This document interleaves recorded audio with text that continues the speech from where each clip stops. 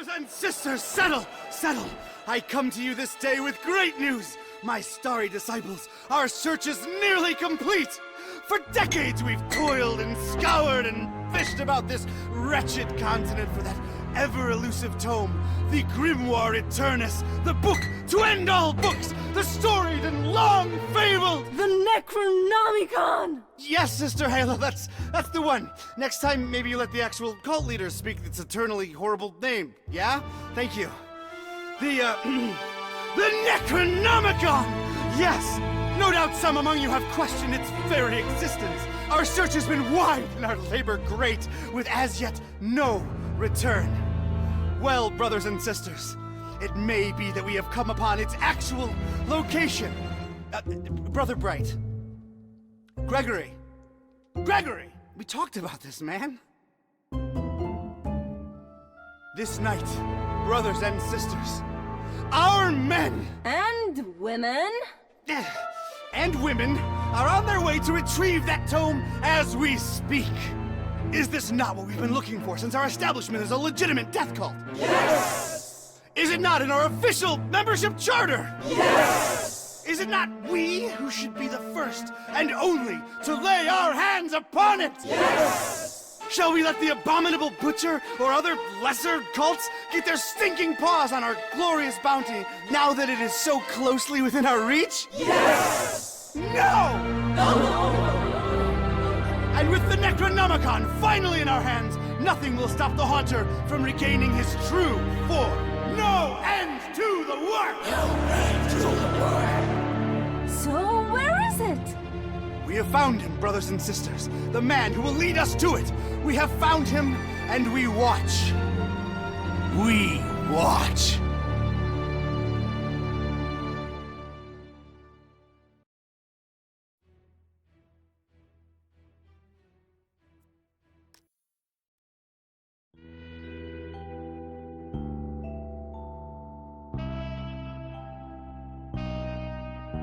Read all about it, sir. Hurricane Herbert, storm of the century. A storm. That's the least of my worries. Change. Everything's changing. Always changing. What's a Joe supposed to do? You take a new case and it's all you can do to be prepared for whatever it throws your way. The only thing you can know is whatever it's tossed at you won't make any kind of sense butt up against the last thing. It's the change, you see. I've been hired to locate some kind of ancient book. Supposed to have inside of it the kind of stuff makes a Joe's guts turn salt and sallow. Real type mystical mumbo jumbo, which I guess explains the weirdo cults popping up all over Darkham. You know something's left of center when the folks hiring you want to keep themselves all secret-like. Cash is cash, though, and I could really use the milk. That something doesn't change. Put some weight on my man in rare and forbiddens. The kind of pressure makes a Joe's stomach jackflip, and he points me at this dark and ancient library. Dark and ancient? Huh. What's not dark and ancient in Darkham? Damn. Most times, the new is just as bad as the old. Sometimes worse.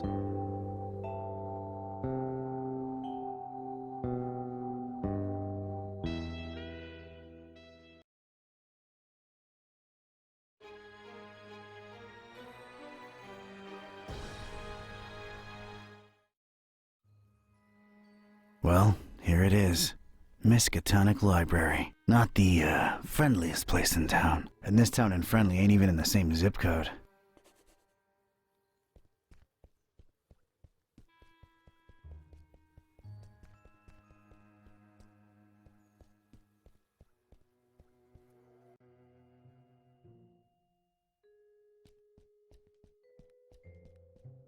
Evening. Good evening, sir. So, how's things in the library business? Can't complain. It's a living. Those, electronic books hitting you folks hard these days? Nah, not really. People don't tend to read much at all anymore, so it's all the same to us. Interesting library you got here. Is it old? Yeah, pretty old. It's old, huh? How old? Like really, really old. You might even say it's ancient. Ancient, huh? How ancient? It was established by one Jeremiah Orn in, 18... A really, really long time ago. Huh. Thanks for the info. Sure. The name's Ketype. Don Archetype. Here to see about a book. Well, you've come to the right place. Yeah. It's called the Necronomicon. Do you have it? Oh, that book. Yeah, let me check. Yeah, they're all lent. All versions of it. There's more than one? Why, sure. You've got your, Oh, wait. You're talking about the real Necronomicon, aren't you? Yeah, no, sorry. That doesn't actually exist. Doesn't exist, huh? My employer seems to think otherwise. An ancient grimoire full of arcane writings that could summon powerful demonic entities and potentially fold reality onto itself? We don't really carry that kind of stuff here. Chances are, it's nothing but a myth, Mr. Ketype. You, wouldn't happen to be intentionally trying to conceal it from me, would you? I'm just a librarian, sir. As far as I know, the real Necronomicon is a myth. Sorry to disappoint you. You haven't been the first to come and ask about it, and you probably won't be the last. Definitely our most popular and existent book. Who else has been interested in it? Everyone, from excitable teenagers to these freaky cultist types that seem to crop up everywhere in the last few months.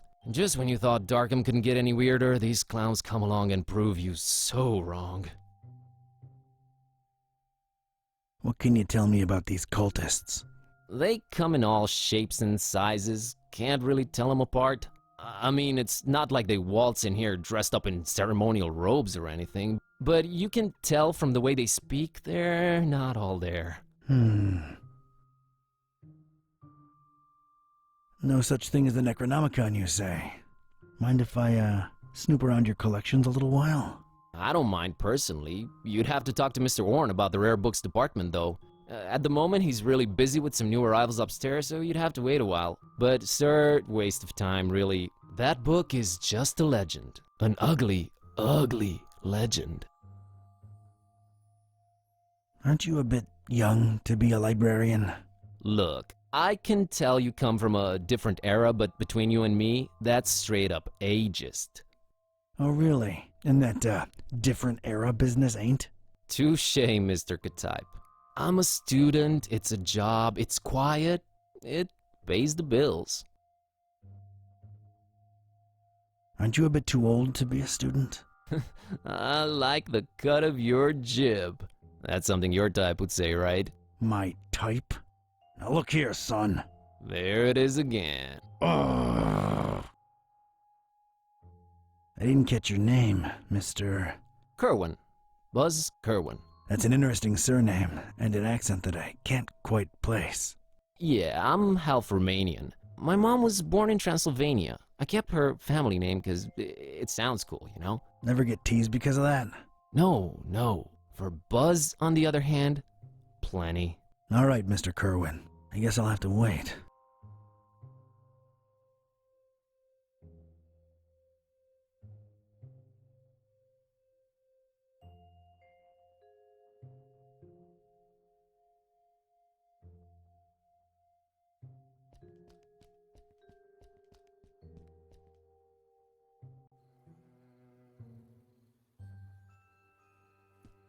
There's a thing on the doorstep there.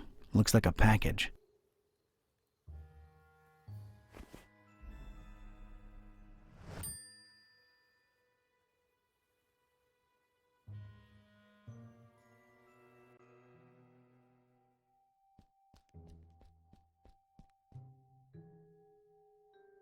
I found this thing on the doorstep. Were you expecting a package? No, not really. Let's see it. There's a note here. Oh, it's for you. For me? What does it say? Too long have you meddled in our business, Ketype. Here's your chance at a bright future for a change. Muhahahaha. Is it me or is this thing ticking?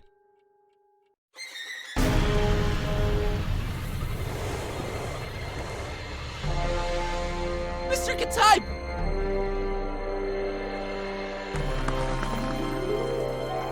He's gone. Was that you making all that racket, Kerwan? No, Mr. Orange, sir. Someone set off a bomb in here. I was about to call the police. Nonsense! You call this a bomb? You should have seen Dresden, son! Now that was some firepower right there! Clean up a little, will ya? Okay, sir.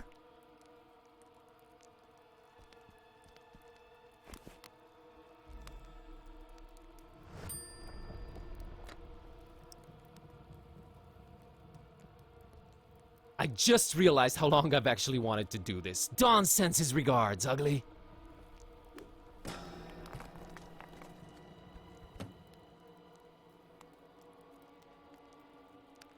Is this what Dawn was after? This looks nothing like the other editions. Creep factor just went up 200%.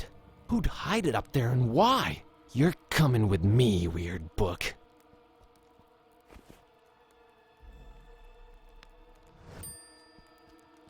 I never thought I'd actually say this, but the Necronomicon feels weird in my pants. Oh boy, what an evening. Think, Buzz, think. Dawn's been kidnapped. The police are a bunch of corrupt and incompetent tools. What do I do? Well, Orn can close up for the night. Things are way too messed up to stick around. The best thing to do is retreat to the bus cave, clear my head, and see what this strange book is all about.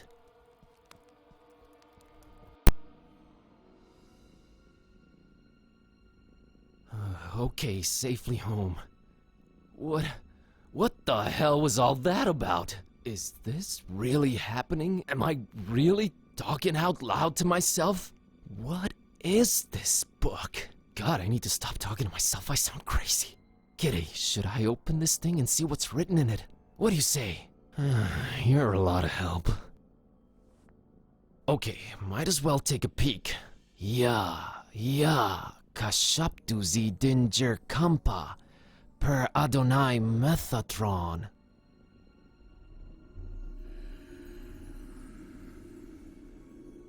What the? This is genuinely becoming really scary now, and I'm all alone. What do I do, Kitty? God, I wish you could talk back for once.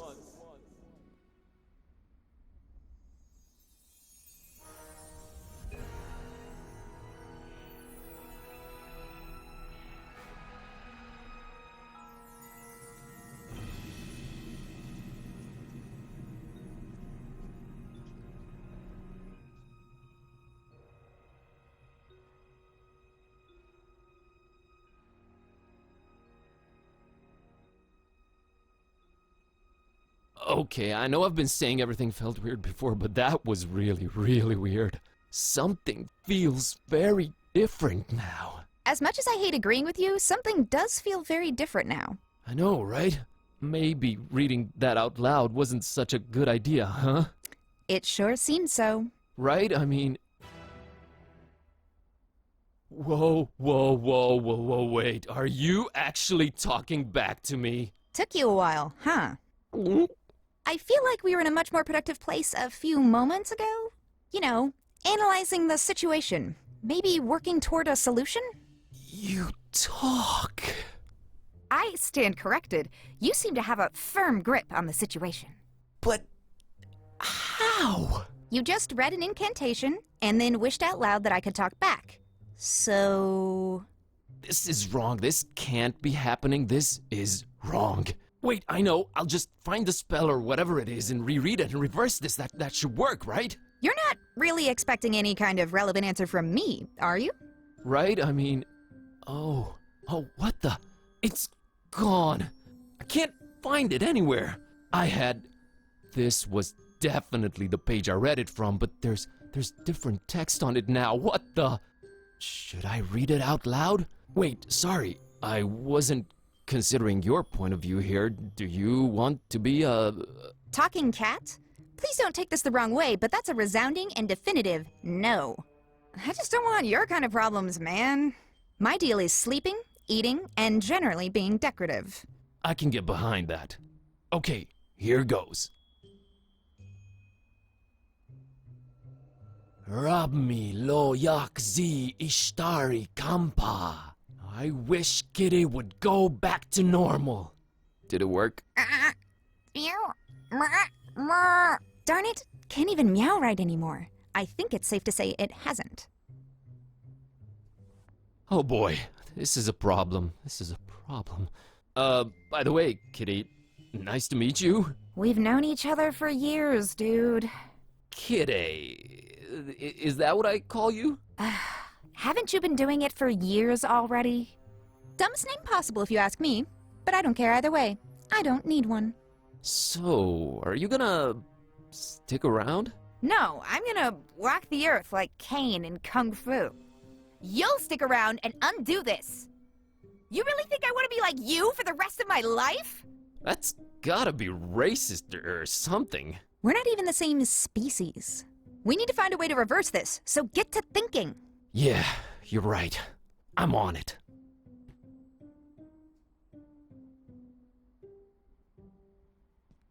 Hey, Kitteh, think you can open that oven for me real quick and take a peek inside? Sure thing, boss. As soon as I grow opposable thumbs, you're gonna have to man up and do it yourself. Come on, Buzz. You can do it, dude.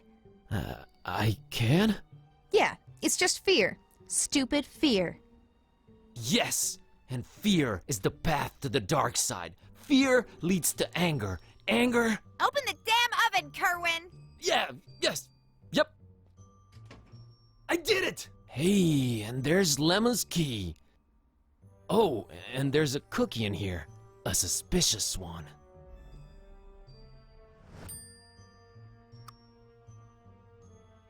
I think I'll take it, you know, for sustenance. Ugh, I would not recommend you eat that. I'll take it either way.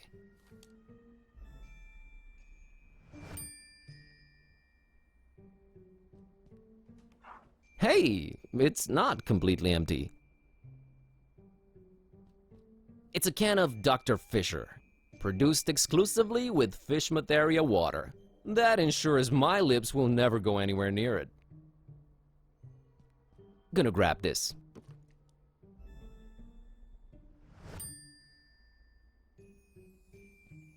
Gonna grab this for a while.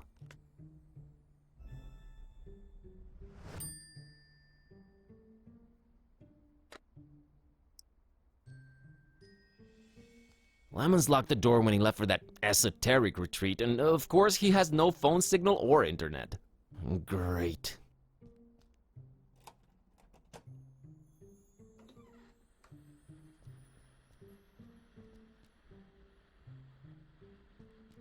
It's a book Lemon left open. Well, let's see here. Page on the left says, a compass is a magnetized pin floating in a solution.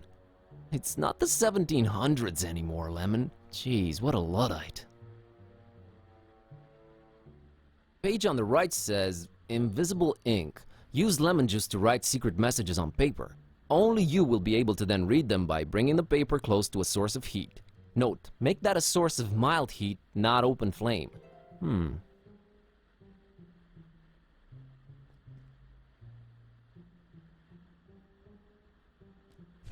What do you know? A pair of scissors.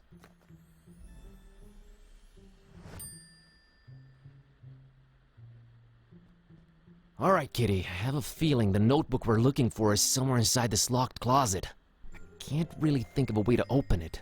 Couldn't you just randomly combine some household items into a makeshift key or something? I'm sure I could, but I was thinking maybe you could shoulder this particular burden. Let's not make a habit of this. Ugh, this patchouli stink is giving me dizzy spells. Oh, here it is. I haven't done that since I was a kitten. Still got it.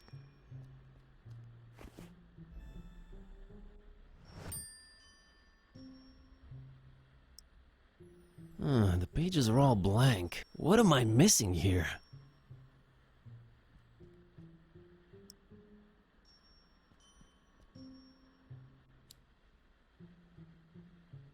Yay! Let's moderately heat this baby. Yes! It worked! Lemon, one too many cheesy detective novels. All right, kitty. Now let's see this list here. Woo! I think I got it. How's VG for all your supernatural needs sound? And there's the address. We're practically neighbors. It's the best option we've got so far. There's something I'm not sure I mentioned before. This detective that was looking for the Necronomicon, Dawn, got kidnapped right in front of me. Oh, right, you've mentioned it. Let's go. But we've gotta try and rescue him. All right. Do you know who kidnapped him? I guess we have no lead yet. Lead. Sam Spade over here. You know how you humans always stereotype us as being selfish? Sorry about that. Don't be, because in my case, that's exactly how it is. I'm sorry, but I could give a kitten's fluffy tale about your detective friend. My main worry right now is my own predicament. Why didn't you call the police or something? Oh, Darkham PD, only the most corrupt and despicable organization in town. Makes these cultists look like fuzzy bunnies nibbling on baby carrots by comparison. No, we're on our own. Interesting imagery. Anyway, your friend Don's on his own too. It's a cat-eat-cat world out there. How about we keep him as objective B, alright? Whatever makes me A works for me. Let's roll, Marlowe.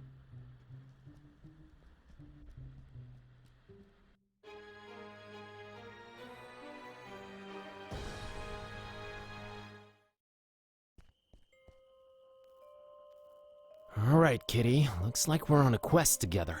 Any cool battle cry-like words before we embark on it? I'm a little hungry, and I'm afraid my fur's going to get all matted in these filthy streets. Sorry, you were saying? I was thinking more like time for, you know, whatever adrenaline-pumping music kids listen to these days. Time for Bossa Nova! Let's get on with it. Rare.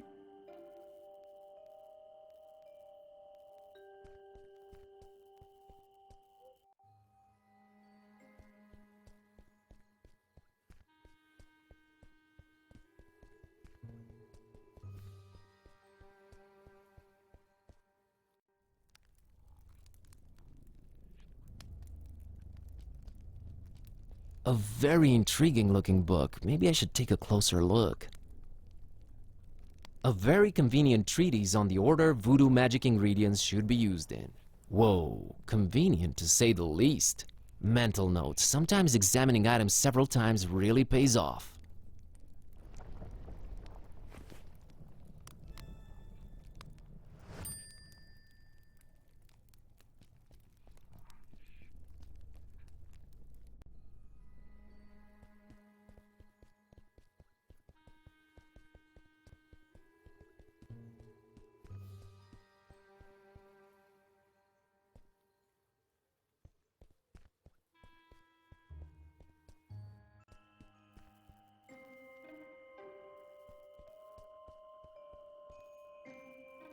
Hey, little girl, what are you doing in the street by yourself this late at night? Hey, big guy. What are you doing disturbing peaceful citizens for no good reason this late at night? Well, let me try that again. What's your name, kiddo? If you must know, it's Priscilla. Are you sure you don't mean Priscilla? Do I look like the kind of person who can't correctly pronounce their own name? It's Priscilla! What's your name, smarty pants? Buzz. Buzz? My dad really loved his electric shaver.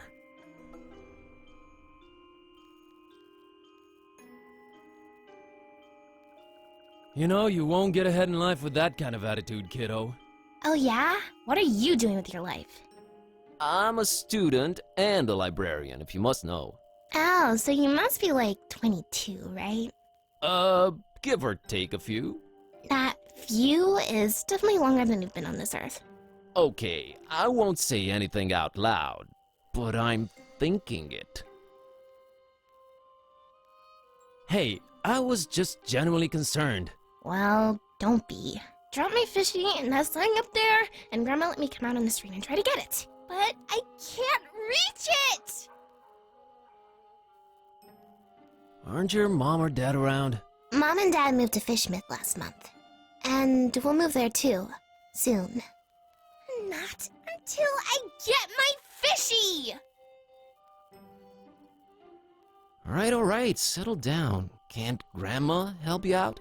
Grandma's been taking her bath for quite a while now. Grandma says we'll go to Fishmouth soon. We're just waiting for this big bathtub we ordered to be delivered. Grandma can't go traveling without her new bathtub. All right, weird enough. You know, this just feels wrong somehow. I'm a dark-haired little girl, standing in the middle of the street at night, holding a doll by the hand. Scared yet? Scared? Nope. A little bit creeped out by how irresponsible your grandma is, I'll give you that. So, you're just, standing there, huh? People tend to do that in this kind of game. Yeah, I always wondered about that. I just like to watch them, sitting there, clicking their little lives away. Okay.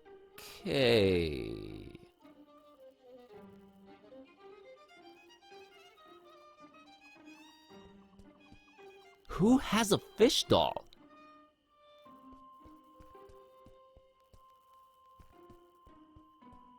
Just to be clear, I'm not picking this up for personal use.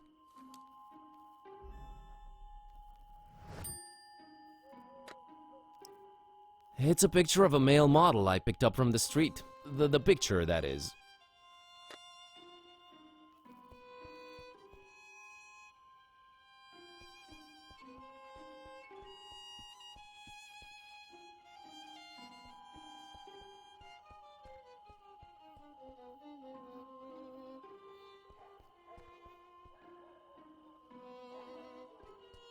Aw, look at the cute voodoo dolls. Who would just leave them here? These dolls are probably already voodoofied and best left where they are. What do you mean, Somdi who? Hello there? Password? Password. Nice try, buddy.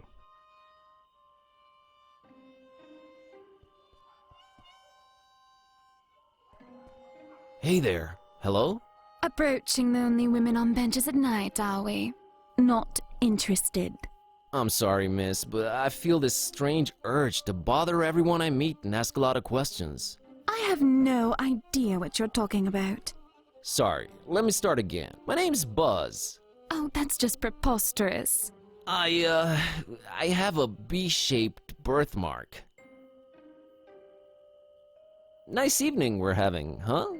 Really? Why don't you just keep it original and ask for the time? Alright, what time you got? Time for you two.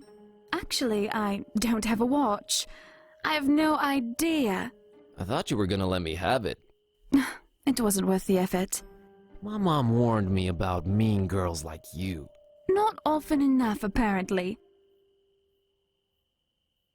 Anyway, I was wondering if you're waiting by this mysterious door. Oh, did he give you the boot too? He told me I just have to sit for a while and rethink what I wished for my husband. He told you? The gentleman, dummy.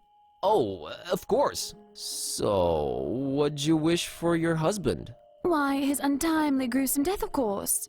Of course. I'm Margot, by the way.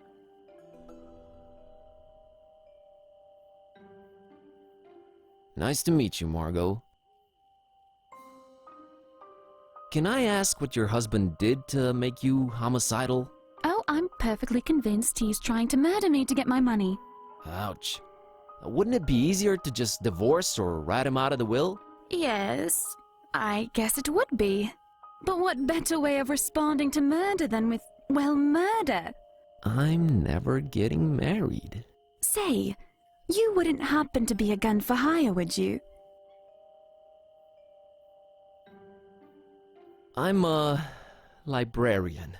Oh, all right. Yeah. Ahem. I'm an undercover cop. Put him up. Psh. Yeah, right. Let me see your badge, officer. I left it in my investigating pants. We got different pairs for different assignments, you know. Return in those pants and you're free to arrest me. Cleaners said they'll only be done by Tuesday. They got bad shining services too. I walked right into that one. Never mind. So the gentleman wouldn't help you off your hubby, huh? Something about not doing any literal harm and using the forces for good to balance out recent events. Blah, blah, blah. Did you try marriage counseling?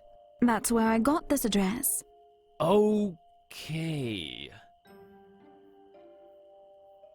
Gotta run. So run.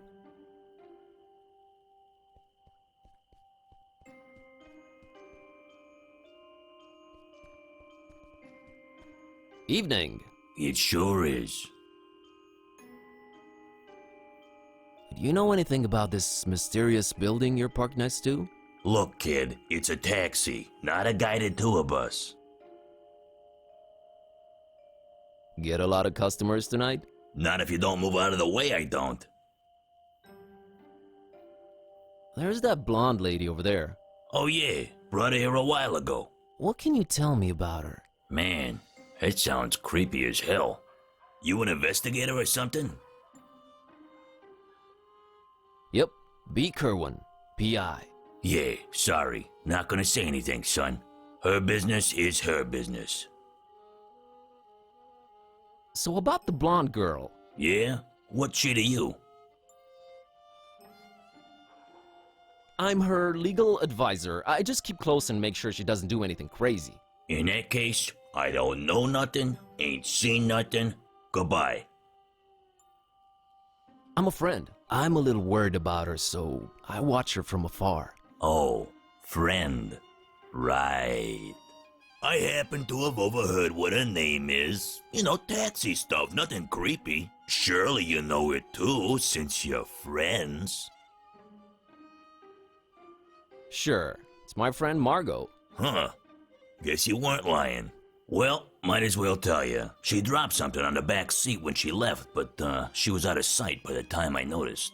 She's literally around the corner. Oh yeah? How'd you feel about returning this to her? Looks like a letter. It might be important. You can't get out of the car, take a few steps in that direction, and return it yourself? This is a business, kid. I might lose a customer. Yeah, sure. Let me have it. Good man. Say, you won't open it, will you? Do I look like the kind of fella who'd pry into the opposite sex's correspondence? I wouldn't know what that kind of fella looks like. Thank God. Here you go.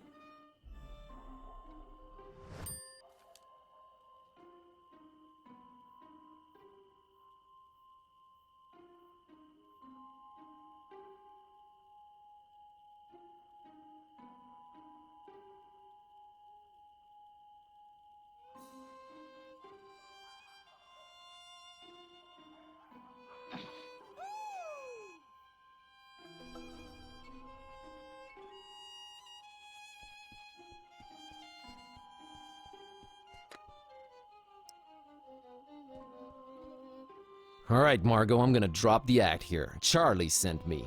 Charlie who? Charlie, your lover, that's who. Things are getting complicated and he said I should take it from here. I need that password.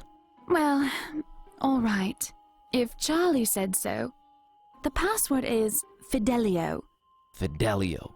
Okay, don't do anything stupid, just stay put. I'm on it. Understood, Buzz. Oh, I do hope everything works out fine. Don't worry, I got this. Well, good luck in your endeavors. Goodbye, Buzz, and thank you. Yeah, sure. No problem. Hello there? Password? Fidelio.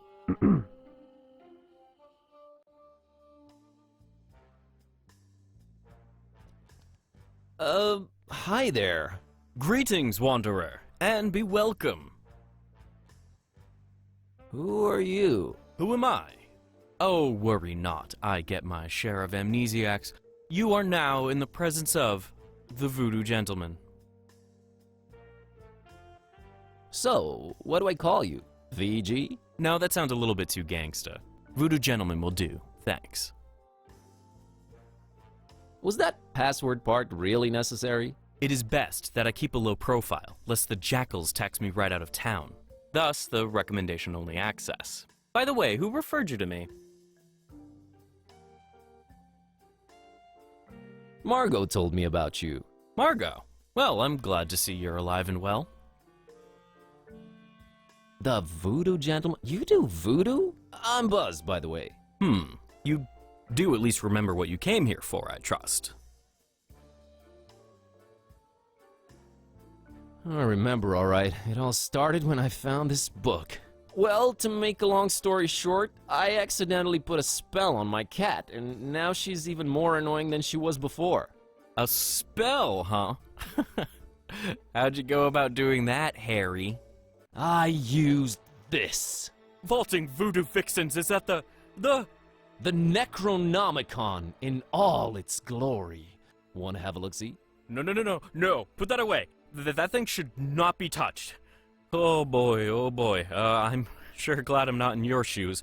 I can't help you with your cat, my man. There are some things even I don't mess with. But my cat! Ugh, cats. We never did get along. What are the symptoms, pray tell?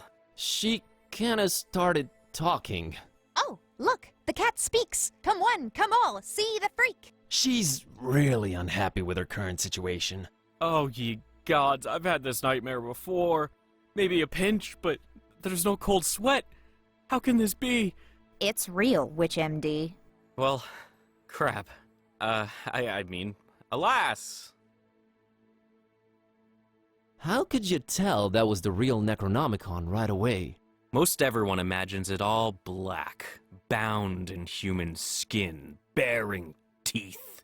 Only true initiates know it really kind of looks like one of those British sweater vests. You know, the ones with all the crisscross things. Yeah, why is that? I guess you sometimes just go crazy with the triangles and it just doesn't turn out as evil a design as you'd think. Still, the content more than makes up for it. Pleasant colors, though. Yep, very eye-pleasing. Yep. What kind of operation are you running here anyways? One that stays away from messing with the old ones. But it's just like a personifying curse. Those should be easier, right? You'd think. Oh, and a friend of mine got kidnapped too. You don't say. Something tells me it's also Necronomicon related. He was kidnapped while looking for the damn thing. I really wish I could help you out, but ugh. Was it a very close friend? We talked for like 5 minutes. So it was basically someone off the street. Aren't we all basically someone off the street? You sure are. Can't you at least point me in some useful direction? There is one person that could probably be convinced to delve into this kind of mess.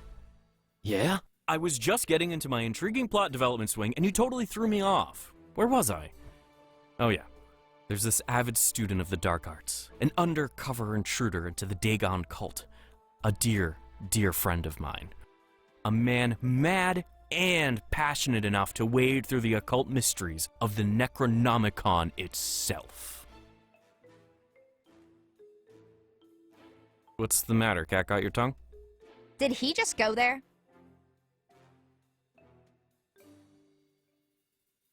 Tell me more about this dark intruder dragon guy. Dagon, not Dragon. The terrible god of the murky abysses. The one who seems to have Fishmouth in his clawed grip for decades now.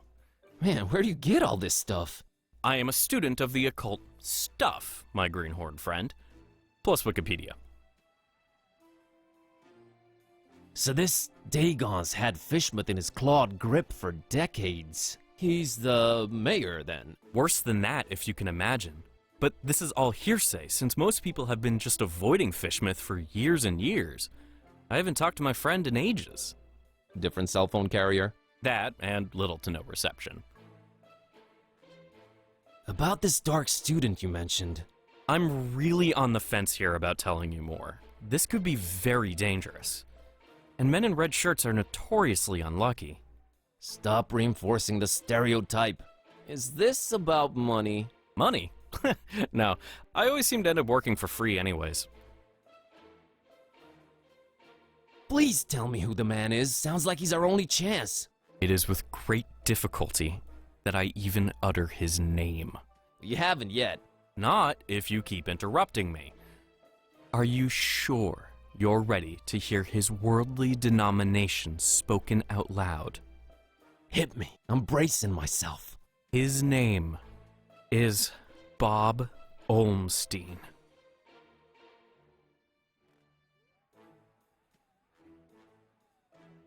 Bob Olmstein. You know, it really rolls off the tongue nicely.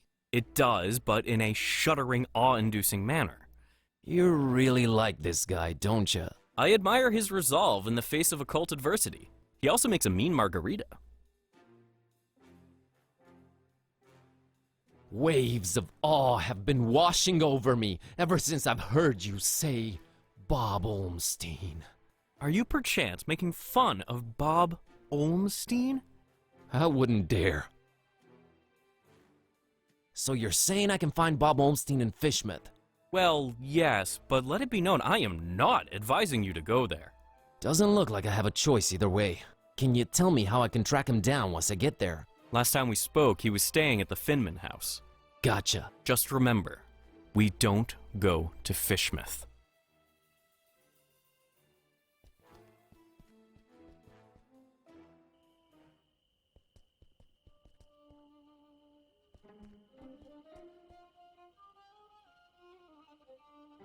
Hey, taxi, take me to Finman House in Fishmouth. Yeah, that's real funny. Let's waste the cabbie's time with dumb jokes. No, I'm serious. Take me to Fishmouth. We don't go to Fishmouth.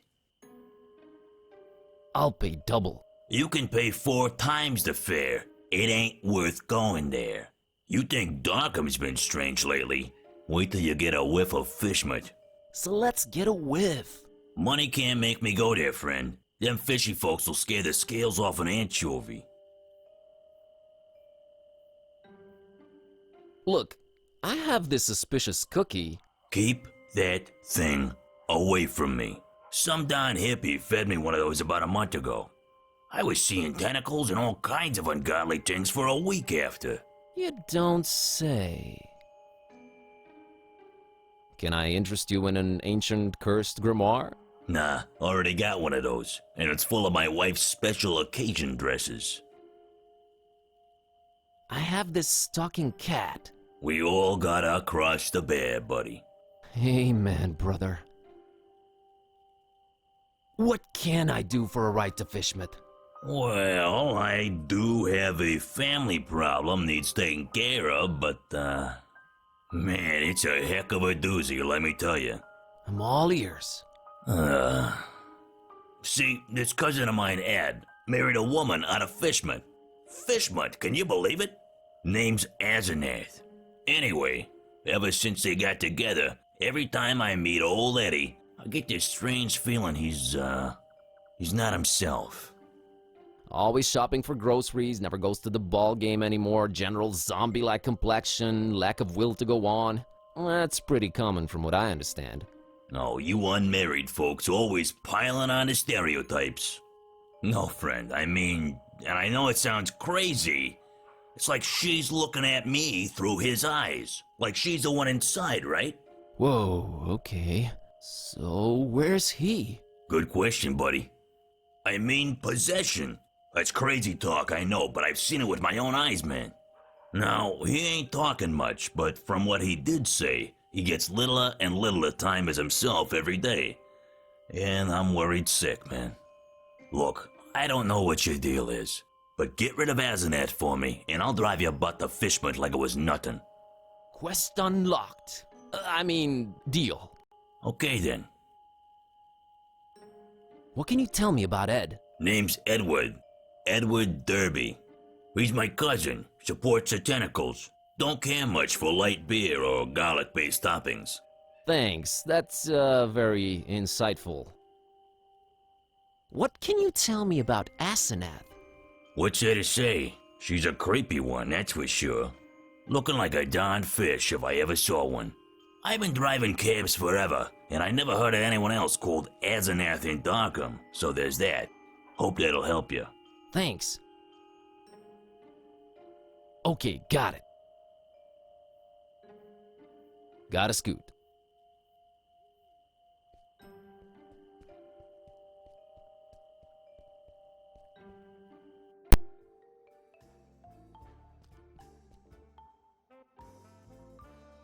Voodoo gentleman, I need you to help me help someone out.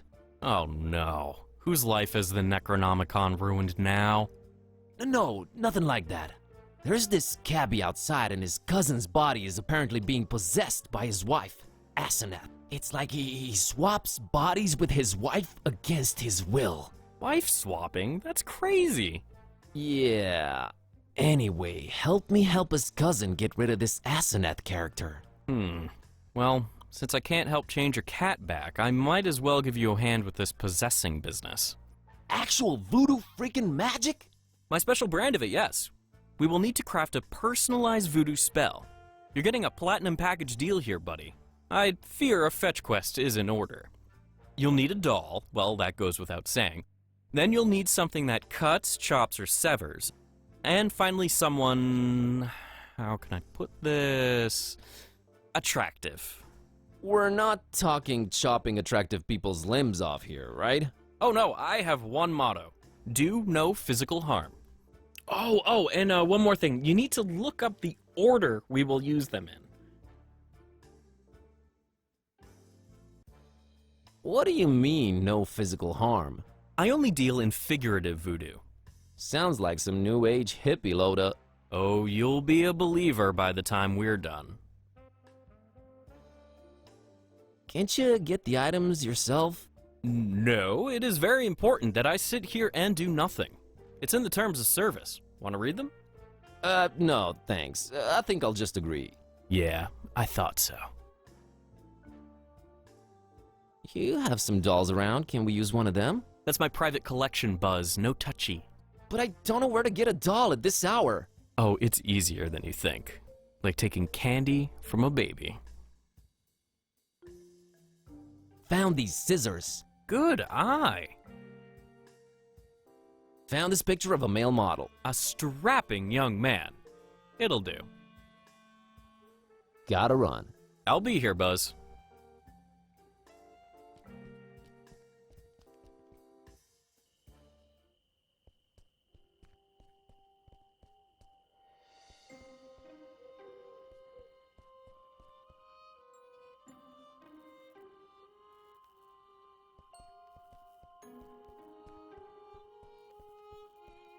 Hey, Kitty, how about you climb up and get that fishy for me? Really, Buzz? What's in it for us? Another doll in exchange for it. Your preoccupations are a constant source of wonderment and worry, but okay, we're quid pro quoing.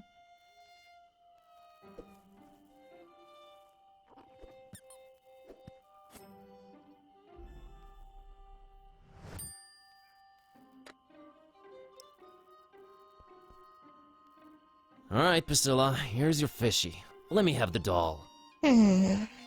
Deal, creep. This town, man, this freaking town.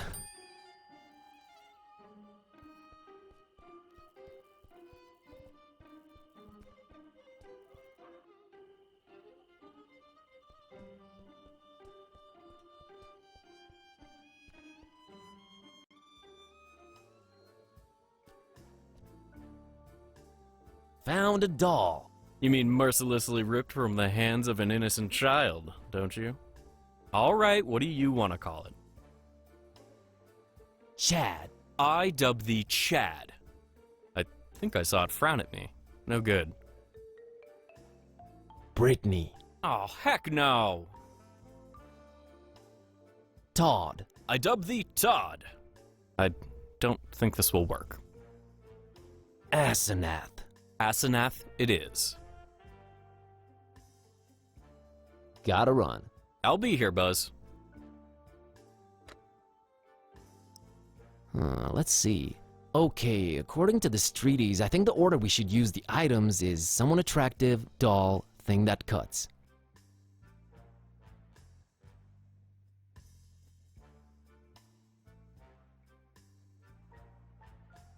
So, that was all of them, huh? Indeed it was.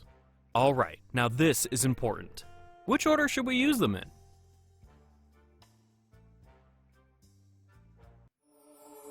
Picture, doll, scissors.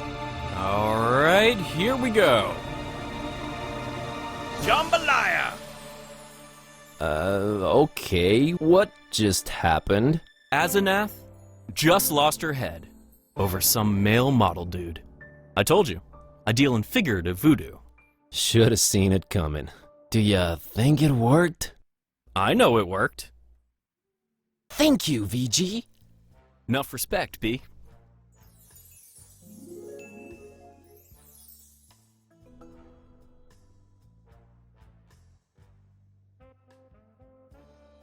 So, everything seems to have worked out in the end, huh? Well, not everything, but yeah, it's a start. Gonna go change Kitteh back now. You do that. Please. See you soon. Not too soon, I hope.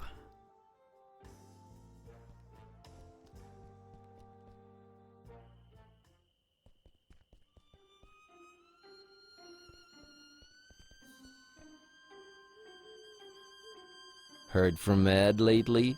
You're good. Nah, it was nothing. No, you're good. You're very good. Just got off the phone with Ed. Asenath left him for a male model. My God, I don't know how you did it, but you did it. Thanks. So, wanna go to Fishmouth? Want? No, but I'm a man of my word, friend. Get in. We're off to Stinkville. Hear that, Kitty? Adventure awaits. I can barely contain my enthusiasm. Ah, you'll love it. Seafood as far as the eye can see. Oh, brother. Alrighty, here goes nothing.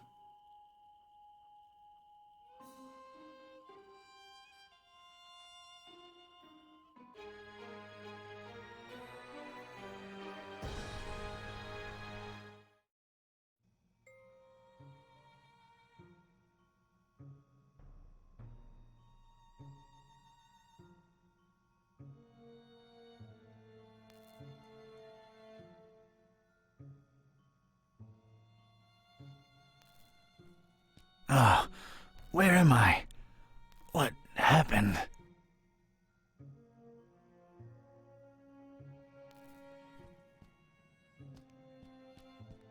Hey, you out there! Let me out of here, you dirtbags! Come on, who's out there? Hello? Nothing. So, this isn't gonna be easy after all. I started to take in my surroundings and bing, bang, boom! I was seeing salvation in every little thing that caught a glint. In my mind, they were already shaping into something that would definitely get these goons' attention. I was gonna do big, loud things with petty stuff, like a poor country using scraps to send a rocket to the moon. Pennies to pachyderms, I'll find something to fill it.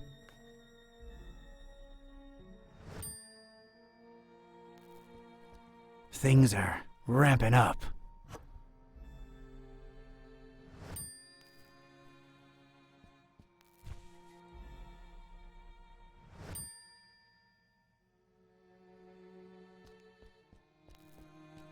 I could use this.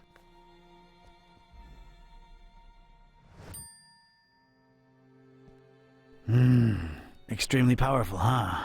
Sounds like a rocket of a time.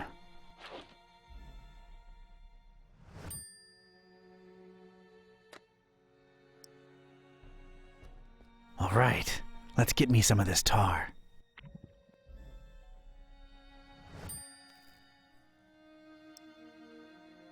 Here we go.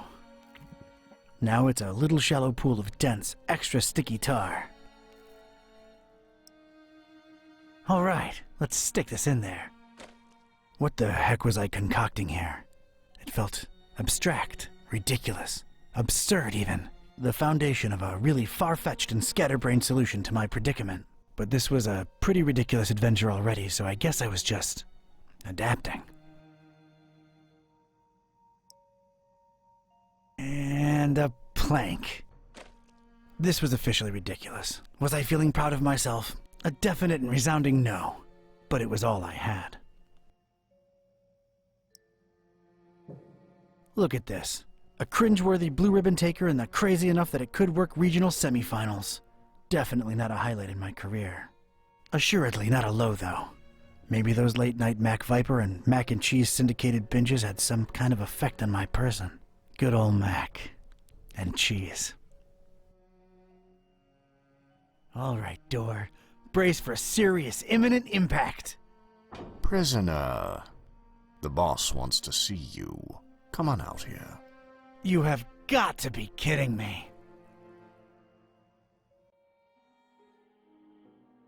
Mr. Ketype, or should I call you Don? No, you shouldn't. Kitteh will do just fine.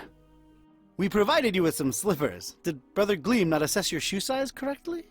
Now listen here, Buster. Unless I'm in the comfort of my own home, I don't do slippers. You can leave a man pantless, shirtless even, but don't mess with his footwear symmetry, you barbarian.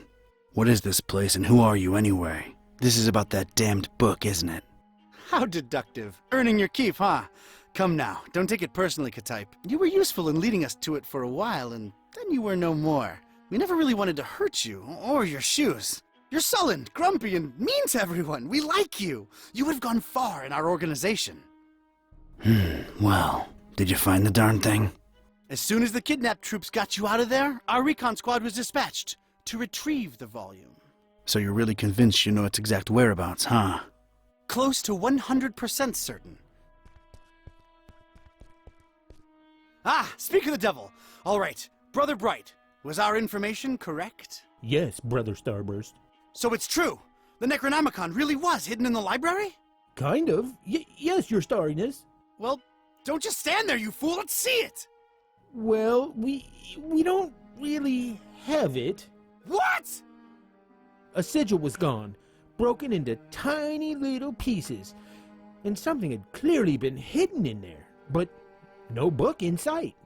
Ketype? Everything was intact when I was in there, so don't put it on me, your grand poobah shininess. What about the librarian? It's a funny thing. We ran past each other when we were on our way to collect the tome.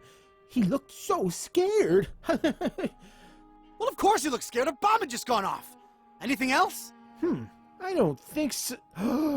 Oh, wait. Yes, he was carrying a big book and didn't seem too happy about it either. Find me this librarian now! What about me? You don't need me anymore. Oh, just go back to your little cellar. Now let's be real here for a minute. What good am I to you now, cultist? He's right, Brother Starburst. You just chew into our rations, and you don't know anything either way. Oh, all right, just sacrifice him to the haunter or something. Stop bothering me! Fine with me, boss. Walk, prisoner. I'm gonna need someone from Rites and Rituals down here ASAP. I'm about to do an R24-A. Come on, guys, you know the drill. Guys? Sheen? You out there? Anyone? Come on, you know I can't do jack until we fill out the SNF 187. We don't want any trouble with Code Union. We've been through this, people. Is anyone out there? Guys?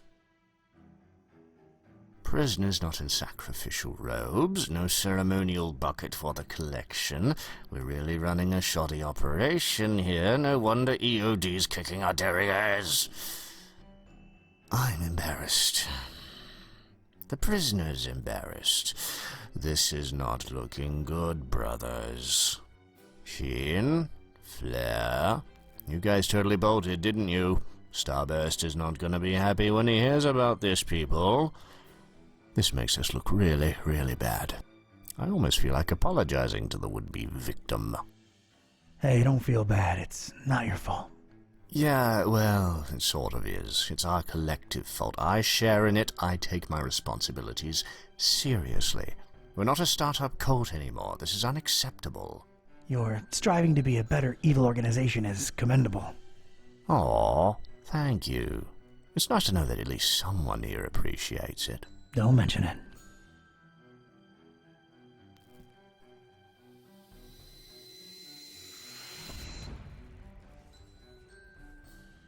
Sweet dreams, star lover.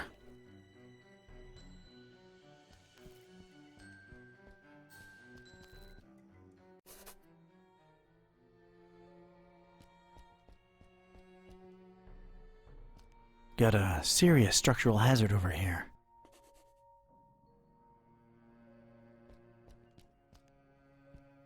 It's a heap of astronomy-related instruments. Wait, there's a piece of wire sticking out from it. I think I'd rather just pick it up.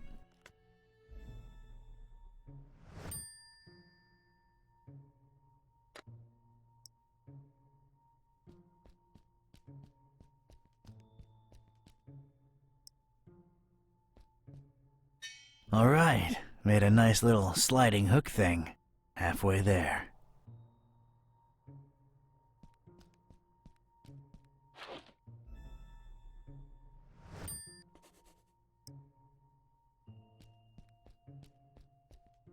There we go. One radical red-hot ram rocket ready to go. It's ready, steady, and aimed. Fire!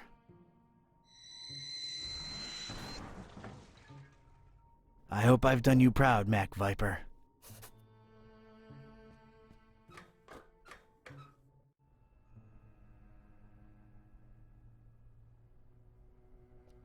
This looks like some kind of diary or log of some kind.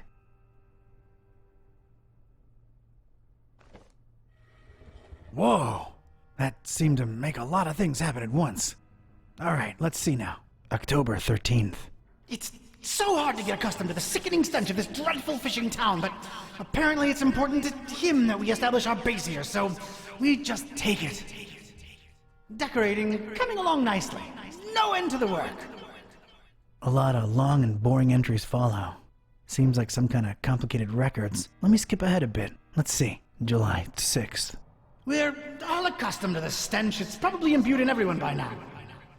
Summoned the Haunter, and he came in a flickering form of a tall, swarthy man with skin made of ebony.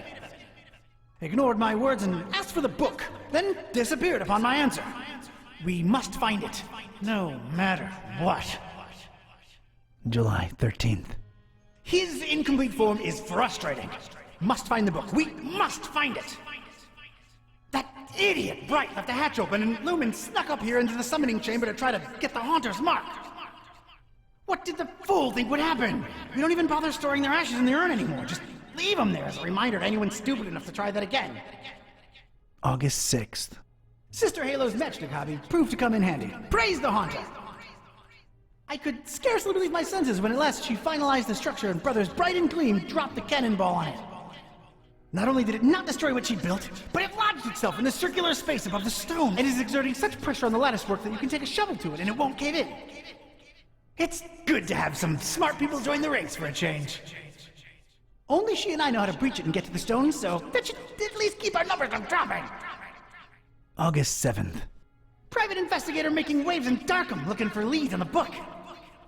Might be a dark blessing in disguise. We just stay on his tail and track him to see if he digs up any leads. The book? The Necronomicon? Is that me they're talking about? August 13th. Rejoicing! It's very possible that the hostess's fetch dog has sniffed out the book.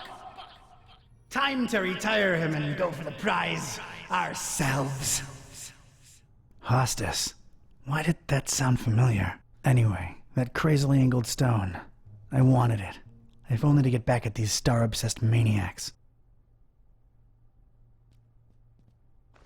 I've opened it at its bookmark. The stone from the stars is a window on all time and space. It is within it that the Haunter sleeps while the yellow sun reigns, and it is from its circular gate that the Haunter's incomplete form rises when the words are spoken. Nor shall he ever rise in his true form until the forbidden book be by his side. No end to the work.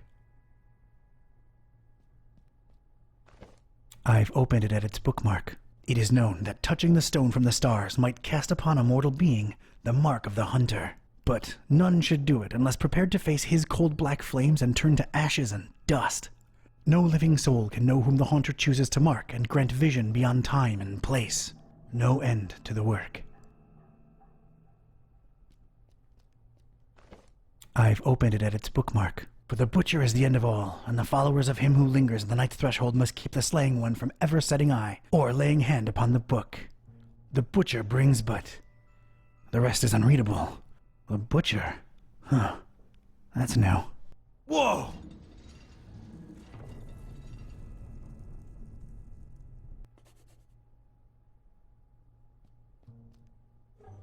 Inside the dusty drawer, there was one solitary rusty spoon. Unwritten private investigator wisdom says you never know when you could use a rusty spoon.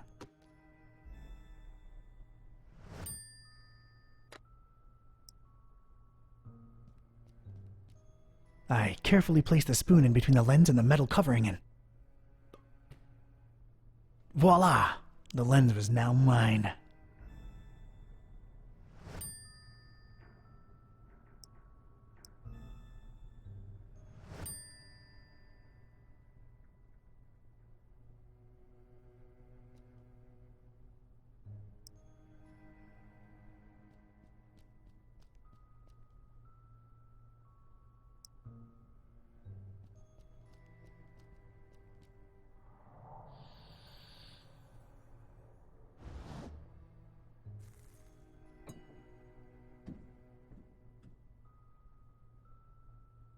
Sweet.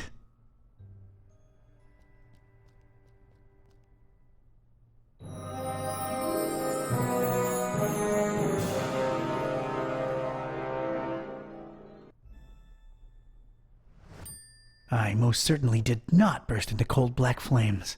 So much for this numbskull cult's credibility. It did feel, weird. Weird.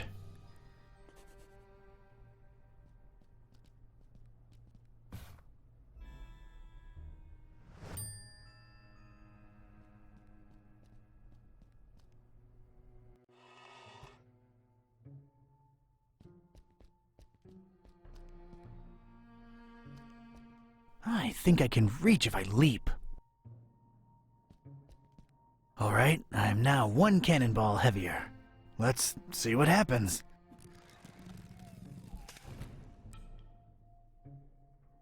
That was a first, and a last.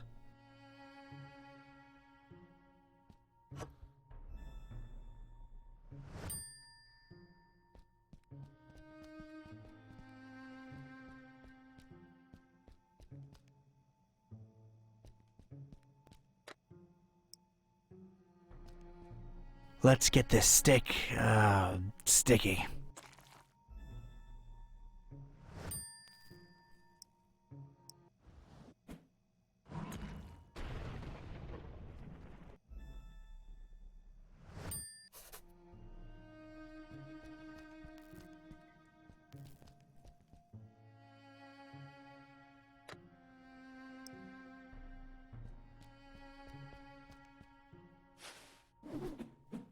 There's just one thing I want to say before I do it.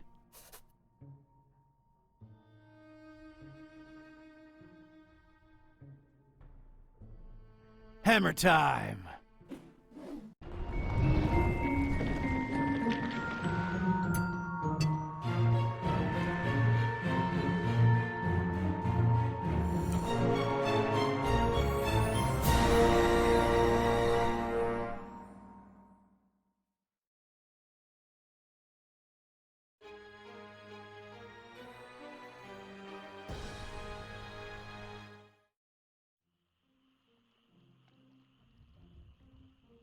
Alright, you two, here we are. Ugh. Just call me when you need my services. I'm getting as far away from this dump as possible. See yous. Yeah, thanks. So, here we are, Kitty. Fishmouth. Is this foul, rotting sea life odor in any way mouth-watering to you? Please, it's sickening, and I'd literally rather be anywhere else right now, but we've got a job to do. Let's find Finman's before we revisit my lunch and dinner.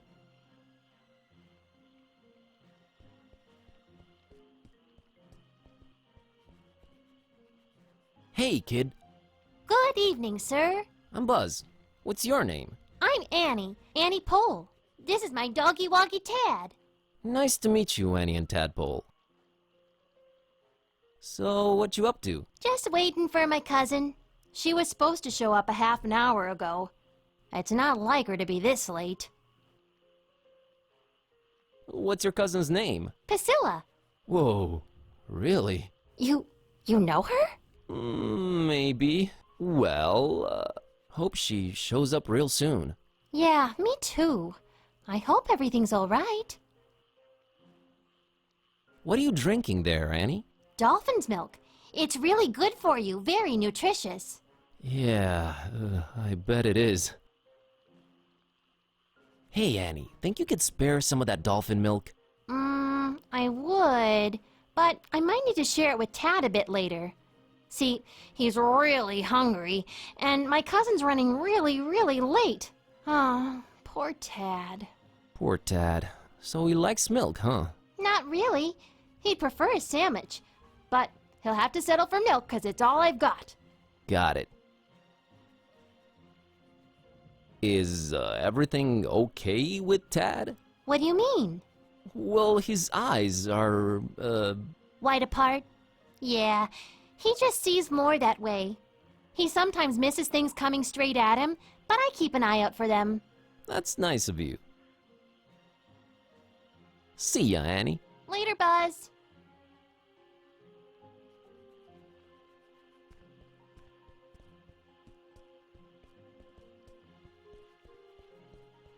Hey, folks. Mind if I squeeze through? We don't mind or nothing, stranger. We just strongly discourage it. Strongly discourage it. Okay, I can respect that. So, can ya let me through anyway? We ain't shopping you. We just strongly discouraging it. Well, it's easy, really. Each one of you just has to take one step, no, half a step in the opposite direction, and we're all happy. We ain't stopping you, stranger, but we ain't moving either. Allow me to introduce myself. My name's Buzz Kerwan, and I'm a tourist here in this beautiful seaside town of yours. Martha Webfoot. Liz here's my husband Silas. We's the Fishmouth Citizens Brigade. Proud volunteers. Just watching over things, making sure the festival gonna go smooth. That's our job now. Come on, let me through, guys. My cousin's waiting for me, and dinner's getting cold. What's your cousin's name, stranger? Toadpickle. Esmeralda Toadpickle. Esmeralda's long dead, boy. Ain't nobody waiting on you with dinner ready. The house been abandoned for decades now. Turn around and go home to your kin. Fishface. Frederick Fishface. I ain't never heard no fish face in Fishmouth. And if you made that up, know that it sounds xenophobic as hell to us Fishmouth folk. And I'm feeling... What am I feeling, Martha? Your delicate feelings getting hurt. Yeah, my feelings is really hurting. Sorry, that was unintentional. Bulbous. Jebediah Bulbous. Bulbous branch is long dead and gone in Fishmouth. You're confused, boy. Oh, never mind.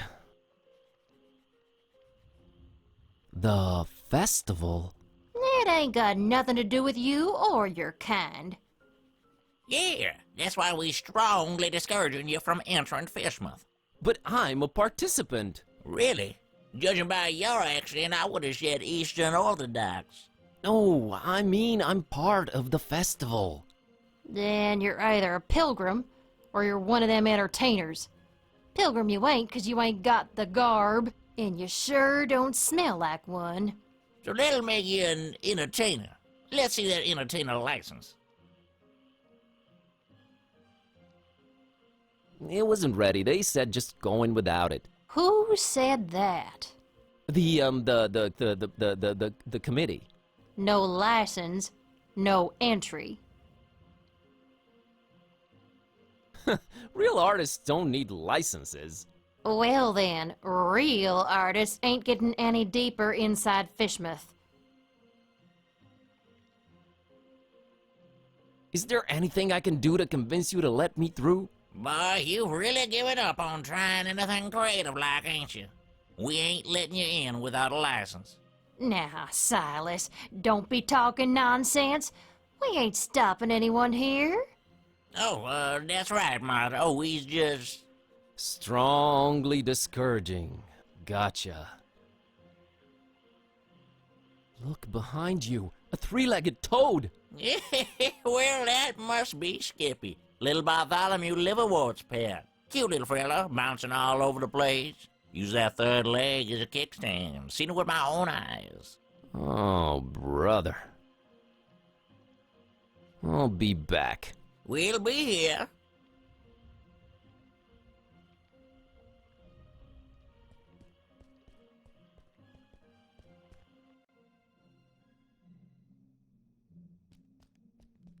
Hello.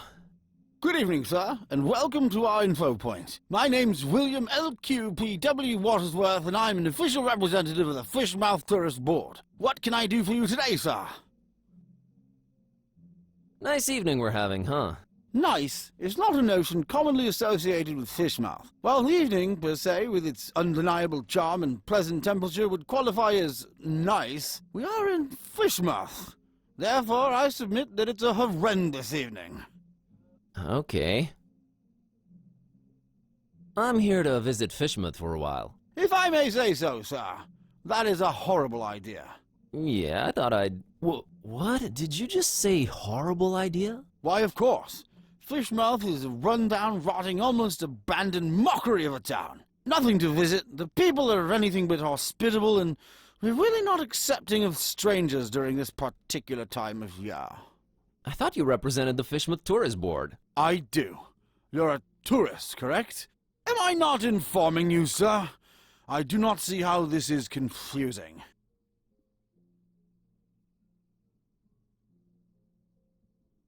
Mr. Watersworth, I will come clean. I am one of the entertainers. What is this you speak of, sir?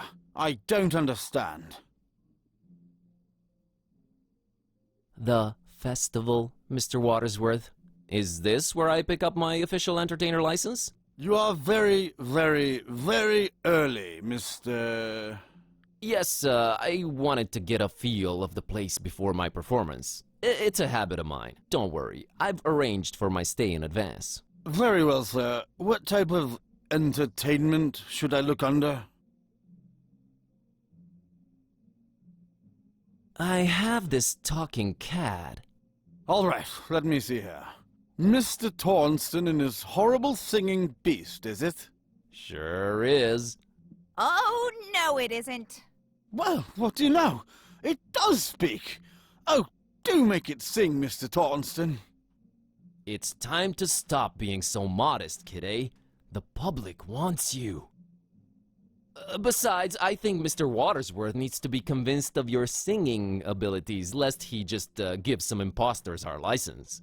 Quite right, Mr. Tornston. We will talk about this, Mr. Tornston. What would you do with a Fishmouth sailor? What would you do with a Fishmouth sailor? What would you do with a Fishmouth sailor early in the morning?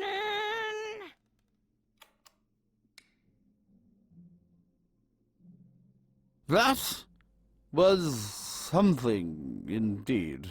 Memorable, huh? To say the least, sir. Here's your license, Mr. Tornston.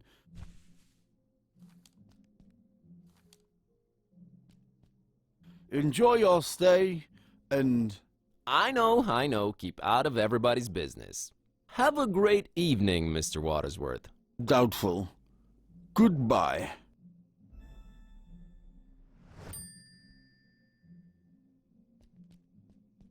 Well, I won't just swipe the man's liquor from under his nose. But I doubt he'll be missing that label on the bottle, right?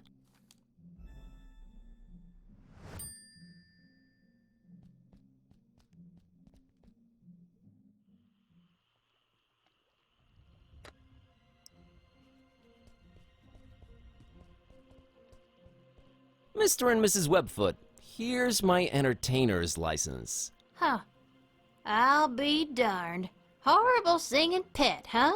Hey, didn't you say your name was Kirby or something? Tornston is my stage name. We just might be attending your show, Mr. Tornston. Welcome to Fishmouth. Keep yourself, and don't do no nosing around if you don't have to. Gotcha, Silas. See you folks around.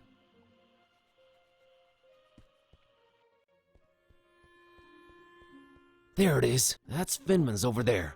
I don't know, man. It's been all fun and games so far, but this place is giving me the serious creeps. Can't argue with that.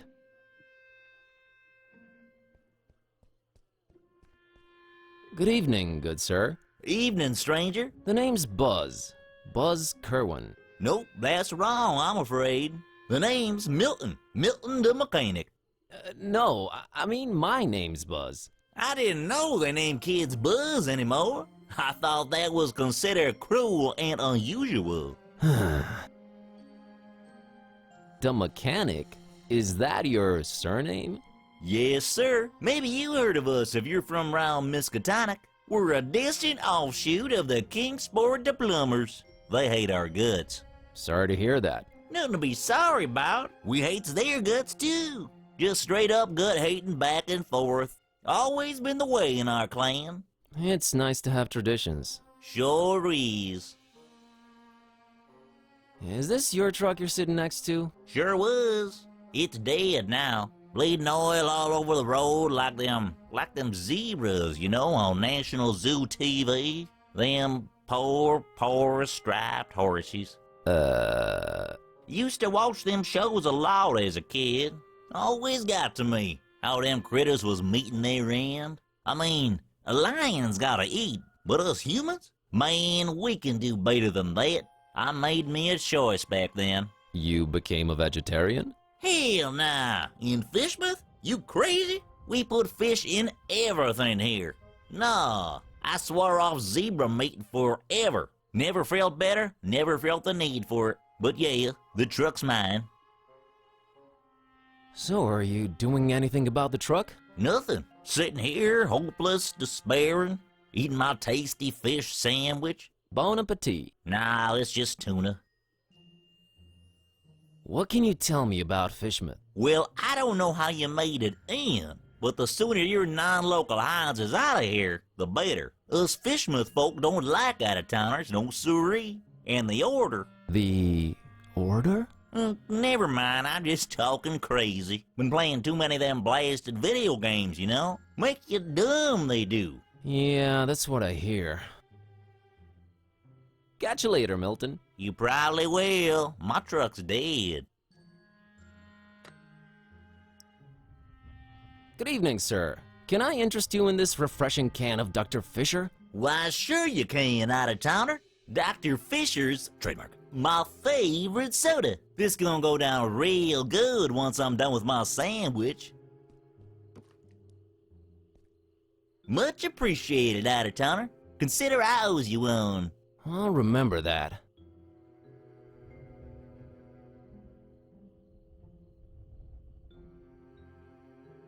Are you gonna eat your second sandwich? Now that's a very personal question, Mr. Curlin. What of it? I, would like to have it? Well, you did give me that refreshing can of Dr. Fisher, trademark. All right, brother, you can have it. Here you go. Enjoy.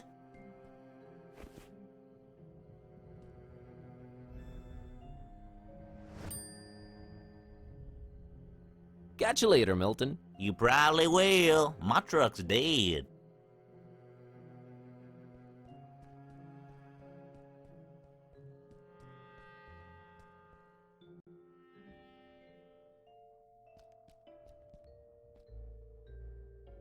Hello there. Bob Olmstein. What did you just say? God, my spleen? You should have that checked out, stranger. Your spleen plays multiple important roles in your body. It's a filter for blood and part of your immune system. It also helps fight bacteria, especially the kind that causes pneumonia and meningitis. So I've heard. Okay, thanks for the info. Oh, cooked spleen's supposed to taste real yummy. I don't mean the human kind, of course. I wouldn't know about that. Very interesting. What a great evening in Fishmouth, isn't it? Evening? Yeah, I suppose it is evening. I don't know what you find so great about it, though. You know, the salty sea-scented breeze, the smell of rotting fish, the distant thunder. Charming. Mr. Finman, I presume. That's me, yeah. Nice hotel you got here. Nice. Ain't nothing nice about it. We don't do nice in Fishmouth. There anything I can do for you, stranger? I'd like a room, please. I'd love to help you out, sir. We's all completely booked up. Really? I only see one key missing on that wall behind you. Ain't you been snooping around? Got a bunch of pilgrims coming over for the festival soon. That one standing there's the first of the bunch. Booked the whole place, they did. Don't bother wasting your breath on him. He ain't talking nothing. You ain't from Fishmouth, is you? I can smell it all over you. Why you come here? You're a direct man, aren't you, Mr. Finman? Yeah, and I've been known to judge a man. You's nosy and skinny. Too skinny. Well, that was judgmental. Yes, well, think nothing of it. I just got this hunger up in me. Ain't eaten nothing in a while. What's this festival you mentioned? Nothing you should know of. That's our business. We Fishmouth folk. It's Fishmouth business. We got our own to look up to. Don't need you funny-smelling outsiders telling us what to do and who to listen to. I might just hang around and check it out if it's happening soon. That's not to be advised, Skinny. The Order don't take kindly to strangers. Does anyone take kindly to anyone around here? Our own outsider. You don't like it, you can skedaddle on out of here. The Order? What order? Nah, never you mind that. Aw, come on, tell me. I'm here, might as well learn a thing or two about Fishmouth. The only thing you need to know about that there esoteric order is that they don't want you here. So you best be on your way. That's all I can tell you. So about that room. We's all booked. See that pilgrim standing over there? Him and his kind done booked up every single room except the one. About to arrive any minute now. Otherwise, I love to serve you. Maybe it's me, but did that really warrant such a laugh? Think nothing of it, stranger. It's the hunger, you see. My stomach's growling is all. Makes me say all kind of things. Pay no mind. Can I interest you in this cookie I've got here? I'm a meat man myself, but right now I could eat just about anything, I reckon. If it ain't meat, though, I got to wash it down some, and I ain't got anything. You mean like alcohol, right? You was pretty smart for a stranger. All meat, huh? Got any preferences, or anything goes? Oh, I got my preferences. Sorry, Skinny. Don't be judging me. Look at yourself, all skin and bone. Nothing on you worth mentioning. What? What'd you mean? Oh, nothing. How come you don't have any alcohol around? Been no need. We've been having plenty of meat around here. Till it stopped coming, that is. Be arriving for the festival soon, though. Ain't that right, Pilgrim? Them brothers of yours arriving soon, eh? I don't get it. Are the pilgrims bringing you meat? Oh, yeah, you could say that. You could definitely say that. That's one exceptionally jovial innkeep. Anyway... I gotta run. Take care, stranger.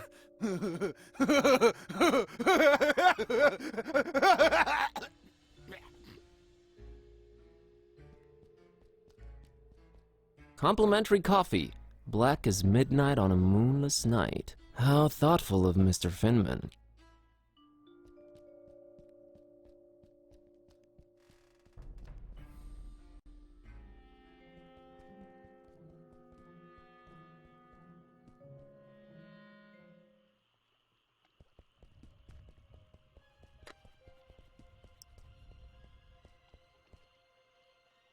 Hey, kid. Want this sandwich? I don't. But my doggy woggy Tad sure would love it. Sandwiches are his favorite. Thanks. Hey, Annie. Think you could spare some of that dolphin milk? Sure. I was gonna share it with Tad, but that sandwich sure will fill his whittle belly up good. Here you go. Thanks, Annie. You're a good kid.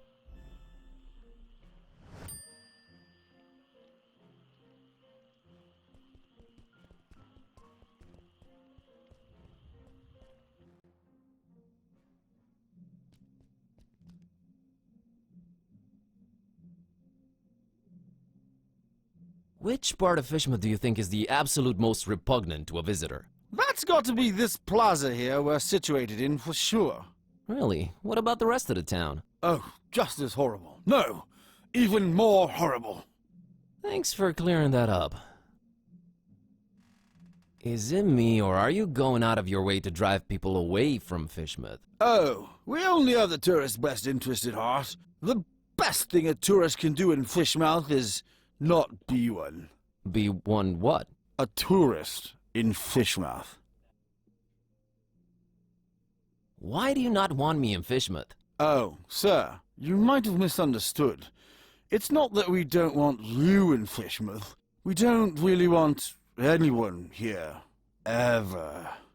Is that an economically sound attitude you guys are having as a community? It is the will of the majority, sir. Any change of heart about me visiting your lovely town? No, and not a chance of it in the foreseeable future either. Thought I'd check. You said you're not accepting of strangers this particular time of year. Are you more accepting at other times? No, not really. No. Be seeing ya. I wish you would reconsider. Good day. I can't just swipe one. Better talk to the clerk.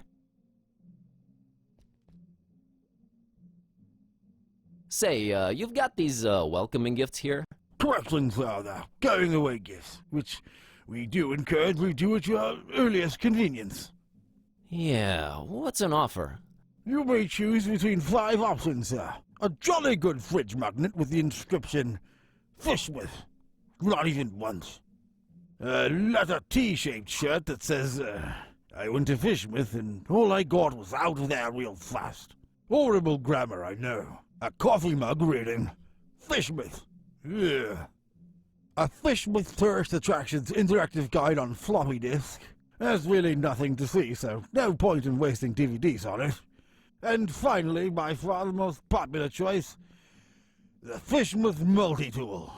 Opens anything, provides hints, helps solve puzzles, coerces people to reveal passwords, requires ceremony, shaving of head, stripping down to underwear, slight change of religion, 6-month-long vow of silence, and a little blood sacrifice. Very useful tool. Which one of the 5 shall it be, sir? I'll have the coffee mug. An interesting choice, sir. There you are.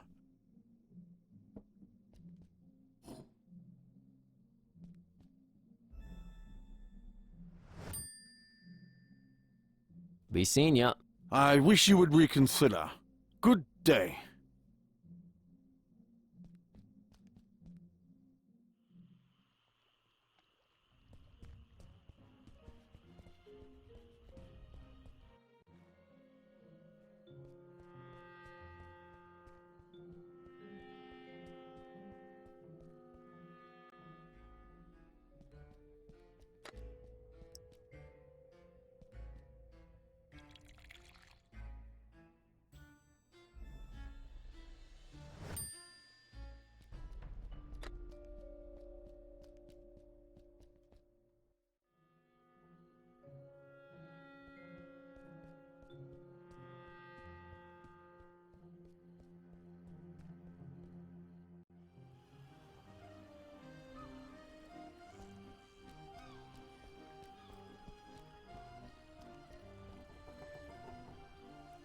Hi there, Gramps. Roger.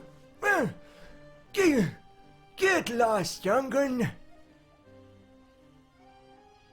My name's Buzz. Nice to meet you. Get on out of here. Fishmouth ain't no place for you, boy. Well, at least you Fishmouthians are consistent about that.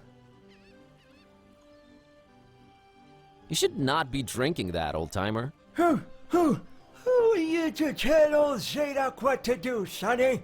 Go, get... You think I'm crazy, don't you? No, I really don't. I hate to come across as judgmental, but do you really want to spend your twilight years in an alcohol-induced stupor? It's not a choice, sonny boy. If you'd have seen what these old eyes have seen, I tell you. Tell me. Nah. Rather drink, boy. Whiskey makes one forget. You said you wanted to forget. Why not remember? There's things too horrible to be remembered, boy. Believe old Zadok. Why, you think I'm crazy, don't you? I don't know why you insist on asking me that. I do not think you're crazy, Grandpa. Really need that drink, huh? I'm willing to do you a world of good and take that cursed whiskey off of your hands. Have you considered a healthier alternative? What you babbling about there, boy? How about coffee? I never touched the stuff. Never even smelled it. You've never smelled coffee? Not in my life, boy. My mama, rest her soul, she tried to get my Peppy to drink it. Left the old hooch. But my Peppy wasn't having any of it. Tis evil little is the devil's drink. Then he drank another whiskey. Lord rest her. That's a story to remember, Gramps. So you never tasted or smelled coffee in your life? Not in my life, son. Couldn't tell it apart from gasoline. It's a question of principle.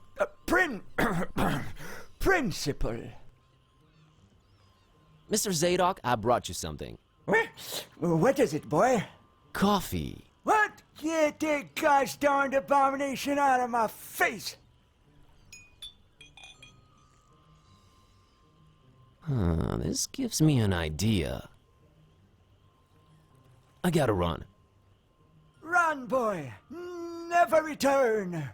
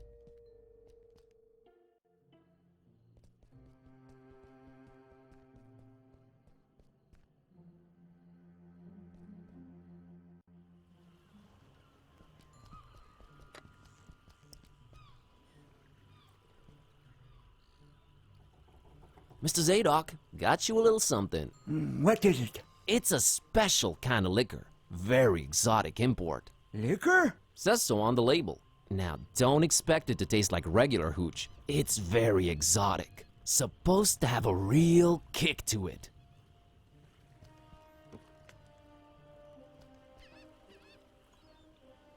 Let me see that. Smells like nothing I ever smelled before. And I can't say it's bad either. Whew, what is this devilry, boy? Kinda got me feeling all fluttery inside. Special import. Supposed to really get you going. I'll say. Why, I feel refreshed as ever. It's like this curtain slowly lifting off of me eyes and mind, son. Whew, you done all Zadok a mighty good one. Can you get me more of this stuff? I'll let you know what it is and where to get it. But I'd like that bottle of whiskey in return if that's alright with you. Ah, take it. Who needs that stuff? I can safely say this has been a full-fledged epiphany, Buzz.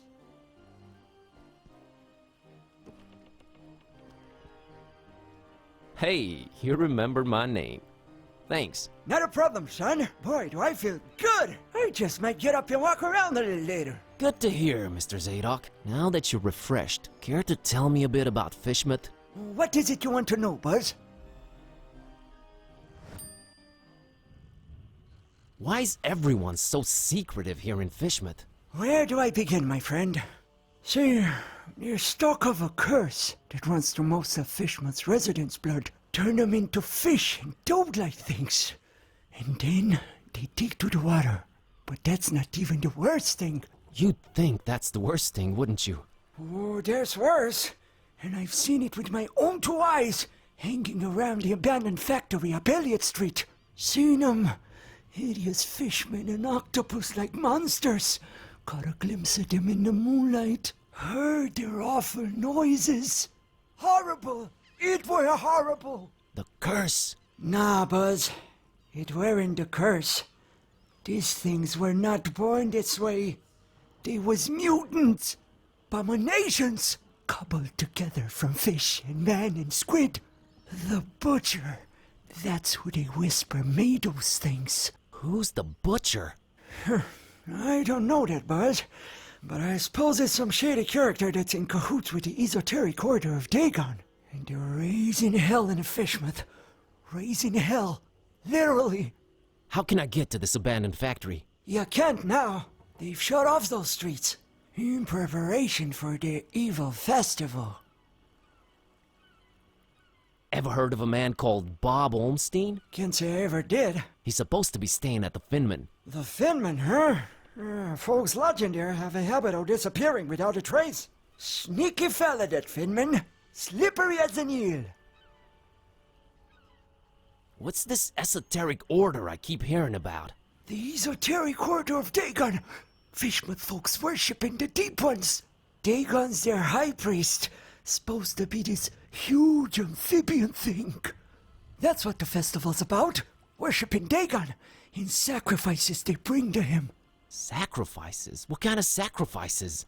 I shudder to think, my boy. But what I can tell you is that they're raising something over in Crackham Bay. And if you ask me, it can only be the half-goofa. Half-go what? The half-goofa. Huge, ugly sea monster. And yeah, I reckon that sucker's gotta be big, since they ain't letting anyone anywhere near Crackham Bay for a year now. Completely cut it off. No way to enter it from anywhere. I've got a confession to make. What's that, Buzz? The whiskey I gave you that you love so much, that's actually coffee. What? Well, I'll be darned. You sure pulled a fast one on old Zadok, haven't you? Well, good on you, Buzz. But you know what? Good on me, too. 'Cause I guess you can teach an old dog new tricks. I guess I love coffee, and I gotta live with myself now. I just might be hooked on it. Well, better than whiskey. You're right, Buzz. And when you're right, you're right. Right? Right. I'll see you later, Mr. Zadok. God bless you, boy. Take care.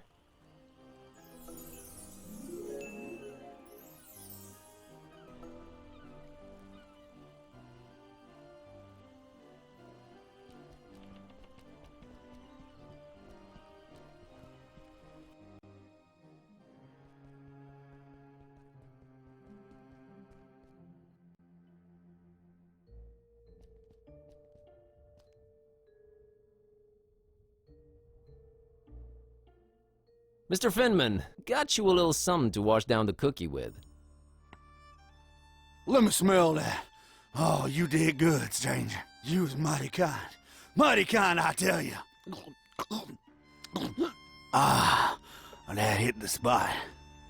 And here's your cookie. You ain't tampered with this here fine piece of pastry now, has ya? Oh, God forbid, no. Down the hatch! Good. Thanks, stranger. What? What you standing there all expectantly like that for? Oh, nothing. What? You expect me to keel over or something? Boy, I got a stomach lined with steel myself.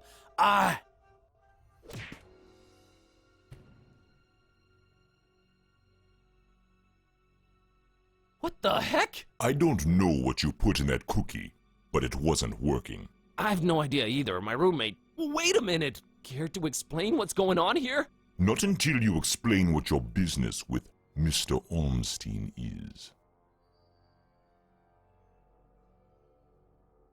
Okay, I'll come clean. I accidentally got involved in a mess that I can't make heads or tails of. That's why I'm here looking for him. I see. Well, there are two possible situations. Either your heart is full of darkness and deceit, in which case I suggest you turn around and run. Or your intentions are pure and your heart innocent, in which case we can talk. My heart is not full of darkness. Boy, it sounds weird saying that out loud. I've been sent here by the Voodoo gentleman. I understand Mr. Olmstein might play an important role in this occult situation I stumble into. Role? No, he plays no role. But what is yours? What part was assigned to you? Part? I'm just a librarian, sir, and this detective guy came looking for the Necronomicon. Kitteh. Exactly. And then they kidnapped him. Kidnapped? Who kidnapped him? Search me. Anyway, I've been walking around with this Necronomicon thing on me. You have it? The real one? It's gotta be real. Made my cat start talking. Sup? Hello. Yes, that explains that. Well, that's us. What's Olmstein to you? You speak his name so lightly, let's just say I watch him from a distance. Try and look out for danger, pointless as though that might be. Pointless? Why? I just might be a fly buzzing around a lion. Never mind. I don't normally get close to him, but if you do have the real Necronomicon... Here it is. An exception will be made. We'll walk up to his room, and we'll see from there.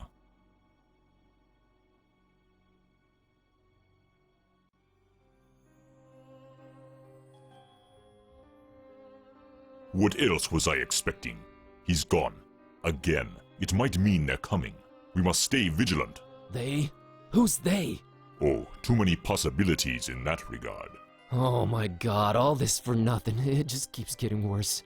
You might as well at least tell me your name. Mine is Buzz Kerwan, and this is Kitteh. You may call me Barnabas. I am a protector of the other, a seeker of truth, and a hunter of evils. Must look nice on your business card. Okay, first of all, how do you know Dawn? I was the one who hired him to find the Holy Tome.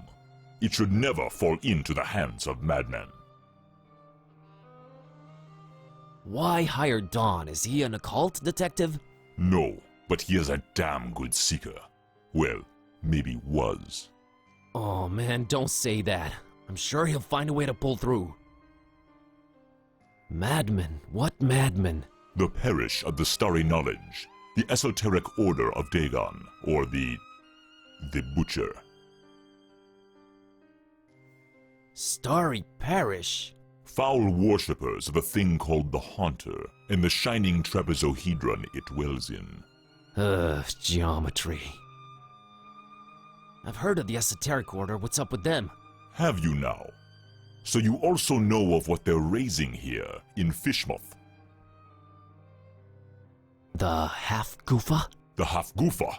Those idiots. Those complete and utter morons. They have no idea what that can bring about. Well, neither do I, but are you gonna do something about the Half-Goofa? They've cut off access to Kraken Bay completely. But I'll think of something. I must. The Butcher? Tell me about the Butcher. This is not the place nor the time for that. But what I will say is this. He must not have the Necronomicon. You must keep it away from him, at all cost. Sounds like someone I'd stay away from regardless. Do not underestimate his reach, and watch your step here in Fishmouth. Him and the Esoteric Order are likely in cahoots, and they're everywhere. Okay, so what does he want with the Necronomicon? To bring this world to its knees. Okay, that makes sense, sure. Anyway... About Olmstein. What did you mean by the other? Olmstein? What makes him other? Who is he anyway? Though you carry the book, you must understand my reluctance toward telling you these things. Still, see here, though he walks among us, he is not like us. Oh, geez, with the cryptic talk again. If you're protecting Olmstein, how come you didn't knock Finman out earlier? That guy was definitely up to some gruesome stuff. Maybe Olmstein would have still been around. I was about to take him out. I had reserved all the remaining rooms just to make sure no one would intervene. Then you came along, and I had to be cautious. Maybe I still should be. You do walk around with spiked pastry on your person. Not spiked enough. But I'm kinda glad to be rid of it. Anyway, can you describe Olmstein for me? Ha! That would be futile. He might appear different to you than he does to me. Or you might see him clearly, and not be able to remember it an hour later. His nature is hard to grasp for all of us. But the voodoo gentleman described him as just, some friend of his. Was he trying to deceive me, or...? There's no time to go into this, but that should not surprise you. Olmstein appears in different ways to different people. It is his nature. Wonderful. Changing subject. So, he does this a lot? Disappear at the worst possible moment? It is in his ever-changing nature, yes. But there is always a little breadcrumb left behind. Might as well look for it, right? Yes, I will trust you to do that. I'll keep an eye on the stairs in the meantime. Get to it. It's what I do.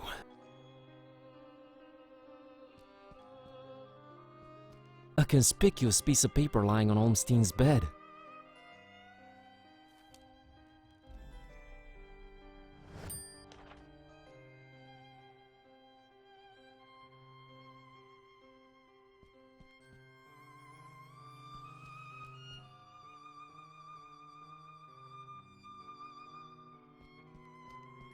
Crow's feathers strewn all over the place. Is this guy some kind of bird enthusiast?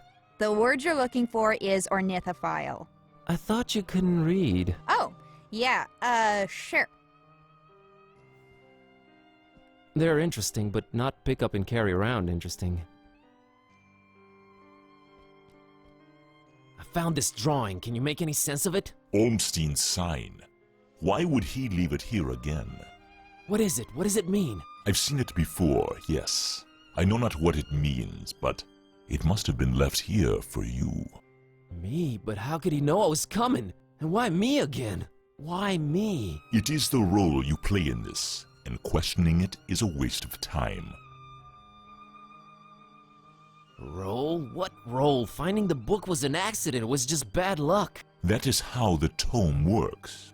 The roles are defined, but the book is pure chaos.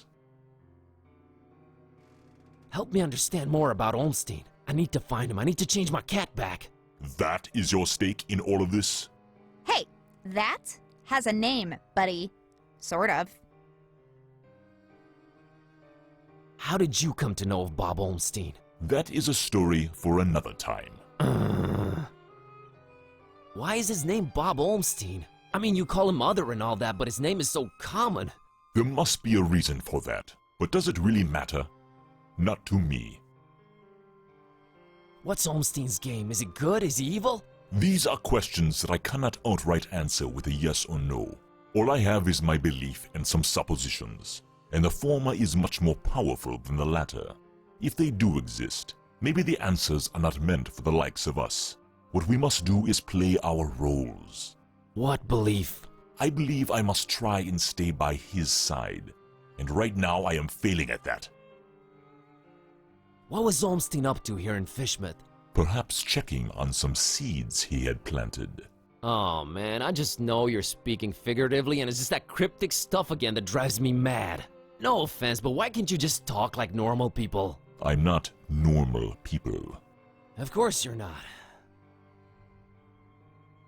But is there anything helpful you can tell me about Olmstein? I can tell you some things, I guess.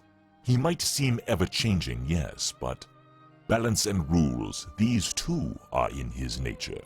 self-imposed balance and rules. I'm sure you can be more specific than that. What rules? Do you ever watch the moon, Buzz Kerwan? No, not really. There is something about it, its phases.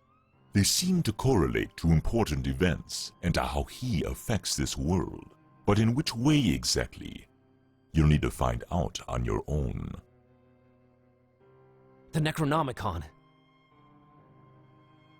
You seem to know more about it than I do. What is it? Many things. We might call it holy, and we might be mistaken. Holy as in not of this world. Debatable, but do go on. It changes things. Sherlock Holmes over here. It chooses roles. It alters the very nature of things. But it does it when it wants, or when the stars are right. And if it makes its way into the wrong hands, it ends existence itself. Well, that's encouraging. But mine are not the wrong hands, right? Right?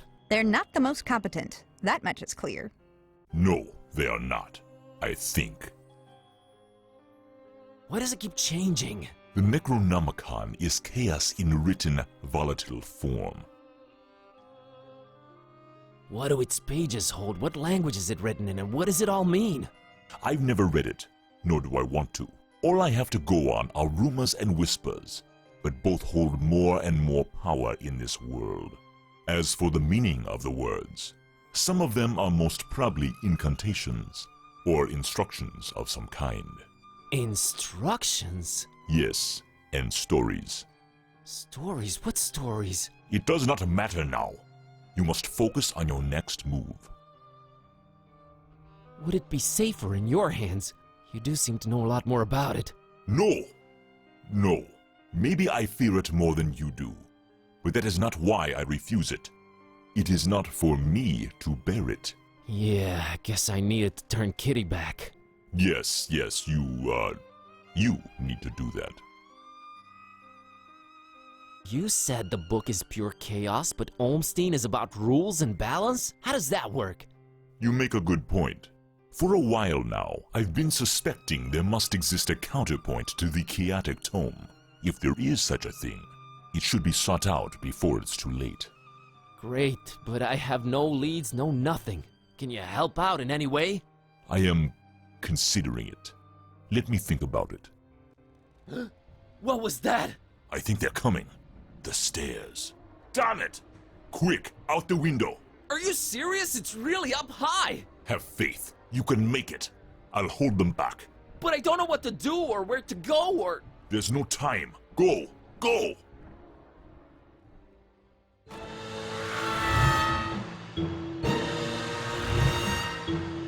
Find peace. Find peace.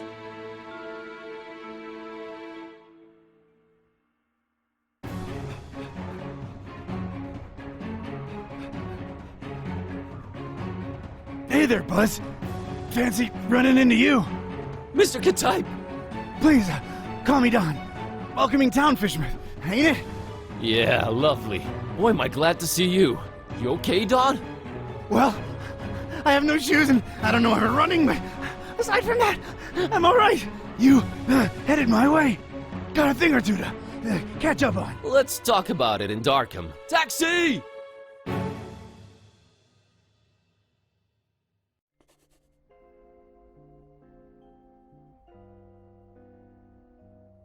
Alright, we should be safe in here. I hope. Better keep the lights down. You don't happen to have any cat food lying around, do you? Huh. I keep forgetting it can speak. It? Rude. Look, I let you two rest all the drive here from Fishmouth, but now it's time for us to buck up, get our coconuts situated, and work out where we're at. Right. So, what happened to you? I cracked lid in the underbunk of some lunatic cult. These guys were also after the Necronomicon, but apparently you gave them the slip. Not the sharpest crayons in the box. The Starry Knowledge Cult. Yeah, how'd you know? Anyway, they kneel and keel to some kind of rock what came from the stars. Supposed to croak ya or give you some kind of vision beyond time if you lay your mitts on it. So, did you? Now I glow in the dark. The Haunter's Mark, they call it. Ain't something I'd believe if I read it in the pulps, but now it's on me, I can't deny it. Things have definitely gone 15 shades of bizarro. And there's a talking cat. Again, I'm right here. Rude. Whoa. Did you try using your power? I didn't get the chance. I snuck out and crept around those smelly streets until I saw you legging it. That's about it. What you got? Well, I read from the book and now Kitty talks. Well, there's that. Then I visited a voodoo dude who told me to look for this Bob Olmstein guy in Fishmouth. Long story short, Olmstein had already left, but I did meet your employer. Fella by the name of Barnabas. Pretty big guy, white dreadlocks and beard, maybe in his 50s. Huh. I'll have to look him up in my files. Yeah, well, Barnabas is convinced Olmstein is of almost, divine nature. And there's also another cult called the Esoteric Order of Dagon, and they're about to have their creepy festival in Fishmouth soon. Oh, and there's a guy called the Butcher. Oh, just saying it all out loud makes my head spin. I know about those esoteric weirdos. Not the first time they completely shut off Fishmouth to do God knows what. Butcher. Those starry kooks mentioned him. All Barnabas told me was to keep the Necronomicon away from the Butcher at all cost. And you know what's weird? Barnabas hired you to find the book, but he wouldn't take it when I offered it. Strange. Well, he did pay up front, so, he's alright as far as I'm concerned. So, what do we do now? You, wanna help? Kid, strange and mysterious are why I work this beat. Now that I've lost my shoes and my hand is all magic-like, this old bloodhound ain't going back to the kennel until he's got some answers. Boy, am I glad to hear that. Alright, well, there's two things. One, apparently there must be some item that counterbalances the Necronomicon's chaos, so we should probably look for that. And two, Barnabas told me to find peace. I kinda wanna research that online. You do have internet, right? Yeah, there should be some in that laptop thing. Oh, brother. You look into that. I want to see what this Haunter's Mark is all about.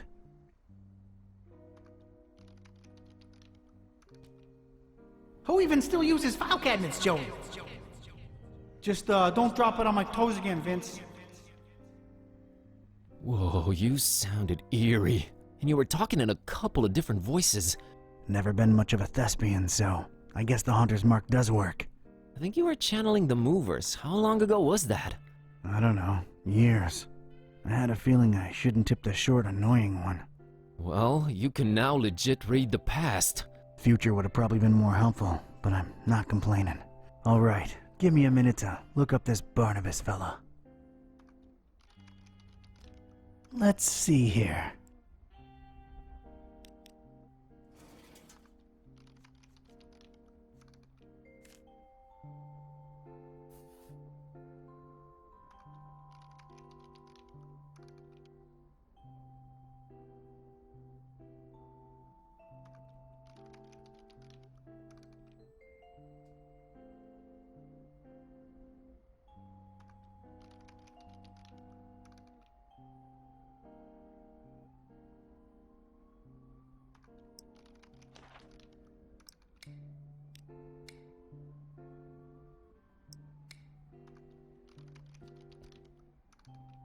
Hey, Buzinski, I think I got something on that fine peace thing.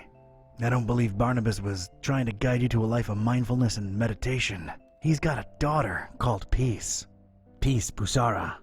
Oh, of course, that makes sense. Can you know, look her up? On it.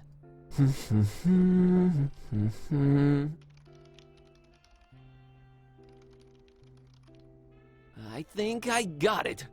I found Peace Busara's blog. What's a... never mind. What does it say? Oh, well, the latest entry's pretty cryptic. It just says land beyond the forest and a bunch of numbers. Okay, these must be spatial coordinates. Tracking them down now.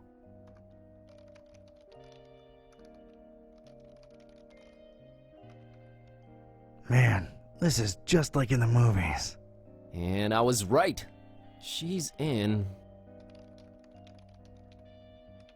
Formaris, Transylvania, Romania. Well, well. Hey, here's an idea. Feel like visiting your ancestral home, Kerwan?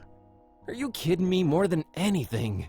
But I'm hopelessly broke and... Don't worry about it. Barnabas paid well, and I want to see this thing through. Awesome. You excited to see Romania, Buzz? Dude, I've been dreaming of this for years and never could afford it. The extra layer of mystery is just the cherry on top. Yeah, well, it ain't all fun and games. We're dealing with lunatics here. Found anything worth examining on your trip to Fishmouth? Actually, yes. Barnabas called it Olmstein's sign. He apparently left it on purpose so that I could find it. Here it is. No idea what it means.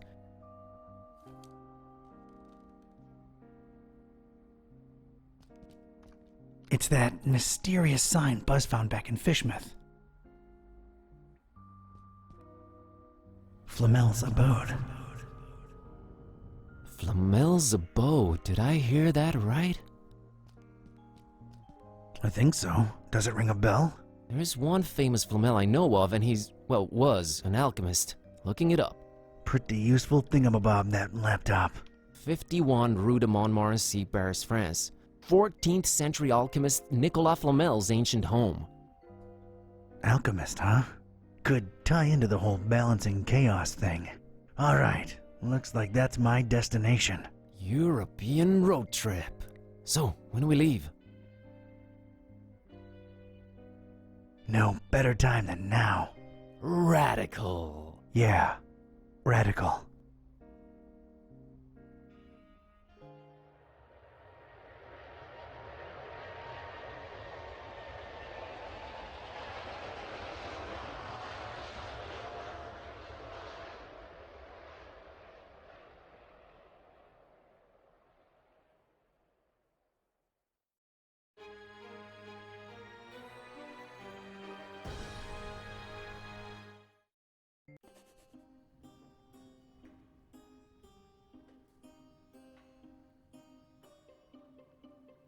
And this was it.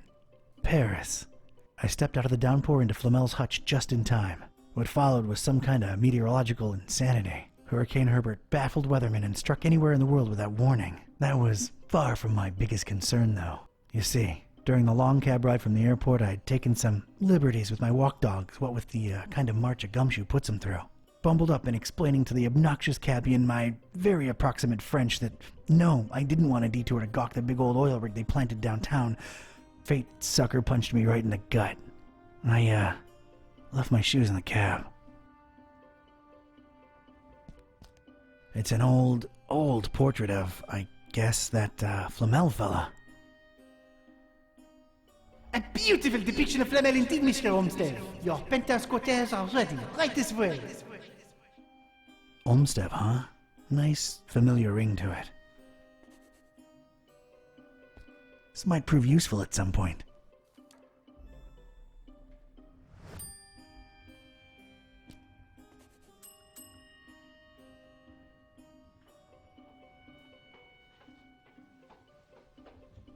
Good evening. Good evening, monsieur. My name is Serge, and I'm the concierge here.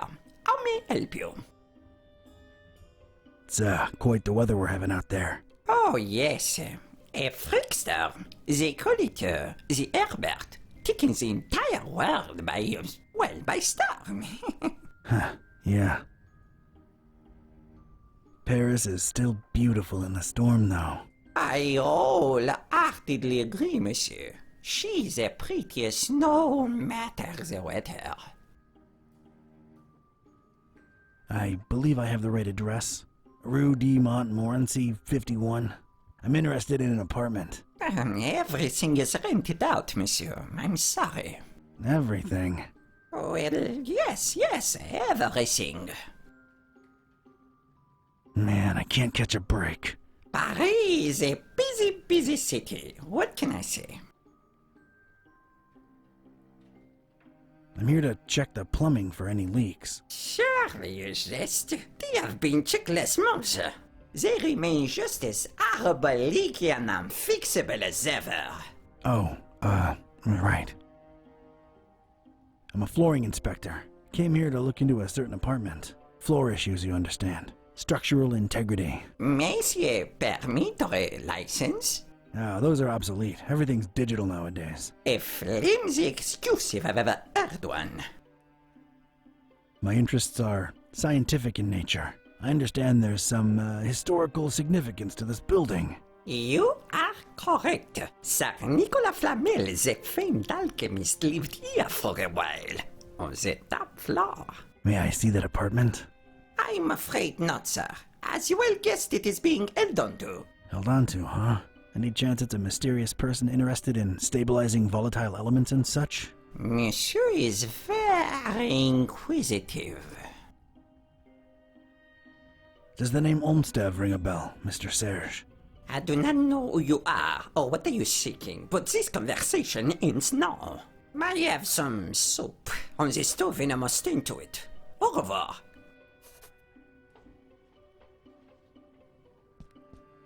That's a lot of book right there.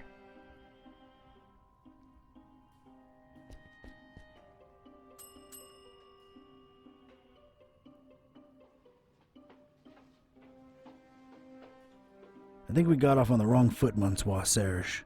Makes no difference. I cannot show you the apartment, and that is final. But it's for science. Science means nothing when compared to loyalty and respect. Overrated concepts in today's dog-eat-dog world. Perhaps, but I choose to hang on them all the same, jeune homme. Loyalty to whom, Mr. Olmstein? Oh, your inquisitiveness grows tiresome. I have things to do. Now, if you'll excuse me, please let yourself out.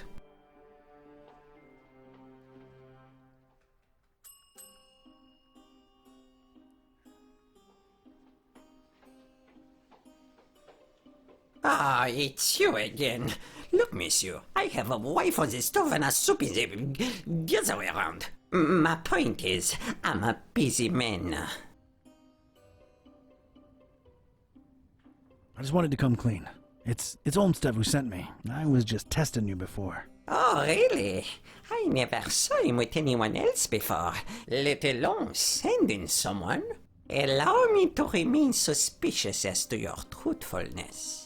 The fact that you know his name does not mean you represent him or are even his friend. You have the right to your opinion. And the right to ignore your apartment visiting insistences.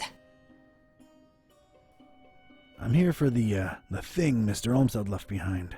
I'm sure I can find a way to convince you that I'm his representative. Fine, I'll play along.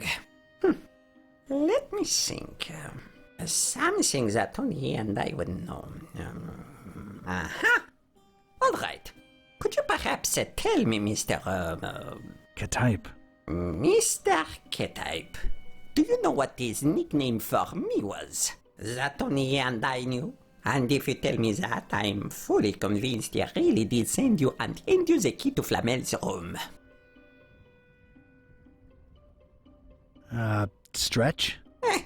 No. Gramps? Not by a long shot. Sergio Leone? Not even close.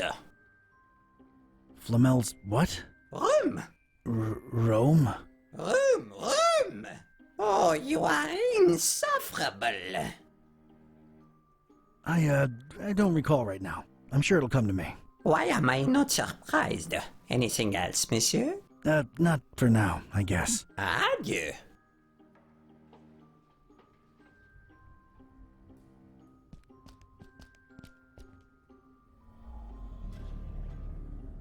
Oh, wow. Getting such a garbled mess. It's indecipherable.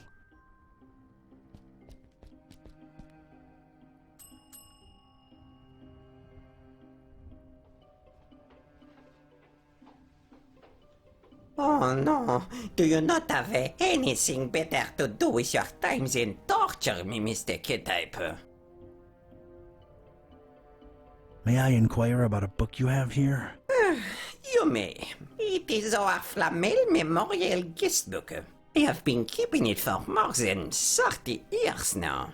So it's one of those things you write your impressions in after visiting? You should be a detective. How can I give my impression on Flamel if you won't let me visit his rooms? I don't know. Does this lobby elicit any historical enthusiasm in you? Alright, I'd like to jot down my impressions of the place.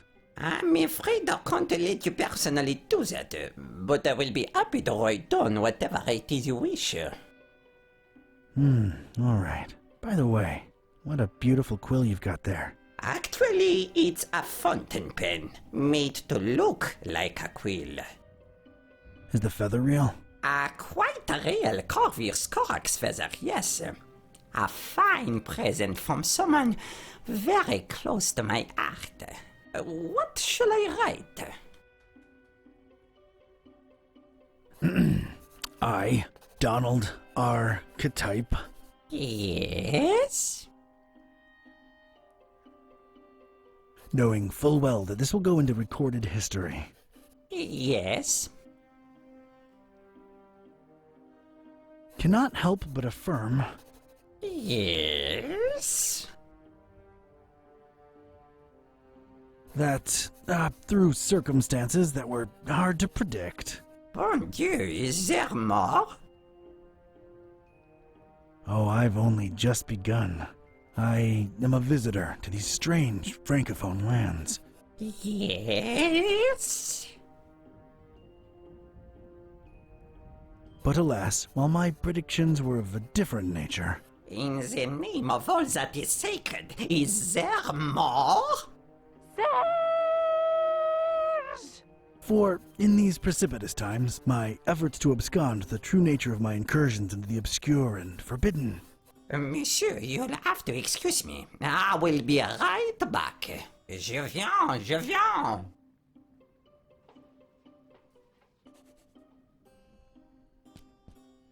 This is for you, you papillon. Oh, Monsieur Olmstein, it's beautiful. You are too kind.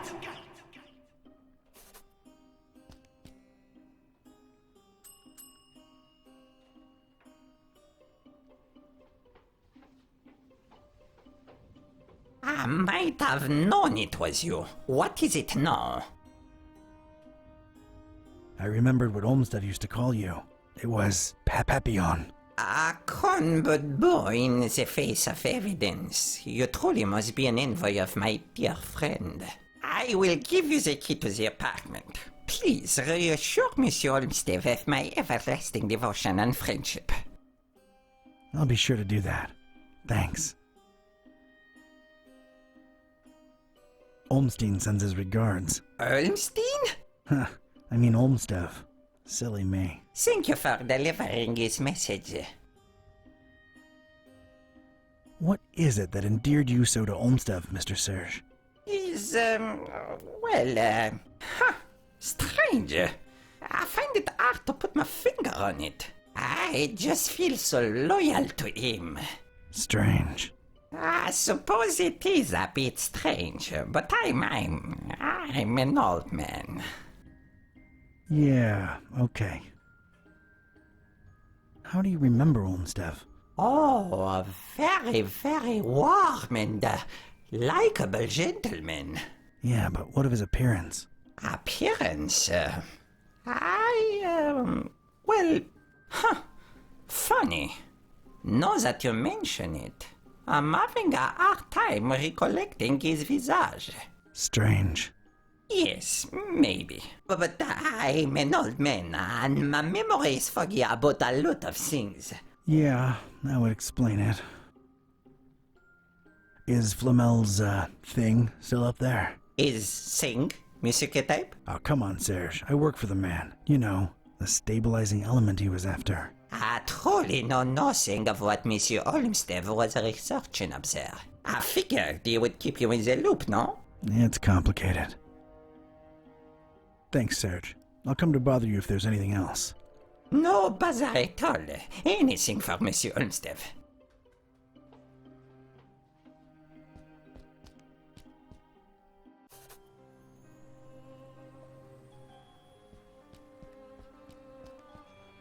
Know this, Seeker. Books hold untold meaning. Order is capital.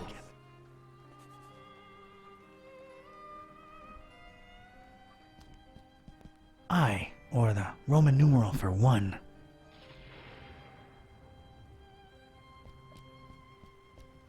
These particular books had somehow survived. They seemed to be in alphabetical order. I was gonna have to make some kind of informed choice here. Choices, actually.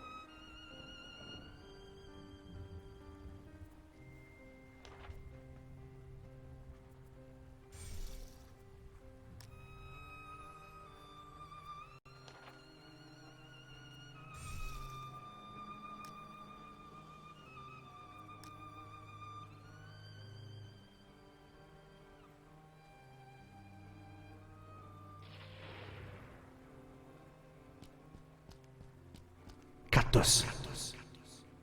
I had chosen the book starting with an I and the first word in the sentence. I was onto something.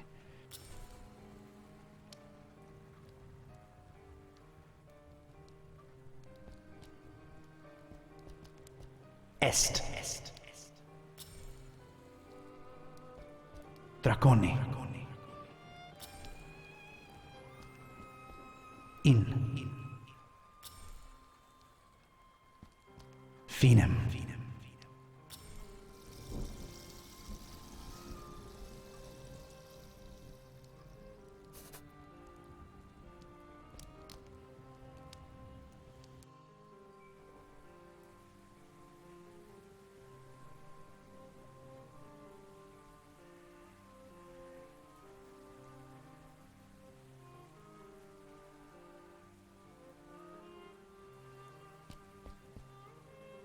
Flomulus necessarium est.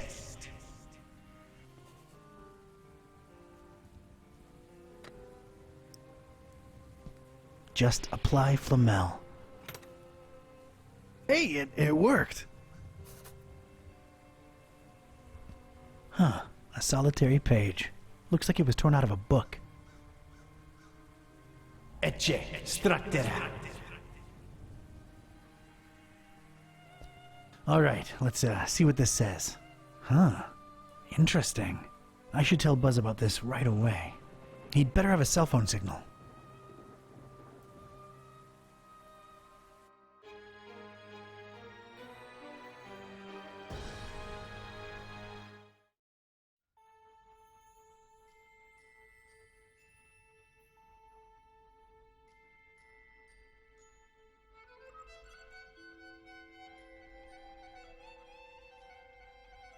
Ugh, not having phone signal or internet sucks so bad. Rare occurrence like that helps us any. Sure, it took a lot to get from Bucharest to this Forum Maris place. More than crossing the ocean, I might add. It's this blasted storm that defies the laws of physics, popping in and out of nowhere all over the world. Did you hear the driver saying it was messing with the GPS? Wait, where'd that accent come from? This? Well, what are my ancient stomping grounds doing to me? Kitteh, I think this is the real me. It never ends. Well, we're here. Charming town, your ancestral home. You will, of course, understand my apprehension and distrust of this place. Me being a black cat and everything. It isn't still the Middle Ages here, dummy. And as long as you're not excessively loud, people tend to not notice you can speak. Let's find peace.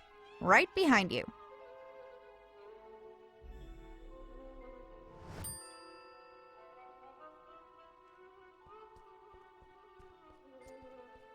Hai! No, serus, mă! No, mă, ni-mă la el ce palid îi, mă! Mă, ești bine, mă, frățioare? Ni-mă la el ce tras la față-i, mă, săracu, că zici că nu mânca nimic de 3 zile. Tu l-ai, Sâlvie. Dar cum ai ajuns aici, mă? De unde-i? De unde-i fi, mă? De-a cu ești? Cu curat ai venit? Ni-mă și umblă cu mâța aia după el. Pai! Di la el, mă, zici că-s de la țârcuș. Mâță neagră, mă, umblă după el, gândești că-i câine. Piu, bată-te, norocul să te bată. Have you seen a foreign girl around here lately? Ce, mă, fete străine aici? Du-te, mă, de aici, mă. Auzi la el, fetei trăbă. Tu la doamne, dar păi tu vii aici de unde o înțărcat dracu copchii să cați fete. Dar păi voi n-aveți femei acolo, mă, doamne, iartă-mă și nu mă bate. Mă, n-am mai văzut eu nicio muiere, mă, numai de ale noastre, de aici, de ale locului. Okay, any idea where I could look for her? Da, păi numai Dumnezeu bunuțul știe, dar păi eu de unde să știu, mă, copile? Da, păi vezi tu, este un han acolo așa, îi zice hanul vieții, așa îi zice. Și apoi mergi tu frumos acolo pe chișoarele tale, în adidașii tăi frumoși, și apoi întrebi tu acolo, no, că poate știu oamenii, poate nu știu. Îi vedea tu când ajungi acolo, no, bine, mergi frumos cu mâța după tine, tu mai mâni la ei, mă, bă, fainis, mă, neam de neamul meu n-o văzut așa ceva. Thanks. Are you from around here? Dar cum, mă? Dar de din tată în fiu suntem aici, mă, cu oile, dar cum, mă? Dar păi de când mă știu eu, mă? Și apoi de când erau moșii mei, mă, tată meu, Vasilie, moșul Ioan, Buna Varvara, tata lui moșul Solomon, și Ghibolu, și apoi moșilor tăți de viacuri, tot pe aici, no, păi cum? I see. Weird weather we're having, huh? E, mă, zici tu bine ce zici, mă, tare dubașă vreme, mă, eu de când mă știu așa ceva n-am văzut. Apoi când plouă, când îi soare, deci vine țarușcă mea așa jos. Când se supără sunt ilie și apoi trântește o furtună de să cacă ciorile pe ele, mă, de frică, nu mai știi cum să te îmbraci. Doamne feri, ca așa ceva de când mămuca m-a făcut, eu n-am mai văzut. Ascultă tu la mine. Alright, bye. No, bine, dragul tati, te-am țucat, mă, du-te că te-or aștepta. Și apoi dacă nu te așteaptă, no, las că vădi că vii. Du-te, că mi-ești drag, mă, cu mâța după tine, nimă la ei, mă, fainis, să nu-i de ochi. Du-te, dragă, merg cu Dumnezeu, te-am țucat, serus. Look, I am picking it up. That's just swell, buddy. You better believe it. I do. Fine. Good.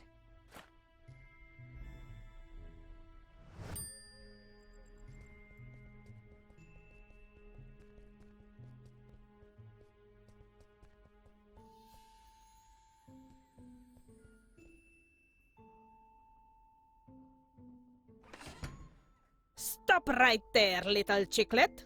What's your business with the Corvins? Are you talking to me, ma'am? Why, yes, I am, sweetheart. You were trying that door over there, and it's for me to decide who goes or doesn't go through it.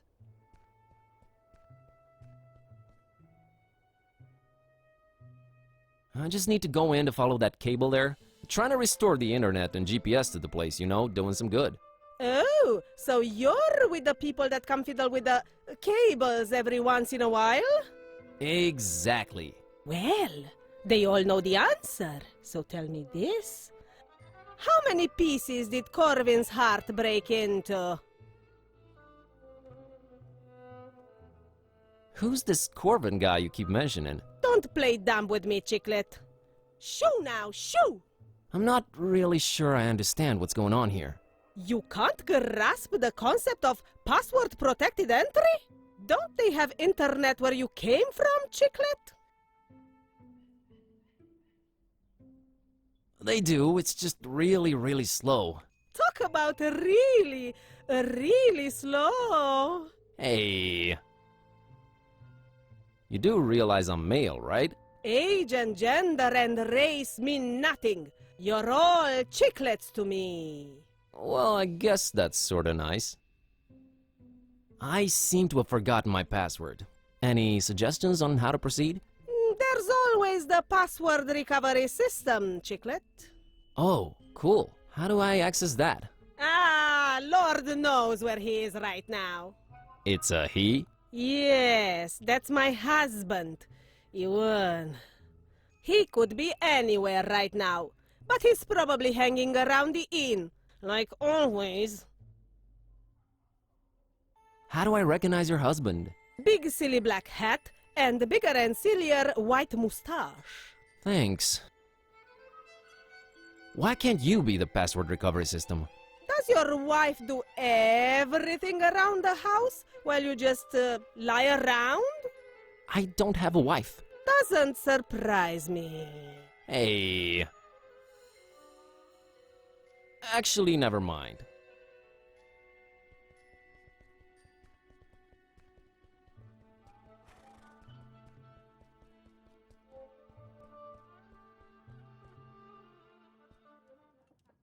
What a lovely place. Just stay alert. I can smell the tension in the air. That's probably just customers waiting for their meals to arrive. It takes time to dice up the meat enough to hide the stab wounds.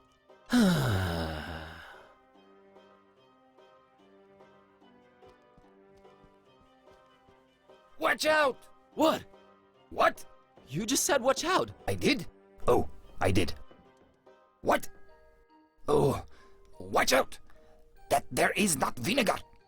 It's not. What? No, it's a powerful solvent. I mislabeled it. Silly me. Nearly killed myself with it. Not to mention me. Can I still have it? What? Yes, take it. Just don't put it in your salad. What? What? Oh, darn it, now I'm doing it too. Thanks.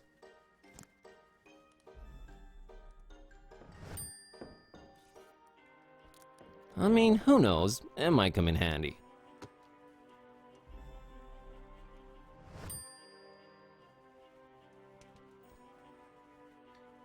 Yo, Kitteh, I need your climbing skills to get that glove up there. But do it stealthily, okay? Gotcha.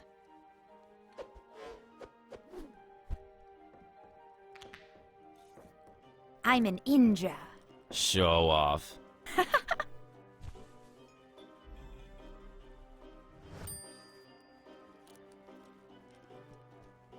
Hi there. Huh? What? Nothing? All right then. What? My name is Buzz. I'm happy for you, son. What? What? Okay. So... Yes, what? Where was I? How should I know, son? What? Never mind. How do you like this inn? It's pretty good, considering it's the only one. That makes sense. I'm here about the password recovery. What? What's that? I forgot my username and password. You what? I forgot my password. Oh, all right. Well, do you have the letter? Letter? What letter? The Y. What? What? No, I'm afraid I don't. Come back when you have it, sonny. Gotta scoot. What? All right then.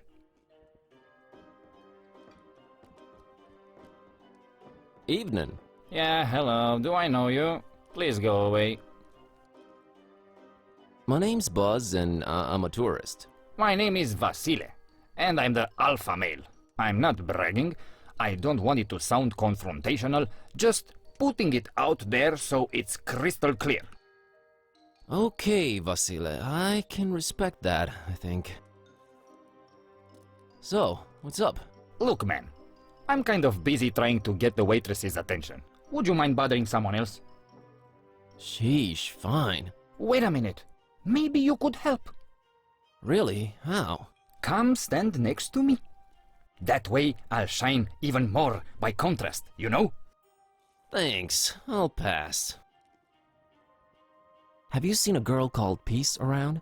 Not since I've been sitting here. And you can trust me. If there's anything I would have noticed, it would be a girl.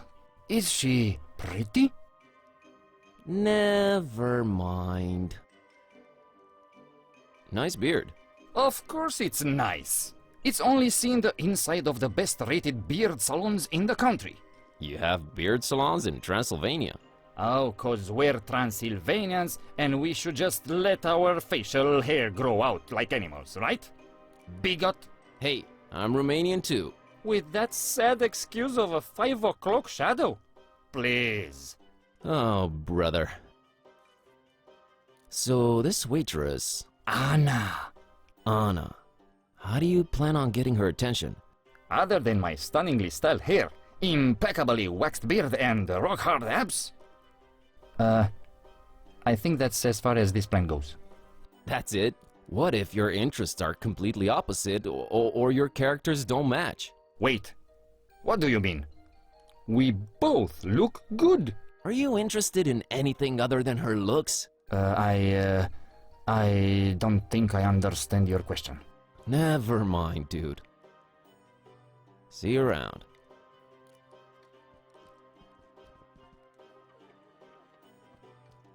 Hi. Hello, foreigner.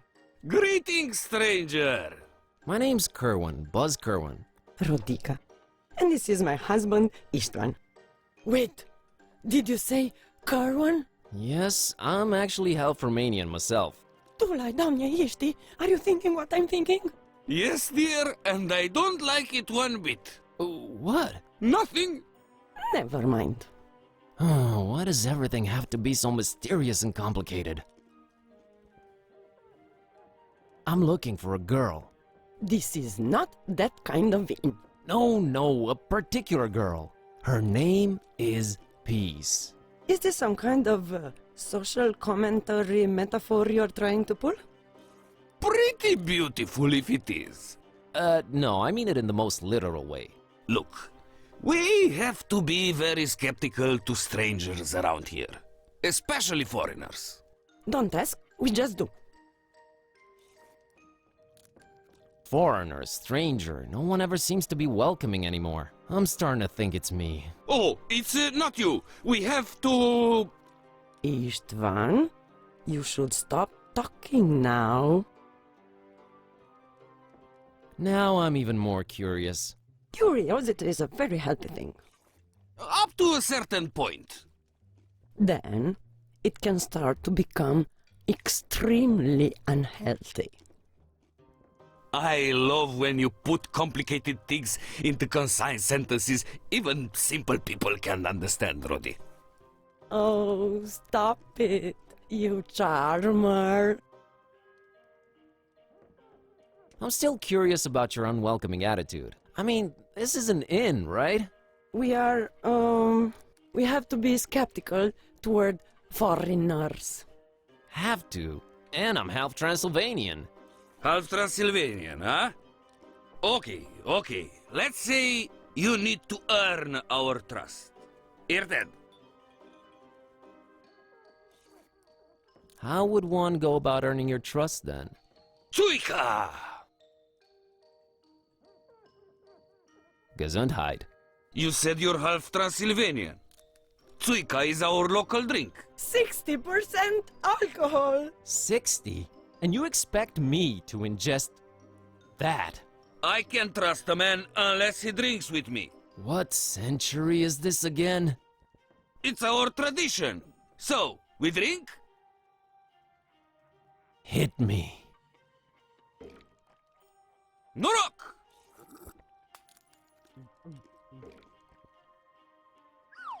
There you go! Now, ask me anything. I don't understand. Come back when you're sober, eh? What was that about my name? Oh, it's just, how do you spell that? Kerwan. See? That doesn't sound like a local name. Not at all. Has it been altered in the last few generations? You know, I really have no idea. Wait, altered from what? Istvan, let it go. It's the gentleman's business. But Shush! What? Enjoy your stay in scenic Transylvania, my friend. Talk to you guys later. Servus!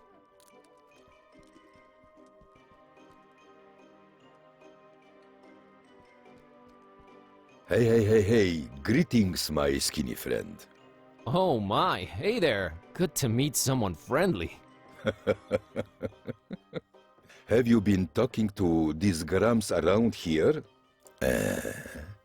Don't judge them too harshly. That's standard foreigner procedure.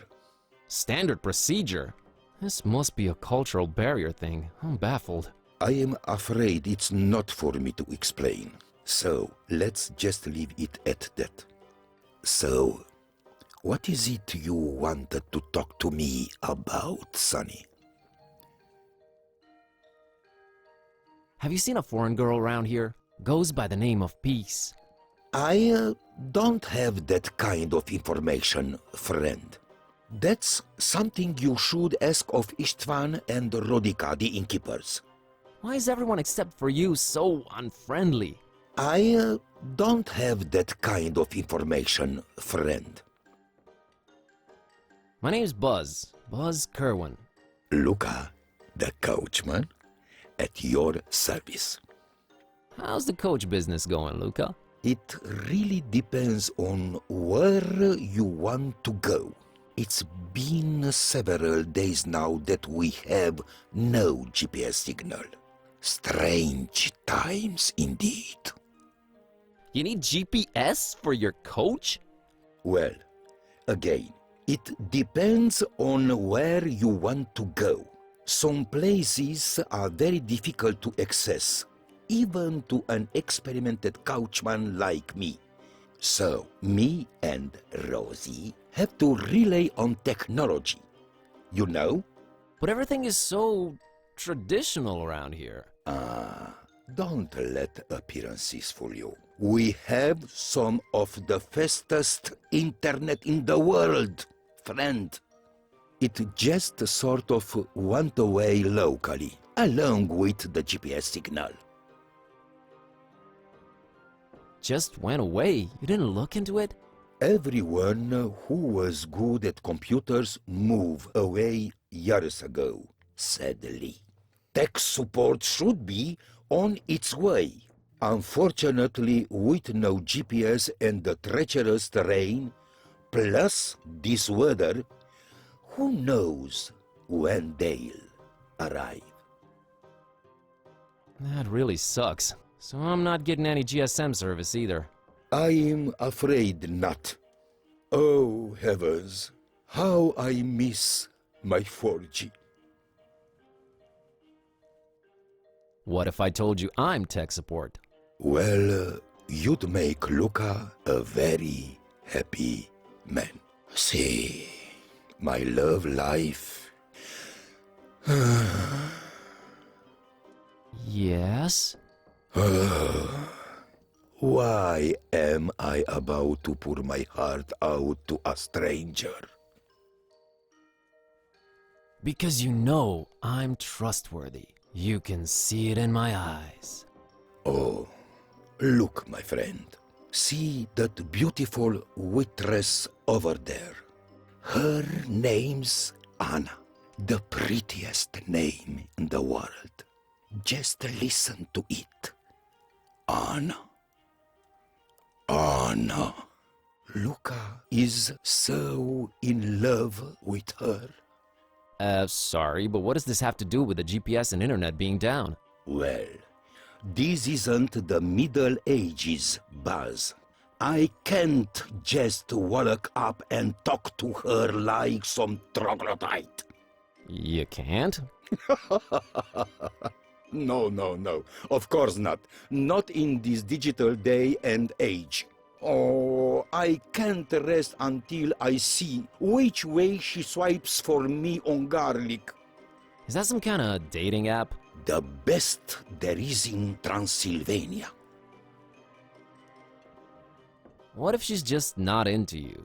Oh, Luca will just look for another girl, I guess. But I need to know first. Can't make any moves before that. Huh, that's a very mature way to see things. Nice. Life is too short to cry over spilled milk, friend. Plenty of pretty girls in Transylvania. Don't you worry about that. I just hope she doesn't fall for that hipster Vasile.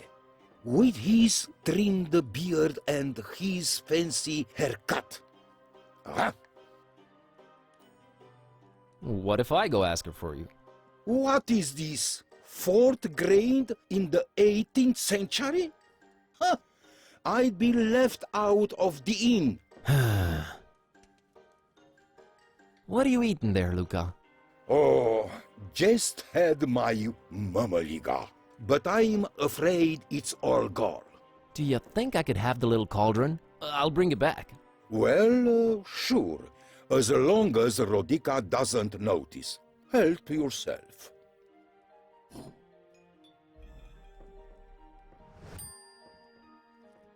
Luca, help me out with this Tsuika thing. No, thank you. Got to keep a clear head when steering the couch. I meant, do you have any idea what I could do so it doesn't hit me like a freight train? I remember reading about that on a forum recently. But my memory isn't what it used to be. If only the internet was working. Nice pipe. Thanks. Tell you the truth, I haven't smoked in 24 years, but I feel it gives me some facial balance. Okay. See you later, Luca. Talk to you soon, Buzz.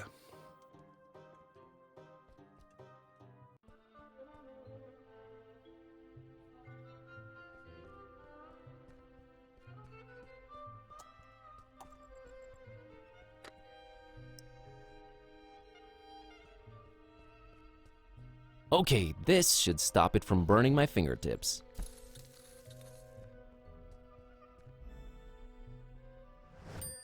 Wait, what do you think you're doing?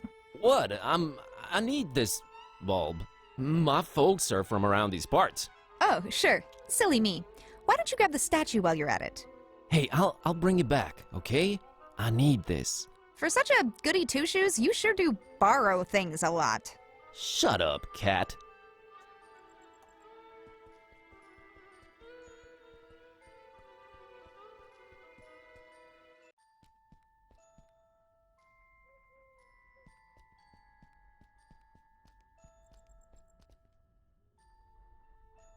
Hello, young man. What's up? Playing on my phone. Do I know you? Just being friendly, that's all. Uh-huh. So, what are you playing? Call of Duty 6.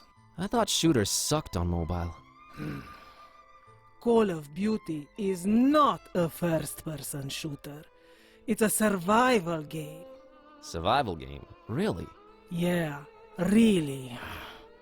You role-play this supermodel, and every once in a while, you have to survive on no food before a show, for like 3 or 4 days. That's terrible. Games have changed since your days, old man. Everything is realistic now. Disturbingly so.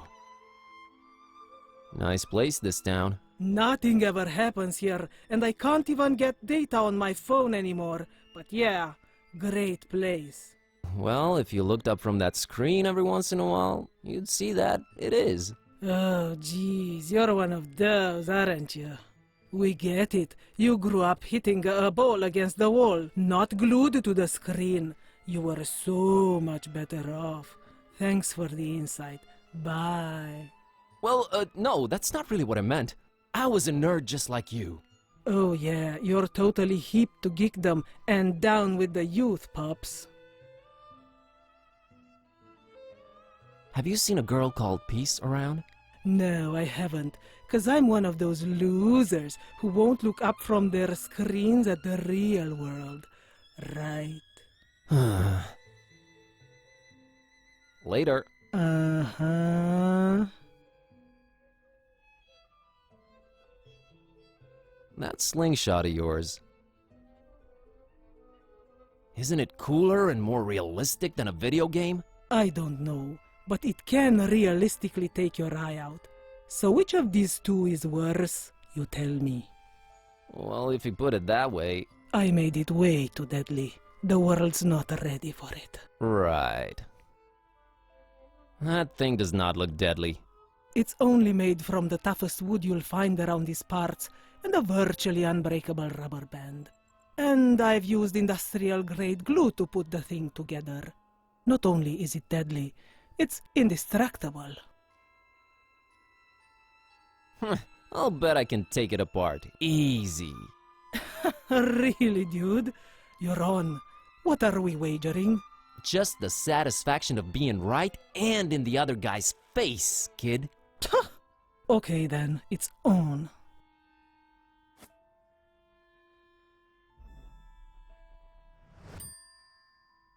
Later. Uh-huh.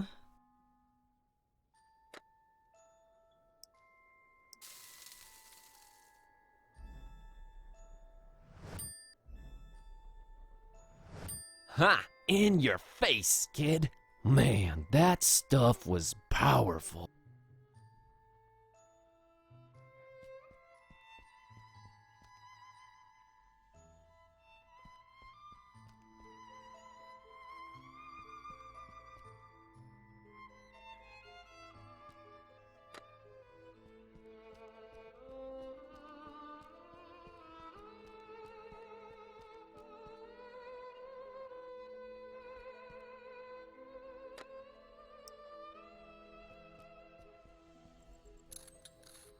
And it fits. Symmetry, I am really into you.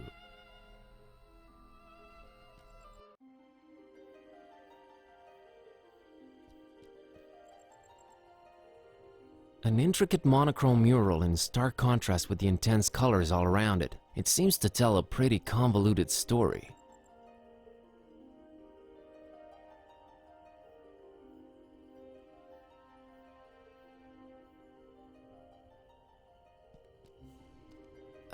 Good evening. A good evening to you, young man. Such a pretty town, Forumaris. Yes, and an old and storied one, too. Oh, if these walls could speak. The birds, the deaths, the wars. Maybe it's better that they can't speak. Boy, what a sight, huh? Yes, yes, it is superb. The rolling hills, with their scents of hay and white flowers, the gently grazing herds. Sometimes I wish they placed this bench the other way around, but I guess this way you can admire the mural. Is the painting old? Old, yes. Older than most things in this town. How old exactly, though, I cannot tell you. Is there a story behind it? Yes, there is. But do you have the time to listen to it? Yes, I do. Now, legend has it that a long, long time ago, on top of a mountain overlooking Forumaris, a Solomonar, that's an ancient wizard, was conjuring thunder and rain when, below, a terrifying Balaur, that's a dragon, attacked the town. The masks, sworn defenders of the town, could not defeat the dragon, but could not live either, so they sent an innocent young shepherd girl by the name of Miwara and her dog Azor to beg for the Solomonar's assistance. Miwara and Azor's journey up the mountain was not without peril. See, the Solomonar had laid many traps and cunning magical obstacles to stop anyone from disturbing his ritual. But Miwara and Azor were smart and agile and resilient, so they made it to the mountaintop and told off the dragon's attack. But the Solomonar was red with anger and could not see beyond the fact that a girl and her dog had conquered his defenses. And since they had proven to be smart and agile and resilient, he transformed Miwara and Azor into a black and a white cat, forever cursed to roam the hills and mountains without ever resting again. Then He did make his way down to Forum Maris and found it in smoldering ruins, and the masks all but defeated, making their last stand against the beast. He fought the dragon for 3 days and 3 nights, and finally crushed it down into the mountain, burying it in the bowels of the earth. Afterwards, he cried tears of remorse for foolishly cursing the shepherd girl and her dog, and erected a monastery in their remembrance. That castle above the town that everyone fears, its steeple is all that remains of the monastery the Solomonar built ages and ages ago. It became corrupted, and some folks say that it's from the evil that the remains of the dragon still hold. I hear the masks are once again guarding the castle now that its rightful heir has returned. But who would risk going all the way there to see if it's true? Not many, dear. Not many.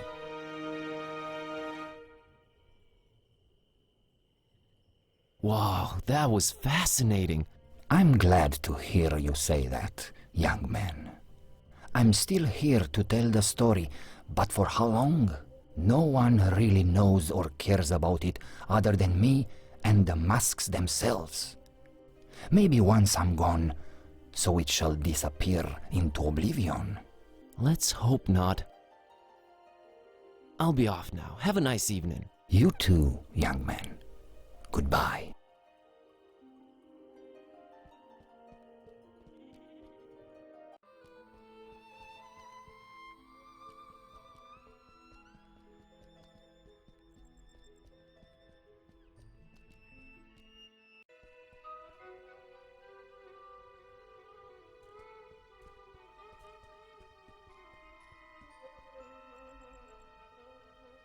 Hello, little girl.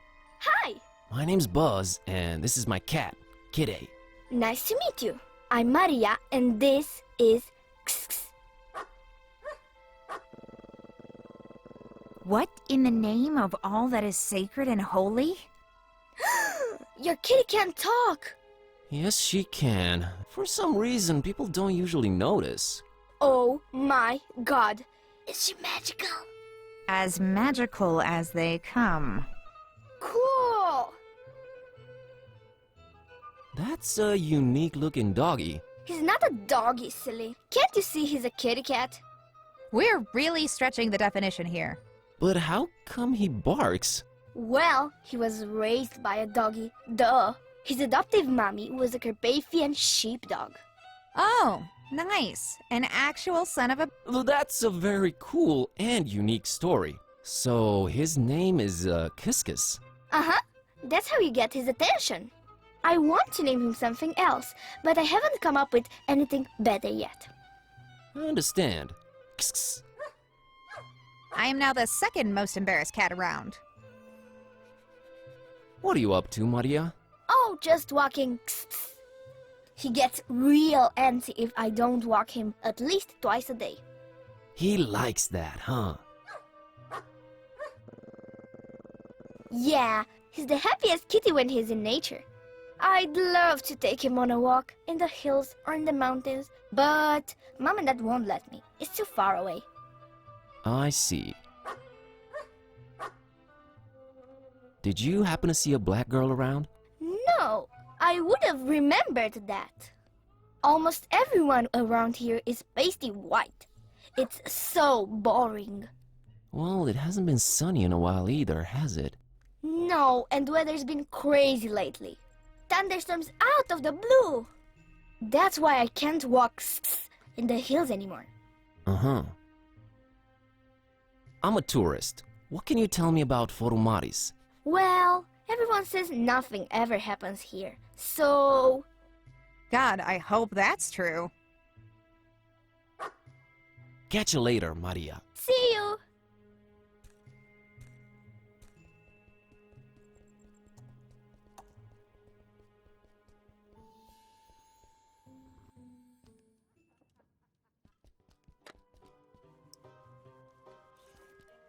I've I've got the letter.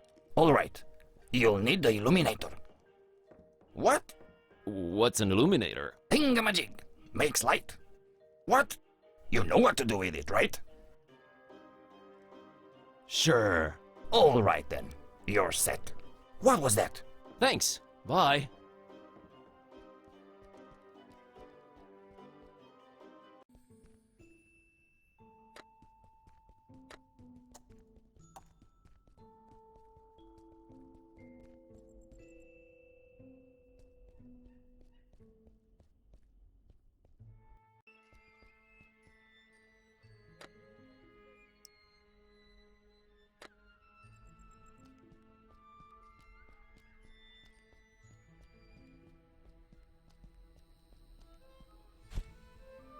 There we go. It will now project a Y on that heart shape. It's neatly divided into 9 parts. I guess that's my password right there.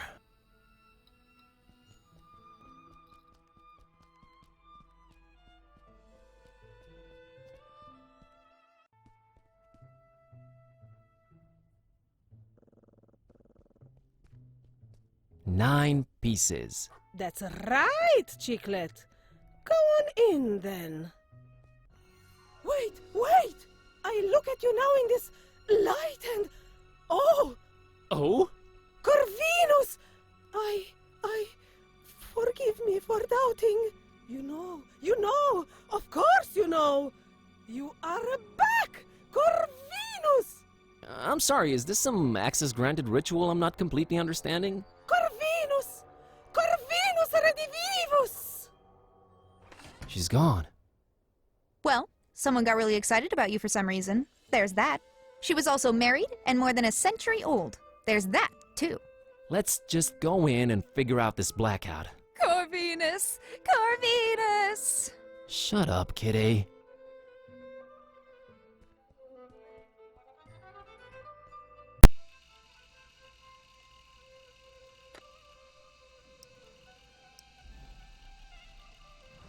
What do you know? Got myself a cute little makeshift helmet.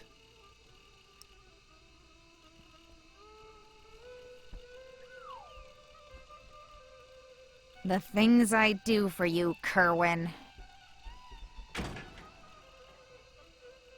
I think I found the source of the problem. It's some kind of internet GPS jammer thing. And now it's history. You're awesome, Kitteh. Tell me something I don't know.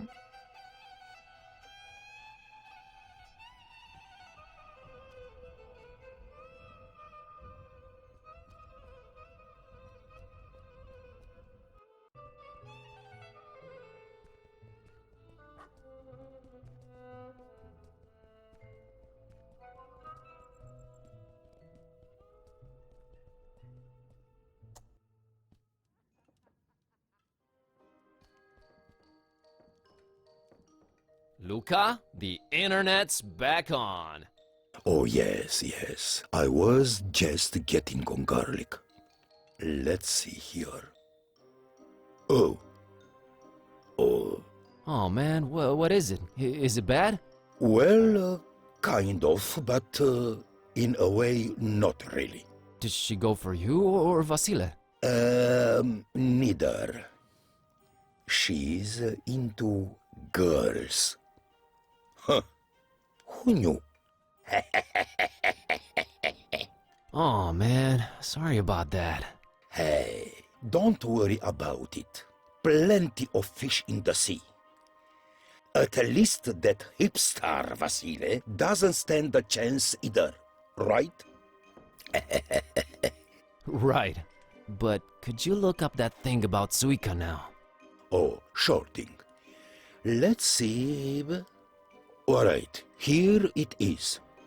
Buzz says here that swallowing a spoonful of vegetable oil before drinking coats your inside so that alcohol doesn't absorb. That might actually work, but don't try this at home and all that. Never underestimate your audience's intelligence, friend. Here, have some of mine. Norok.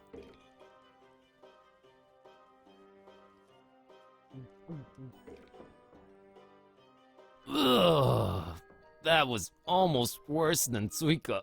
Alright, it would seem I'm oiled up and ready to go.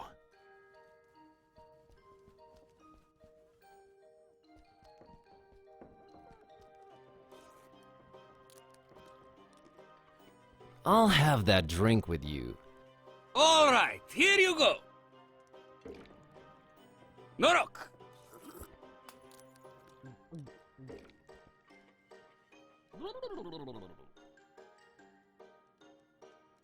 Okay, friend.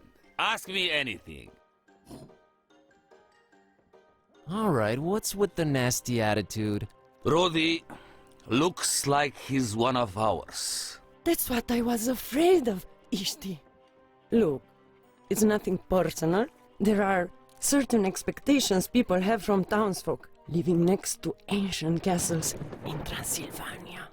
Yes, it was either this or perpetually scared and covering in the dark corners. But there's no need to be scared. Not anymore. So, we're just nasty to foreigners since they kind of expect it. Just a recommendation from the Transylvanian Tourist Board. Not tourist boards again. Anything else expected of you regarding foreigners? Oh, you know. Silently frowning when asked anything. Running out of the room all of a sudden. The classics. We used to do the whole torches and pitchfork thing every once in a while. Ah, that was fun. Until these numbskulls almost burned down an entire street. We've been holding on to that for really special occasions.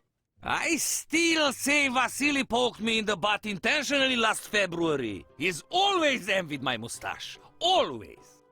Oh, shut up, Istvan.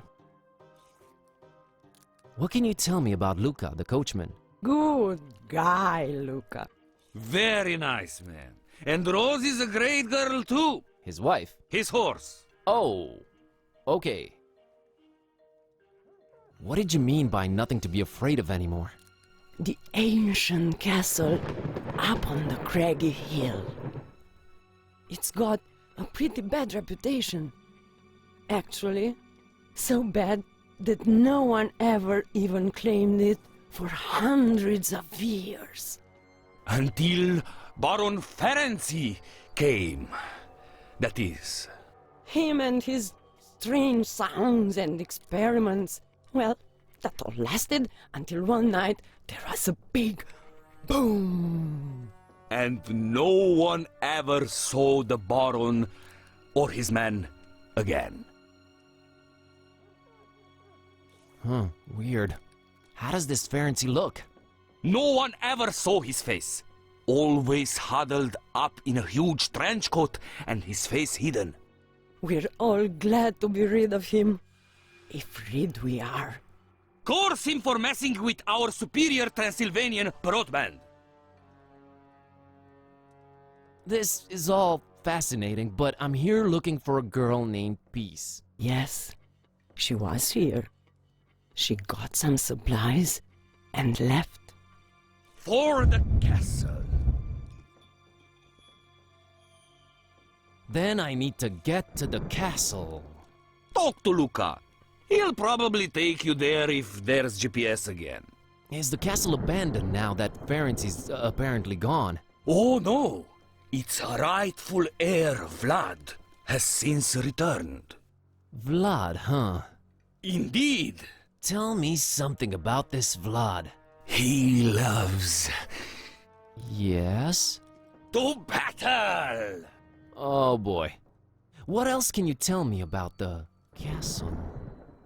Well, it actually was an old monastery.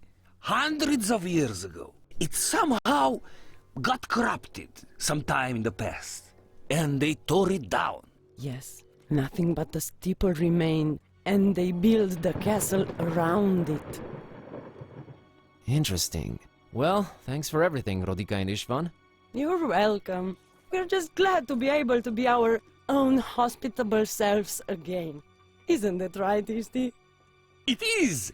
And the sooner you get the heck out of our town, region, and country, the better for everyone. Enjoy your stay in a beautiful, scenic Transylvania. Thanks, I will.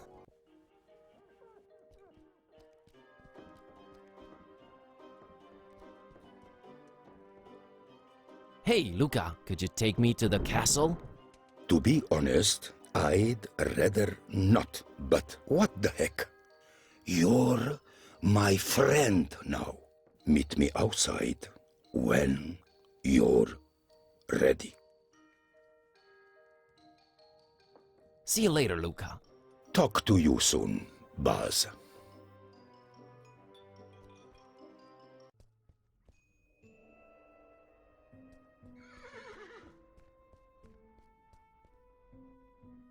Well, Kitteh, I guess it's off to the castle. Yep. Vlad's castle. Let's do it. So you were apprehensive around the town folk, but a guy called Vlad in a dark castle on a craggy hill that's actually a desecrated monastery just gets a, sure, let's do this? Don't take this personally, Buzz, but the fewer humans, the better. Well, maybe except Luca. He seems marginally better. Good guy, Luca.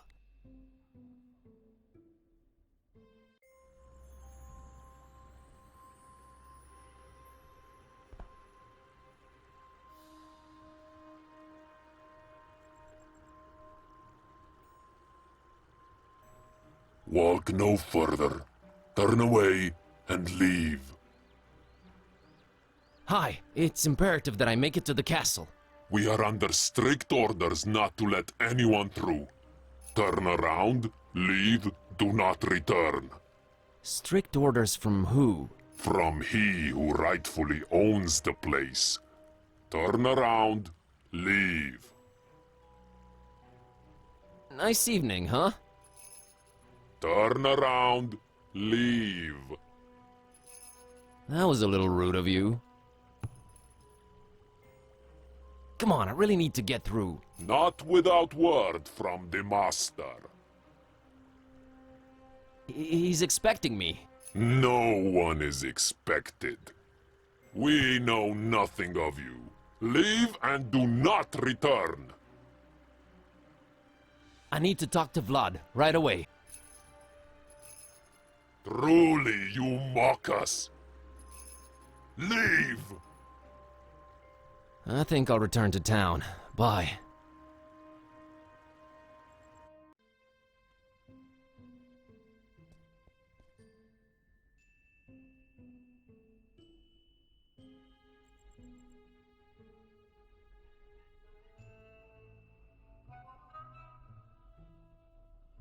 Hey, Maria, here's an idea. Why don't I walk Kiskus in the mountains for you? I'm headed that way.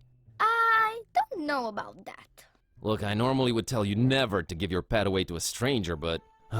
look, I'm on a magical quest, and I need Kiskus's help. What do you say? I'll bring him right back. I would say no, but... You do have a magical talking cat, and you don't seem like a bad person. I guess I can make one exception. I would not ask if it wasn't super important, and Kiskus will enjoy the mountain air. All right, bye-bye. Hold on right there. I may be young, but I'm not dumb. I hold on your passport until you bring my kitty back. Thank you. You're all right, kid. Come on, Buzz, fork it over. Okay, everyone know their roles, right? Yeah, I'll do my best.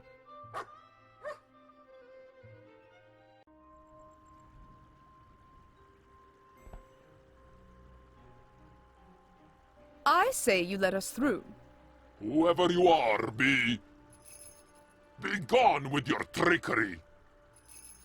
Who I am? I am Miwara, and this is my trusty sheepdog, Azor. Now step aside and let us through. It is them! It is them! You have returned. You truly have returned. Forgiveness! Forgiveness! I had no way of knowing. You are forgiven. Your path to the castle is open any time.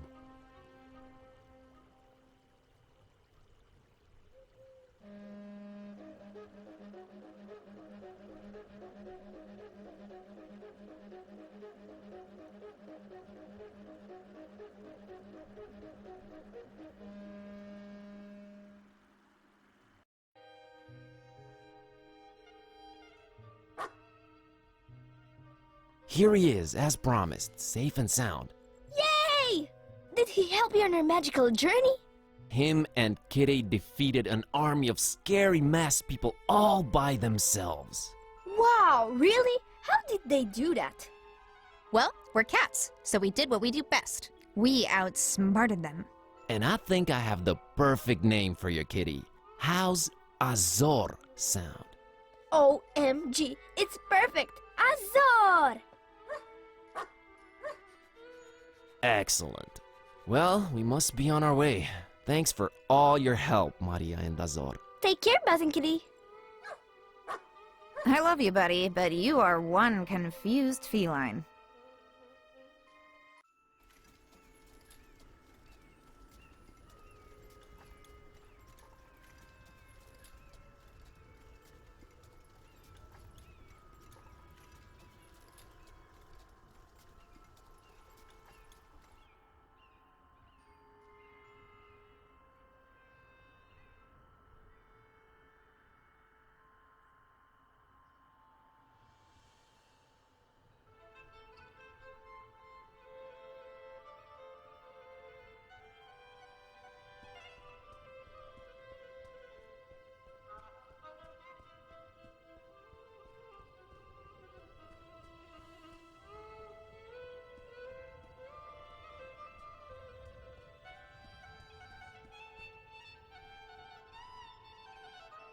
Locked. I need to find the key.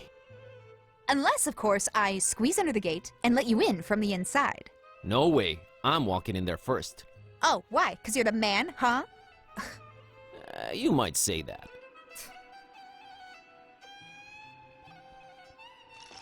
Aha! The key to the gate was hidden under one of these rocks. Who but Buzz Kerwan could defeat such a display of excellence and security?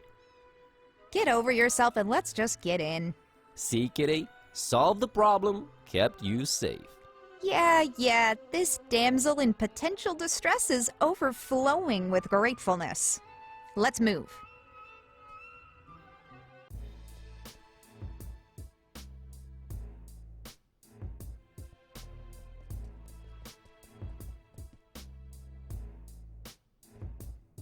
He's ignoring me. He's way too focused for me to disturb him with chit-chat.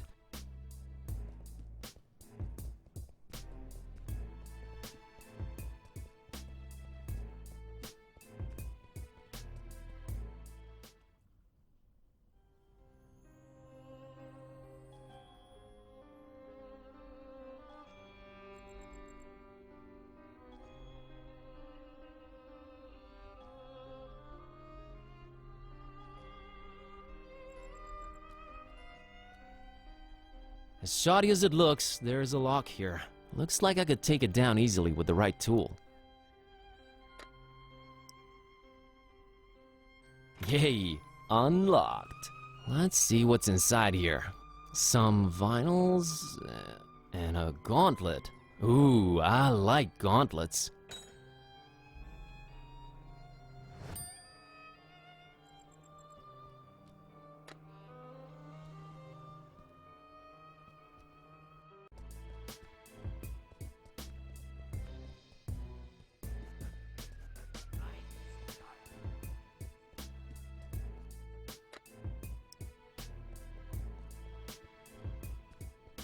I formally challenge you to battle, Vlad.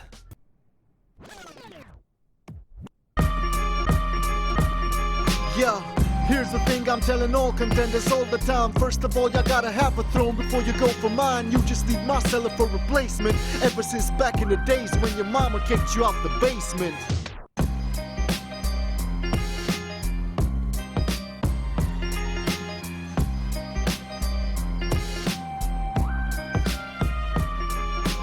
Nice castle! Please excuse me if I'm laughing still. I've only seen more cobwebs on the shelf where you keep your rapping skills, old and forgotten. Much like your grandeur is. Ancestors on the wall so they can mock you over centuries. Nah, centuries is how long I'll actually be laughing at just how wrong you look with that women's shirt that you got on. Yo, it's like I seen it in my crystal ball and can't forget it's evident. Your cat's the only that you'll ever get.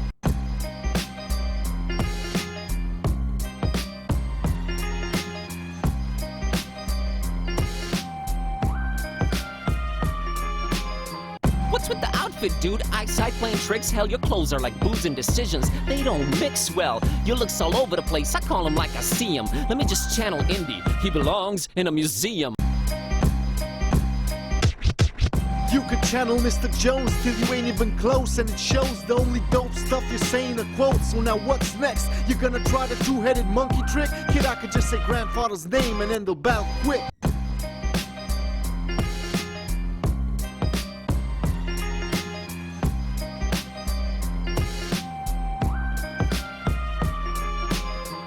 Doing battle with you, not with your family name. Your only claim to fame is who your grandpa was? Lame. Highborn don't make you high-skilled automatically. I don't give a fluffy cat's butt about your pedigree. Yeah, it's not my fault you're weak, can't accept your defeat. Your name won't ring any bells, there's no buzz on the street. Return to the library where your kind belong. This ain't a game, nerd, you're better off reading the Necronomicon.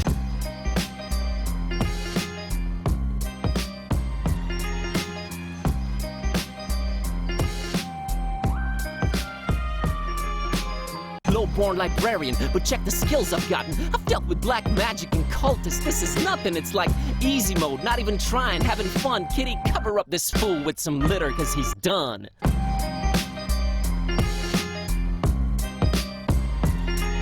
I can't stop rhyming. There's something wrong with me, I can't stop rhyming. Yo, my words are lethal. Syntax too sick for your feeble comebacks. Give me any tracks to spit on. I'm sicker than Fishmouth people, I'm even sicker than their vicar. Seen too much craziness. Darkham to Transylvania, man, it's all a hazy mess. I'm even harder to impress. There's cultists coming after me. Compared to what I've been through, this rap battle's been a laugh to me. Ever read the Necronomicon? Please get back to me. Now I got a crazy cat that's talking smack to me. Sound like fun? Nah, it's one of those raw deals. Like it feels like a superpower, but it only works when she feels like it. I'm going nuts, that's what's cracking. Hey, this talk of crazy huge monsters in the Kraken Bay. Who knows what's next? One problem at a time, that's how I'm at it. I'm turning alcoholics into caffeine addicts, getting bombed by cultists, dodging their dark lords, dreading esoteric orders, hating tourist boards. I'm never bored, never a dull moment since this started. When your cat freaking remembers every single time you farted, I just roll with it. There's stuff that I don't get, kind of amazing. How do I carry so much crap without a backpack, man? It's crazy. I stop and stare at everything, not even blinking. Then rubbing everything on everything. What am I thinking? Whether in Darkham, Fishmouth, or Romania, just stop and talk to random people. It's a mania. The crap I have to pull just to get some answers, like dividing hearts, counting pieces for some crazy passwords. If it ain't one thing, then it's another. Like drinking vegetable oil and firewater? This world is crazy, surreal, freaking foul and dark. Solomonars, masks, and cats that growl and bark. Anyway, I'm out of here. Gotta find my cat a remedy. Peace, I'm on my way to more insanity. Cat, let's dig deeper into the bowels of the castle and find peace. Roger that. I'll scout ahead and... Not so fast, Kitteh. I'm going in first. I need to make sure it's safe. I can take care of myself, Kerwan. Plus, I'm stealthy, so... Nonsense. You're a girl, after all. It is my solemn masculine duty to keep us both out of harm's way. Oh, God. Fine, you dingus. Go ahead. Lead. Watch closely. You might learn a thing or two.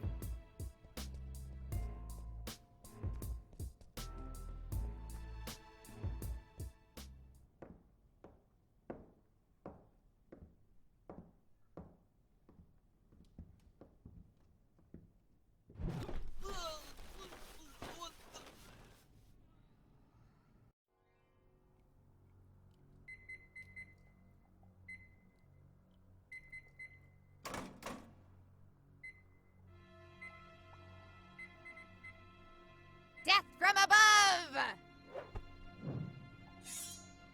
Ah! Whoa, wait, what the? Peace, Busara. Whoa. Yes! Who's asking? What is this? Who's making it talk? It. Tread carefully, human. We're here to... I don't know what tricks you're pulling, Butcher, but I'm not going down without a fight. No Butcher here. I'm a real, bona fide talking cat. Stop struggling and listen. Never! I tried.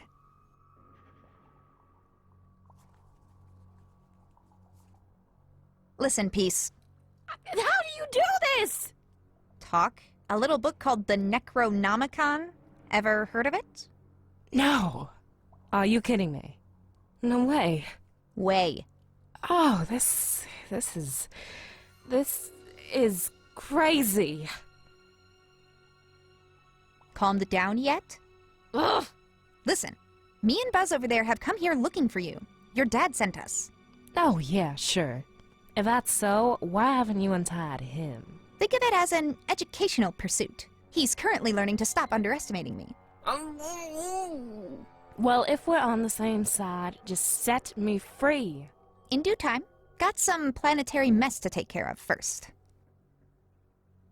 Why did you tie up my friend? He's completely harmless. Why don't you set him free, then? Not yet. He is learning something valuable. Uh-huh. Got anything out of your weird buddy over there? As a matter of fact, I did. Like the whereabouts of Baron Ferenzi? Maybe. I'm listening. Again, we're on the same side. As soon as you untie me, kitty.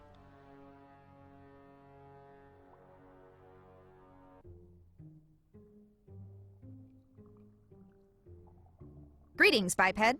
Up to the left then, up to the right then, up to the middle and back up to the right. Hello, kitty. What was that singing about? Oh, just directions to Grandma's house. I have bad memory, but strong legs. Right.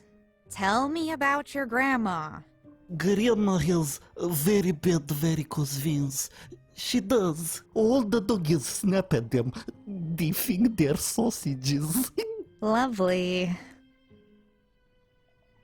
What's your name, buddy? Hey, kitty cat. I'm Nelu. I have strong legs. You sure do. What's with all the planet stuff, Nelu? Ooh, I love my planets. I used to be an astronomer.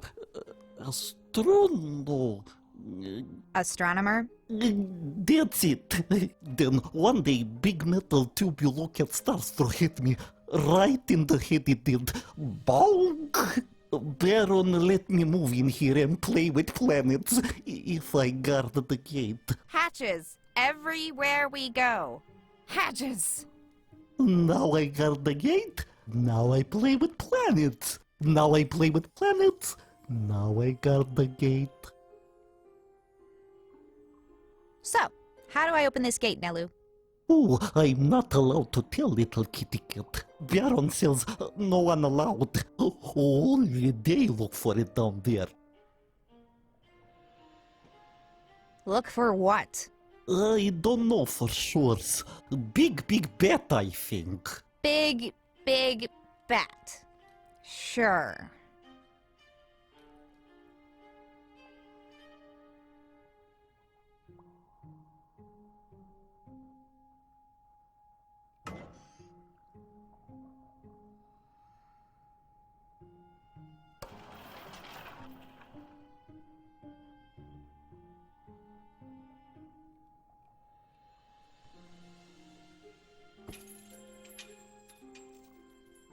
I can't reach it from here.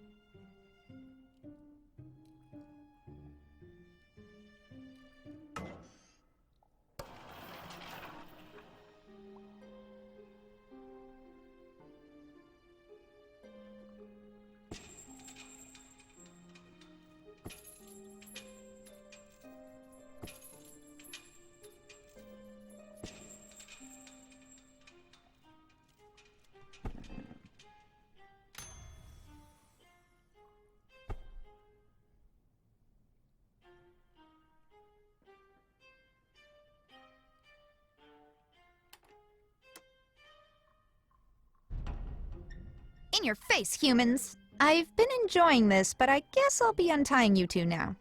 Please tell me what is going on here. Alright, let's take it from the top. So this bozo walks in one night with a weird book and starts reading from it.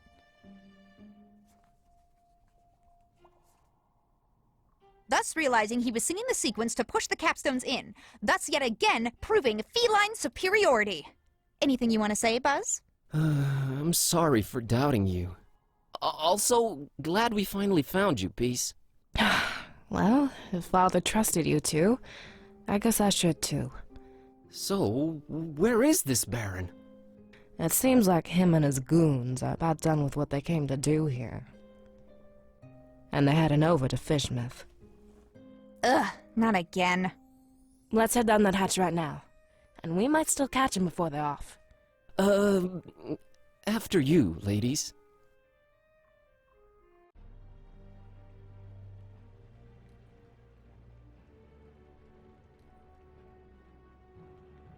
Looks like we're too late. The Baron's left already, and it seems he got what he was looking for.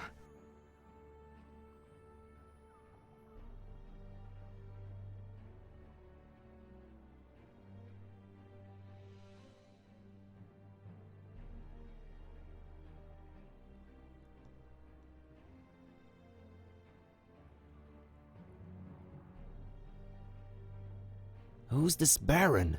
Why were you looking for him? What is he after? Baron Ferenci. Just one of the many names the butcher goes by. We're both looking at the same thing here. What do you think it is they've dug out of that rock there? Looks like wings. Oh my god, that's just like in the legend. Precisely. You shall never dismiss local myths as complete nonsense. A huge pair of dragon wings, that's what they got away with. Nothing we can do about it now, Carrier. No end to the work. Dragon wings, just like in the legend, but hey, I'm prepared to believe anything at this point. What does this guy need him for? They do call him the Butcher, so I can only assume the worst. Oh, right. No end to the work? What does that mean, Peace? How much of the book have you read? I read a bit of it once. It made Kitty start to talk. I was frankly too terrified to examine it since. Open it at the very last page.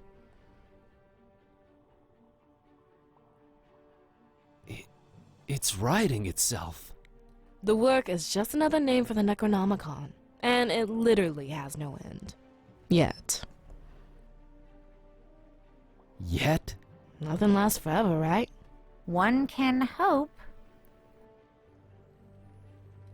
So, wait a minute, does this mean... I don't know exactly what it means, to be truthful. No one really does. What we do know is that it can change reality around it, and it might be controlled while doing so. Not by Buzz. Did you just call me Carrier? That seems to be your role, yes. Oh, again with this deterministic nonsense. That's a mighty big word there, buddy. The book shows you to carry it, and there's nothing you can do about it. What does that make you? I'm a hunter of evils. Huh, like your dad, huh? He's more of a protector of the other. So everyone has their little role in this production, huh? What's Kitty's, then? I don't want to speculate on that. Smart girl. The other. Olmstein is not like us. You think, or you know? Neither. I believe. Never mind. Was it you who installed the communications jammer? I was trying to sabotage the Baron. Much good did that do.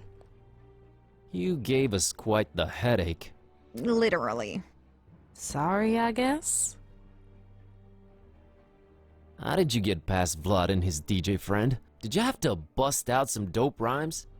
What? No, I'm stealthy. I don't think they even suspect what had been going on underneath them. So what's our next... wait a minute. My phone's ringing, but we're deep underground. Everything's upside down around here. Dawn, is that you? Finally. Where the heck were you guys? I've been calling forever. Long story. The butcher was here, but he gave us the slip. We did find Peace. She's here with us. Hold on, I'm putting you on speaker. Hello. Yeah, hi. So I found what was hidden in Flamel's abode. The stabilizing element. Yeah, a piece of paper with one phrase written on it. What phrase? I have it right here. One sec. A terrible storm, and 3 bells ringing throughout it, shall awaken the beast.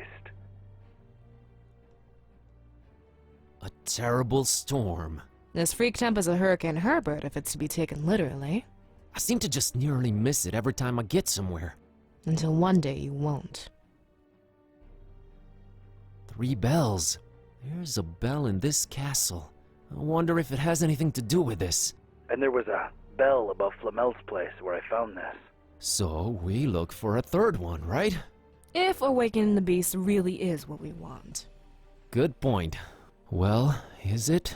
Oh, it sounds exciting at least. I have enough excitement in my life already.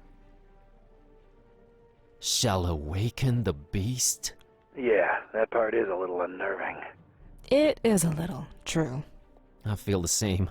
It probably still needs to happen, right? Most likely, yes. It probably does, whatever that means.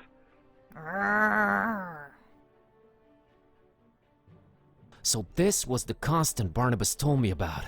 The stabilizing element. If only we actually knew what that meant.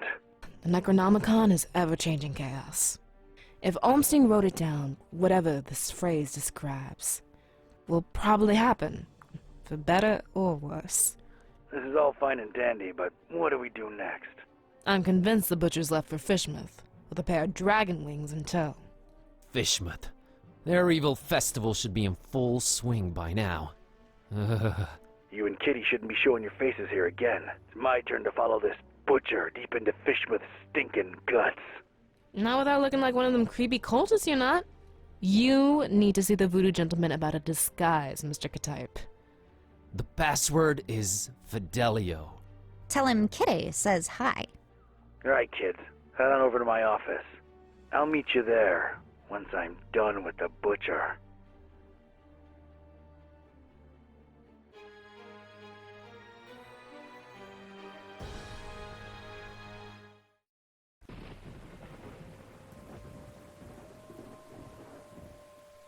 I'd made my way to the part of town Buzz lived in, just as wretched and unappealing as the rest of Darkham. But it was dawn, and that seemed to raise my spirits a little. It was time to look for the Voodoo gentleman.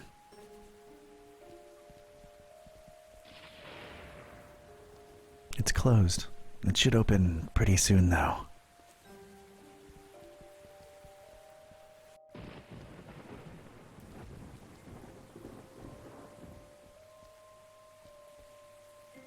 Morning. Password? Fidelio. Hello there. Greetings, traveler. Was that password part really necessary? Ah, not this again. The Voodoo gentleman, I presume. You presume correctly, sir. And you are? Ketype. Don R. Ketype. Friend of Buzz's. He was here a while ago. Oh, yeah. He's alright, I hope. Is the cat in the same predicament? Still a wisecracking nightmare. Yeah. That's unfortunate. Interesting interior design choices. Why, thanks for noticing. A little eclectic, to be sure, but clients seem to appreciate it. You travel a lot, don't you? I can see you've been hitting a lot of the gift shops. Oh, no. I avoid those like the plague. Only authentic stuff for me. Shipping is a pain, though, believe you me. So, what about this Olmstein character? Buzz tells me you says he's a good friend of yours. Yes, I did say that, didn't I? It's a weird thing about Bob. What is? Well, everything. I understand he is some kind of authority in occultism. The extent of his knowledge is splendiferous. He knows a lot of stuff about a lot of stuff, right? But it's all I can't put it into words. He's different, Bob is. Well, that went nowhere. What does he look like? What's his deal? You probably won't believe me, but see here, it's strange. I've been friends with him for decades now, or at least I'm convinced I have. And yet, it's like one of those dreams where you see the person clearly in front of you, yet when you wake, you can't for the life of you describe them. Oh, come on. I'm serious. Bob is, well, he's something else. He's the one person I can really say has changed me. I mean, in his presence, I always feel, volatile, inconsistent, vibrantly fluctuating, inevitably equivocal.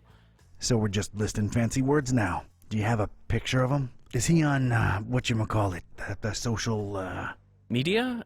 I don't think I've ever seen Bob in a picture, and he's undescribable. A true mystery. Not that you'd care, but none of that helped. Like, at all. What can I tell you, Mr. Ketype? Some people are just hermetical like that. Has Bob ever gone by the nickname The Butcher? Oh, no. The Butcher's a horrible person, whoever he or she is. Care to, expand on that subject? Not much is known about the Butcher, even in my circle. He's rumored to be into god-awful, unnatural experiments with the dead. Ugh, horrible stuff. Bob can't be the Butcher, or at least I don't think so. Getting on to something else. Wait, before that, there's something about you. I get this feeling that you are somehow marked. All right, I'm impressed. Yeah, I touched something called the, Shining Trapeze... The Shining Trapezohedron! Yet you stand here before me, so it's true. You have the Haunter's Mark. Forgive me to throw such a cliché at you, but you truly are chosen. Why, thanks for noticing. Mom always said one day I'd show 'em all who Don Kitteh is. Of course, you know, with great dark powers come great dark responsibilities. Oh, yeah. Tenebrous forces consuming and corrupting the mortal soul and all that. Not really a surprise, to be quite honest with you. So, how's the voodoo business going these days? You know, can't really complain. A possession here, a curse there. It's really picked up with all the weird cults running around lately. Yeah, gonna be digging into a lot of that soon. About the Haunter's Mark, what exactly does it do? It is supposed to turn its bearer into a receptor of sorts. Great. Now I'm a receptor. A way of channeling past events that involved said object. The things we could learn about the world by employing its power. It boggles the mind.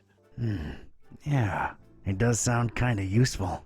Kinda like a superpower, so I'm not complaining. Not exactly a superpower. It's a dark gift, and it may come with great personal costs. Dark or not, I, like gifts. I can, make my hand glow on command, too. Yeah, that's pretty rad. I'm in the need of some robes to attend the Fishmouth festival. Think you can help out? The fest? Whatever would possess you to want to go there? Word of dispassionate advice. Don't. Those are bad people, if people they be. I'm up to my neck in it. Can't really back out now. So, can you help with the robes? I sure can. You're gonna need a fine piece of silk, a miniaturized sewing machine, 3 tufts of recently shed koala fur. Anything else? A cemetery caretaker's liver, voluntarily donated. What else? You know those fish that kind of blow up into, like, spiky spheres every once in a while? What are they called? Puffer fish? Yeah, well, one of those. Well, not for the robes. I just really always wanted one. Anything else? Male alligators' baby teeth, but they have to be in pristine condition, otherwise they're useless. Oh, and any kind of indie game developer DNA. Tears have historically proven to be the easiest to procure. Okay, I've heard enough. Don't you happen to have the actual article laying around somewhere? As a matter of fact, I do. Can I just, have it? No, fetch quests or anything? Yeah, sure, why not? It was really appreciated at last year's Supernatural Society costume ball, but I doubt it would hit as hard this year. It's in the chest over there. Let me unlock it for you. Thanks, Voodoo gentleman. You're all right. No probs, Donatello. Please don't call me that.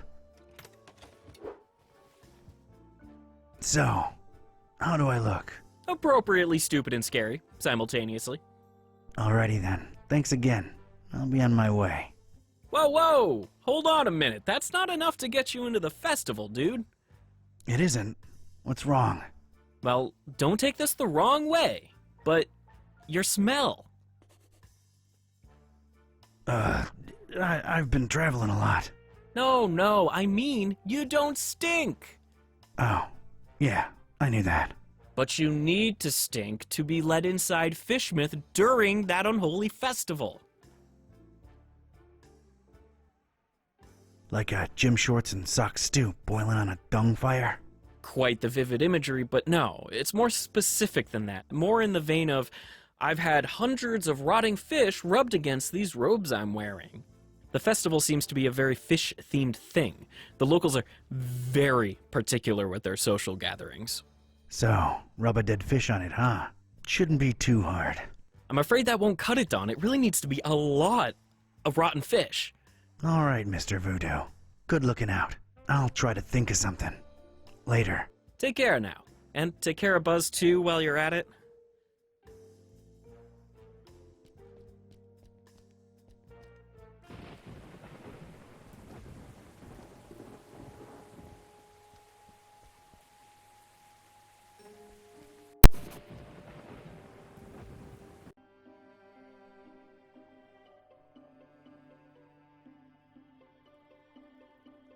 Morning. Brother. Brother. Okay. Yeah, I need fish. Sure thing, brother. What type and how much? Type doesn't really matter. Need hundreds of them. Rotten. Oh, that's suspicious. What you need 'em for? What do you care? I got the milk. I can cover it. Can't sell your rotten fish, sir. Sir? What happened to brother? Anyone can wear a robe. And when they start making dubious demands, how do I know you ain't one of them health inspectors? Do I look like a health inspector? Maybe you're undercover. Yeah, undercover health inspectors. That's a thing. I ain't risking my license revoked. Brother. I don't know about that. What's the deal with the hanging chain? All due respect, sir. That's none of your business. I detect a pretty strong smell coming from up there. Could it, perchance, be where you keep all the merch that's gone bad? Now that's presuming a whole lot, sir. Not exactly a refrigerated environment if we go by olfactory clues. What olfactory? There's a smell, Brother Fishmonger. And nasty stuff dripping from the ceiling. That's my damn business, if you don't mind. Oh, come on, we bros. You know it. I straight up and down don't. Say, you look familiar. What? We all look the same to you Darkhamites, don't we? Racist. Racist? Not at all. There's just something about your features, your eyes, maybe. You think I don't know the stereotypes y'all throwing around about us? Fish face, bug eye, and all that sort. Well, I'll have you know, before you make any kind of ignorant comment about my eyes, I've got a sleeping condition, all right?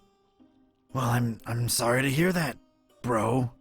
Is that bad? Are you taking anything for that? Yeah, it's bad. And no, drugs don't work. It's a smart man what stays away from drugs. Gee, thanks for the insight. Huh. Do you, take sleeping pills? Ain't working for me. I can take a fistful and it'll be like chugging some Joe. Yeah, dog. Life ain't at ease if you ain't got those Z's.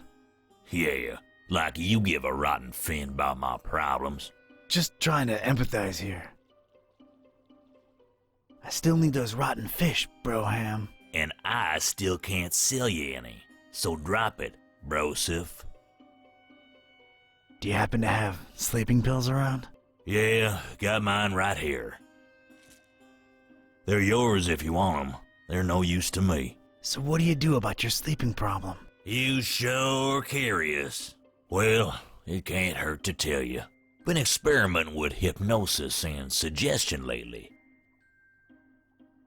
Hypnosis? Really? Does it work? Well, it ain't been long, so I don't really know as yet. Doc been suggesting stuff to me for some sessions, and the payoff's still to come. What's the payoff?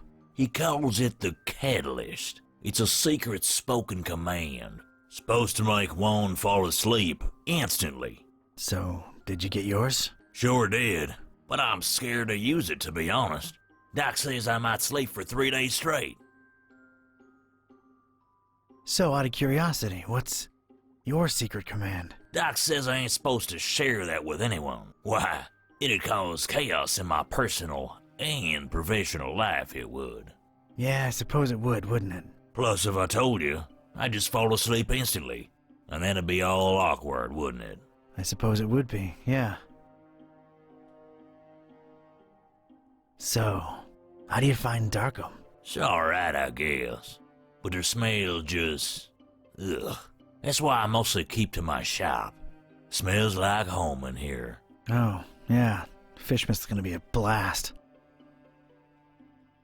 Catch you later. Your secret command is bubble wrap. I bet I know what your command is. I'll bet you don't. Bubble wrap. How'd you?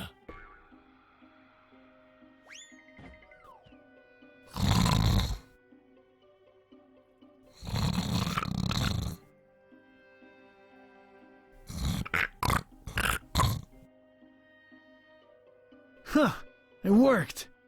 I have to admit I had serious doubts, but it actually did. And it was time to get my robes dirty, so to speak.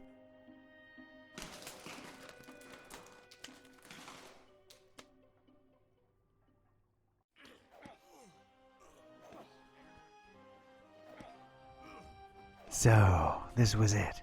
Stinky old Fishmouth. Smell-wise, it was probably the fishery I'd just come from times 1,000. I was blending in like a professional and itching to sink my teeth into whatever Fishmouth had to offer. Except the local food.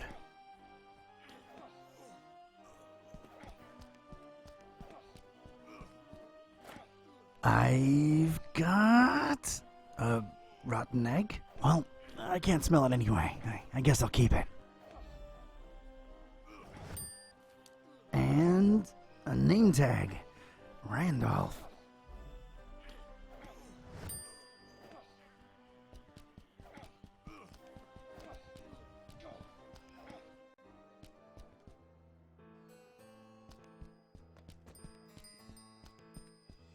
You're mine.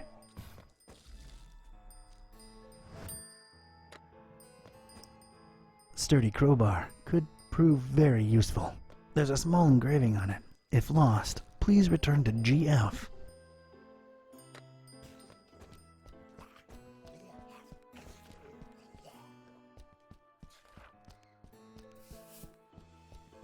I guess stinking horribly yourself negates the downsides of rummaging through trash. So, here I go. Oh, got a really rotten egg. Oh yeah, squishy goodness. And, a boot. Okay.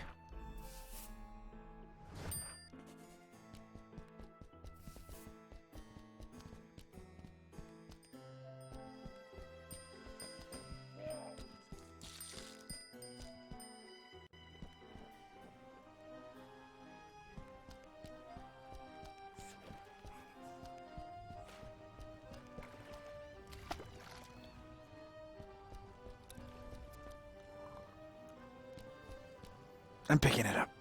Oh, God, I'm actually doing it. Oh.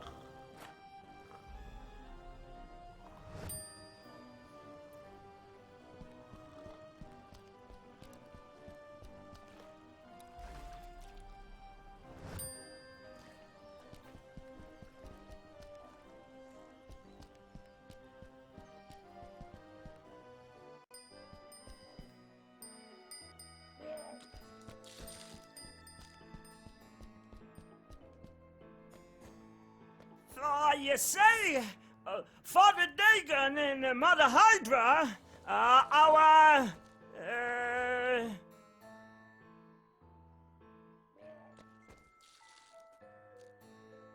Biggest problem!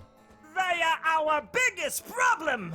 And it has never been clearer that with their help, we shall never achieve anything! We shall never achieve anything! Or know any other gods! Look around, brothers! Cast your eyes on the person next to you! What do you see? Well, I see a group of losers! A group of losers! Like I've never seen before! And our numbers are always rising! Make no mistake! Our endeavor is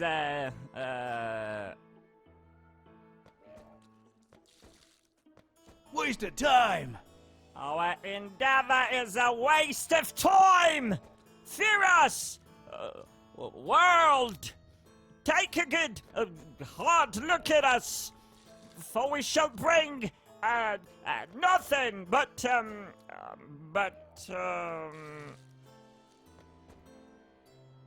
lemon cake and cotton candy! lemon cake and cotton candy to your doorstep! We are the next in line for All right, that got him a little riled up.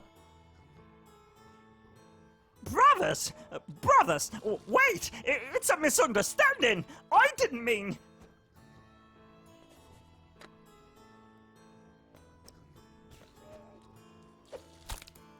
They're a bit more excited now. They're even more mad. We're getting there.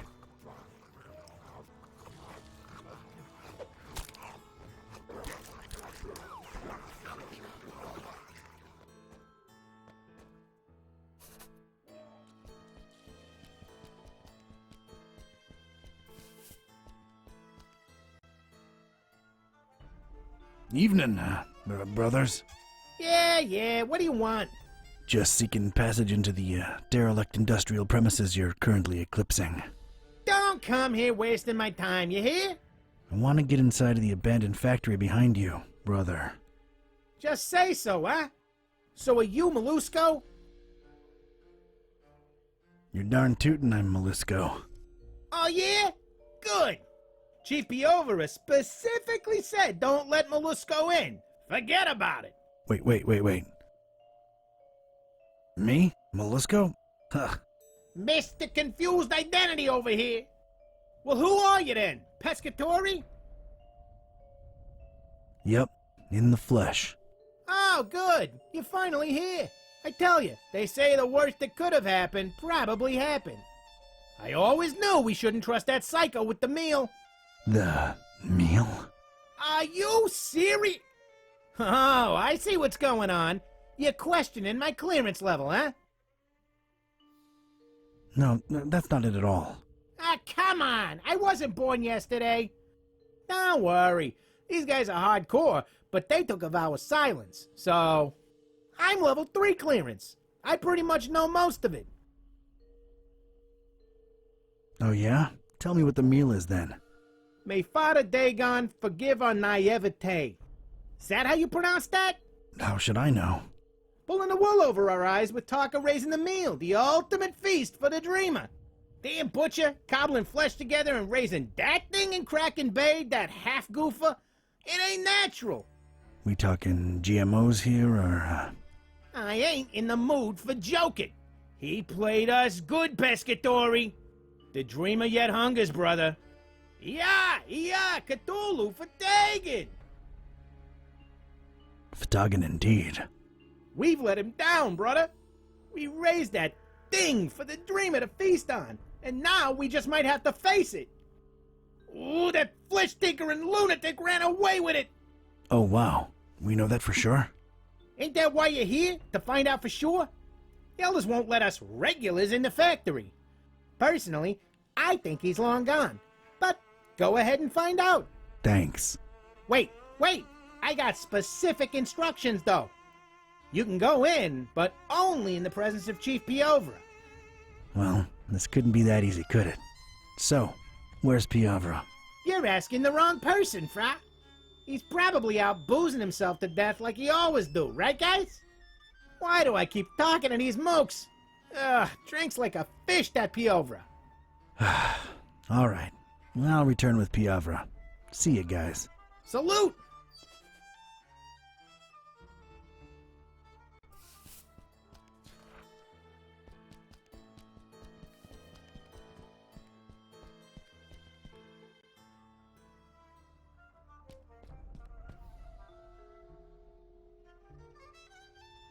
Is that crazy guy outside gone, friend? Yeah, he's gone. I made sure of that. Whew. Well, I guess thanks are in order. Forgive me if I sound reluctant. I've just come to trust you cultists less lately. Completely understandable. We got our fair share of dummies. The kind of dummies what sucker punch you no warning. Happened recently, right where we stand, mister. Yeah, no more respect for small businesses. Yeah, not to mention the big franchises moving in and cannibalizing us little guys. Right. Cannibalism. Ugh. I mean, I'm just trying to eat here, you know? Oh, yeah, absolutely. So, what can I do you for, friend? Did a guy named Piovra happen to drop by your fine establishment? No offense, brother, but I'm smart enough to know I ain't supposed to be saying who's who and who ain't who, especially in these tense times, you know?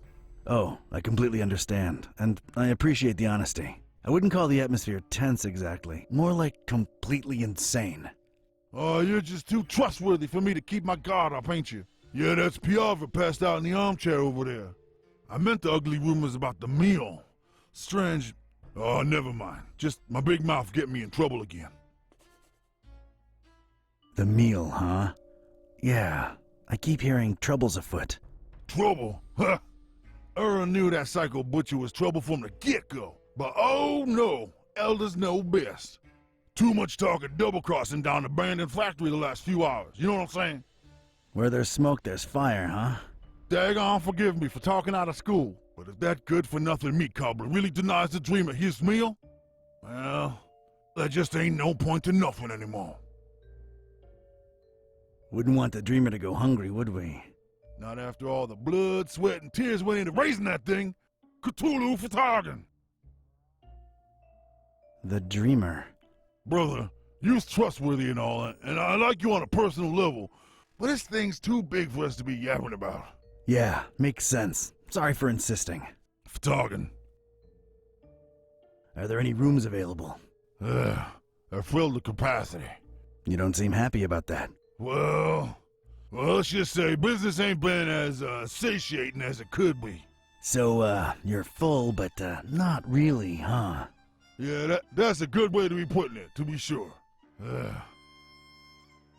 What are your thoughts on the festival? To tell you the truth, it's kind of a disappointment so far. Scrawny cultists, most of them, and always roaming the streets and don't seem to ever go to sleep in their rooms like they supposed to. I mean, it's a festival. People hardly sleep during these things. Oh, they don't, do they? I'll be on my way.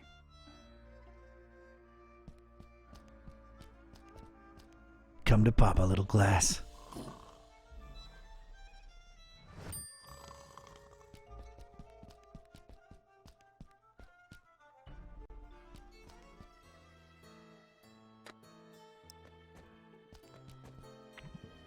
Got myself a glass of oil. Neat.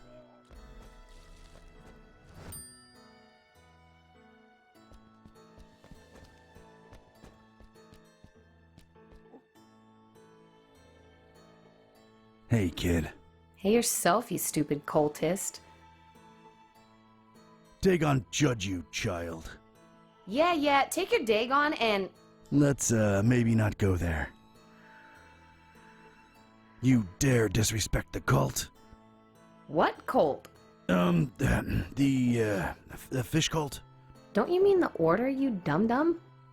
Gosh, they'll just let any mouth breather in your little Girl Scouts club. Yeah, we've been, lowering our standards, lately. And there you stand, living proof. So, how's things? What's with the wheelbarrow? What's with the wheelbarrow? Nice conversational spark up, Square. Well, you do have a wheelbarrow. Yeah, so? Can't be cool next to a wheelbarrow, 'cause you said so, Pops? Sheesh. A square? Me? Yeah, man, you're like squared. Sick burn, dude. I know, right? Huh. I guess I really am a square now. Man, I used to be one of the cool kids. You don't say. Yeah, alright. I never was a cool kid. I guess I never really fit in, you know? What? Seriously? Yeah. Must be why I'm walking around in these ridiculous pajamas. Just trying to be accepted somewhere, you know? Oh, man. I feel you. Yeah, well, at least I got this. What? These stupid robes? Do they make you feel special, dude? I'm the same man underneath, but they like me more in these dumb rags, sister. Sister. It ain't the 70s anymore, Daddy-O. Anyway, man, whatever flies your dirigible, you know what I mean? Yeah, I dig. Far out, bruv. Why you, hating on the order, though? He's all street now. Your nomenclature's all over the place, buds. You guys are a bunch of fish brains for worshipping that imaginary tadpole dad of yours. He's alright.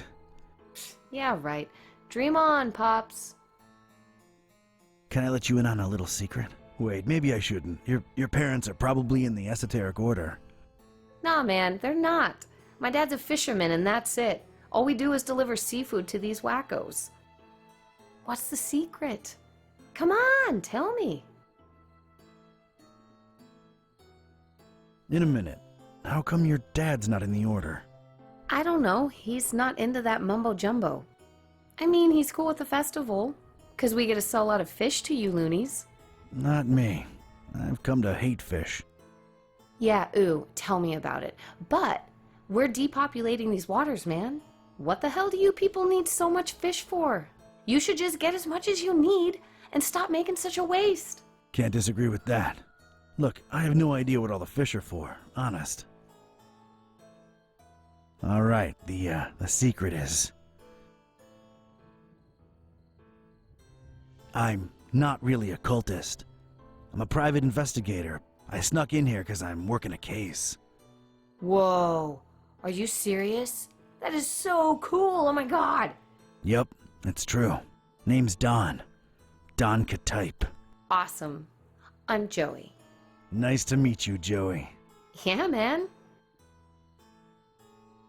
Joey, you think I could borrow that wheelbarrow for a minute? Oh man, I would, but I'd really avoid getting on my dad's nerves right now. You know, I want to get a tattoo or a piercing soon. Something to express myself, right? And he's like so against it. Like all he knows and cares about is fishing stuff. Says, I'm gonna be a fisherman just like he is. Right, I gotcha. Let me think for a minute. Hey, Joey, what if you somehow got to express yourself and keep your dad happy too? How would I do that? I have this fish hook. Think about it. Fish hook lip piercing. Your dad can't hate on that. It just screams fisherman. What do you say? That is so gnarly, dude. Awesome. Whew, alright then. You think I could get that wheelbarrow for a couple of minutes? Sure, dude. Knock yourself out. Man, this is gonna look so sick. Woot woot! Yeah, Maybe clean it a bit before sticking it in your lip. I don't think it's entirely sanitary as is. Uh-huh. Thanks, Don. Sure thing. Hey, before I go, what do you know about the meal?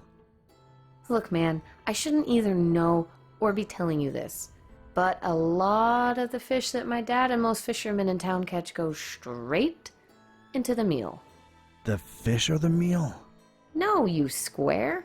The meal is what they've been raising over in Kraken Bay. Duh. Oh. So, what is it? Don't know, don't care, and I wouldn't look too closely into it if I were you. Just saying. Do you know anything about the dreamer? Oh, man, don't say that out loud. They don't like that. Well, paradoxically, they speak his name out loud all the time, but geez, careful. You mean Dagon? Bigger than Dagon, Broham. Much bigger. Anyway, it's just a dumb delusion like everything else the Order worships. But it keeps them popping business, so, you know. Uh-huh. You ever heard of someone called the Butcher? Psst. Who hasn't? But officially, I have no idea what you're talking about. There's a lot of whispers of betrayal and all kinds of crazy stuff, and everybody in the EOD's a lot more on edge than usual, but none of them are right in the head, so who knows, really? Yeah, this place is crazy, no doubt. Later, Joey. Don't blow my cover, all right? Watch your back, Donnie boy.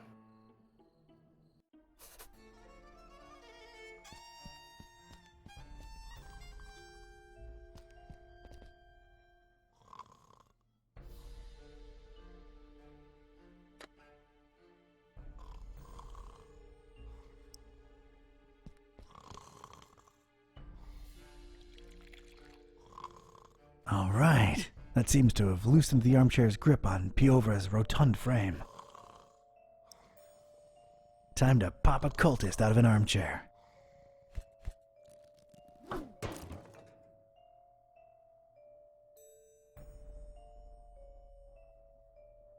Well, here we are in the presence of Chief Piovra. Porca vacca! Hard to tell how present he really is, but it's him all right. Ain't no discussion about that. All right, go right ahead. And Pescatori? Yeah? Well, I'm convinced he's long gone. But if by some dark miracle you do get a hold of him, show him what the EOD does to traitors. Ooh, show him good. You betcha. See you later, Pesce. Let him through, boys. Cthulhu for dogging.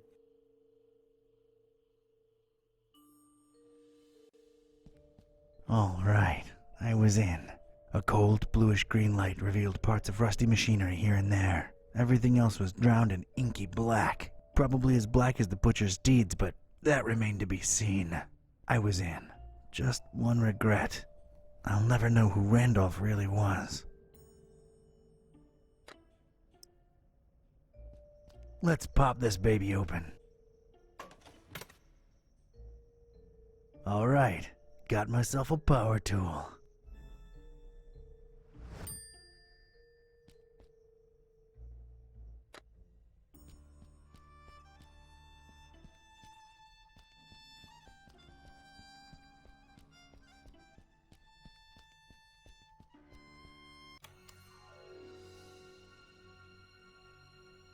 Freeze, you ugly cultist! Isn't that assuming a bit too much given how dark it is in here? Don't push your luck when there's an angry little kid pointing a hand cannon at you, batty! See, now that is concerning. I don't know that I want to live in a society where an innocent child can easily get her hands on a... Would you like for mice to really appreciate you? What? Unless you really do. Don't make me turn you into Swiss cheese!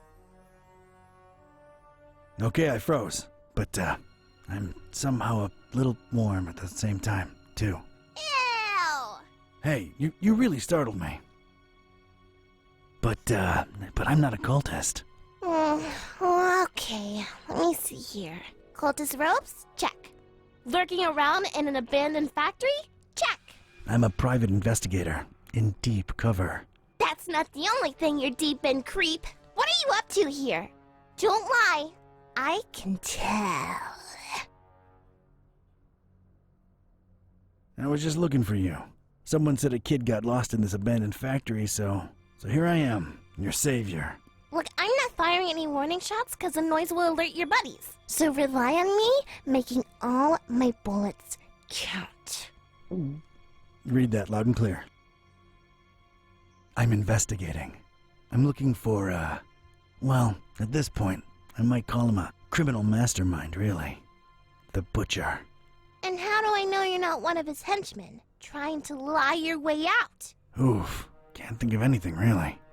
There's just been so much going on lately, it's hard to wrap my head around everything. Let alone explain myself to a kid with a huge gun pointing at my noggin. I've got time. To make an extremely long and convoluted story short, I'm helping a friend unhumanize his cat, I think. Turns out, when they can talk, they're real grouches. So, I'm trying to find out. Wait, what's this friend's name? Buzz. Oh, we'll talk about a coincidence. Is he a librarian? Only librarian I know what's got a talking cat, yeah. Wait, you're not shooting me now, are you? Whatever way they wronged you, I had nothing to do with it. Kitteh can be a real... They actually got Mr. Gillsby back for me. I hate to say it, but they're kind of alright in my book. I mean, I hate them less than you cultists. Wait, you know Buzz and Kitteh? Yeah, we swapped dolls a while ago, back in Darkham. Well, that sounds perfectly normal. Unlike what you are doing to the fishies, you bad people! I don't even like fish. I mean, I don't like eating them. I've got nothing against them. So then why are you killing so many of them? Again, not a cultist. But it might have something to do with whatever the Butcher was working on in this very building. Yeah, well, we'll shed some light on that situation soon enough. You really shouldn't be in here alone. What'll your parents think? They think I'm still in my bedroom. I made sure of that. Can I ask where you got that huge gun from?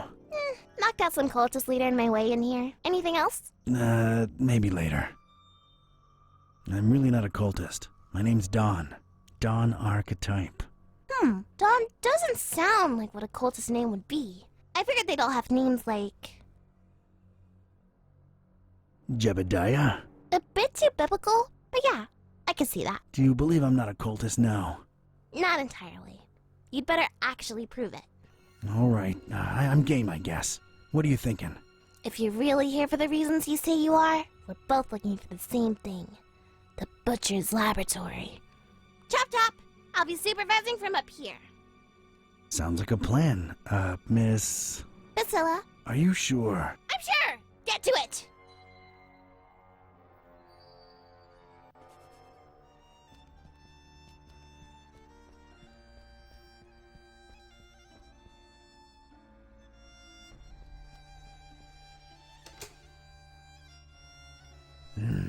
Nothing happened. I think it needs fuel.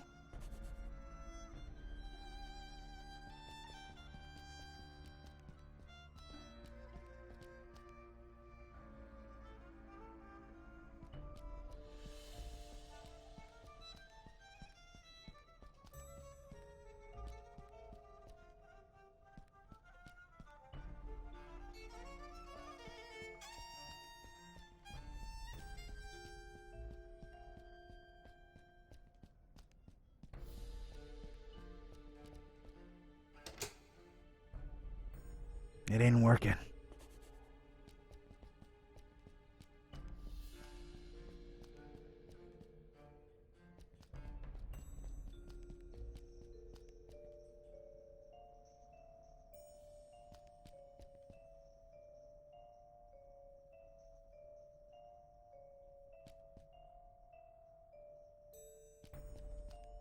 I don't want to touch any of them.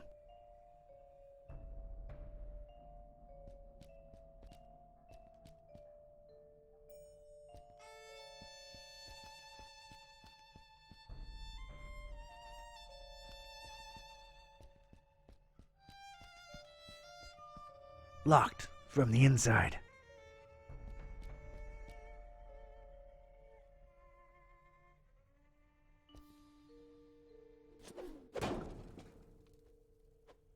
I know Kung Fu. Aha! It's a heavy sliding door.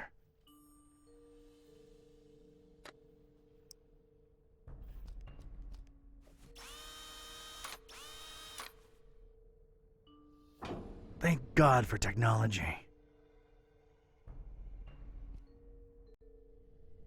I stepped inside and felt my teeth instantly chatter. This was some kind of cryo room, and I didn't bring thicker underwear.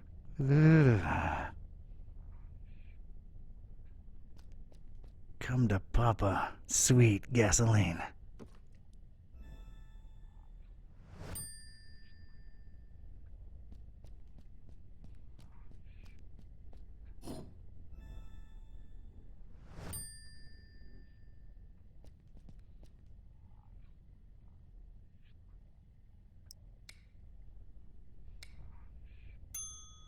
Huh.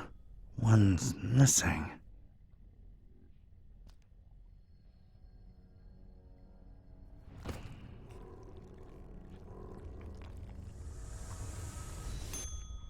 A jolly good day to you, sir and young miss, if day it indeed be. You will forgive my disorientation, I trust. I've been holed up in here for quite a while. I suppose thanks are in order for opening that blasted door. Truly appreciate it. No offense, but, who or, what are you? Oh, do forgive my rudeness. Allow me to introduce myself. I'm quite sure that my name is Otis, but I'm afraid much of my biography is as much a question mark to myself as it is to you. I'm not wrong in surmising that this is the first time you're engaging in conversation with a human-octopus hybrid, correct? Yeah, I'm kind of at a loss for words here. Don't worry, Mr. Octopus Person. I like you. You're kind of a fishy, so you're okay. Haha, well, yes, young miss. I assume I am. Aren't I? Please, call me Otis. Nice to meet you, Otis. I'm Priscilla, and this guy over here is Don. He's a private detective.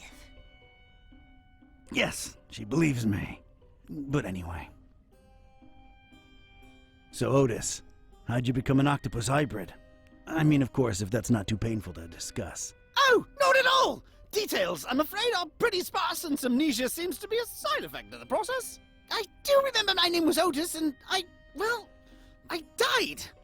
I'm afraid I can't remember the circumstances. I did wake up at the hands of these persons that were operating on me. Strange sensation, to be sure, but I was alive again. Quite a blessing, sir, I assure you. You have quite the positive outlook on life for a talking head. How could I not? I was dead, and now I live! Is there a greater joy imaginable? I think not! That's a refreshingly positive attitude. Thank you! I was always an optimist, and as you can see, good things have happened to me! Indeed. Did you see the butcher? Yeah, did you? I'm afraid I don't know what butcher you speak of. Well, everything's a bit foggy, you understand. All I can remember are masked men rushing about with all kinds of strange instruments. Their speech was muffled, so it was pretty hard to make anything out, I'm afraid. Dang it.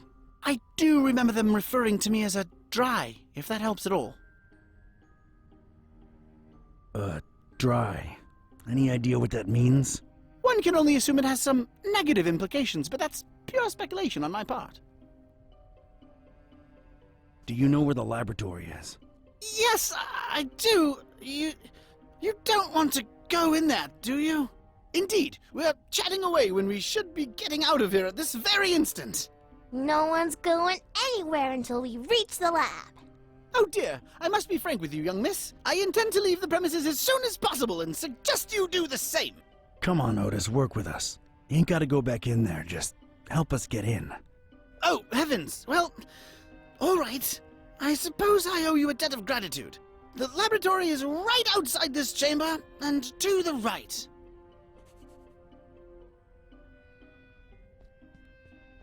Hey, kid, I think I thought of a way to get us past those huge doors, but I need you to trust me, okay? What do you mean? I'm gonna need that gun of yours. Fine, I trust you. Do not let me down. That's a promise, Priscilla.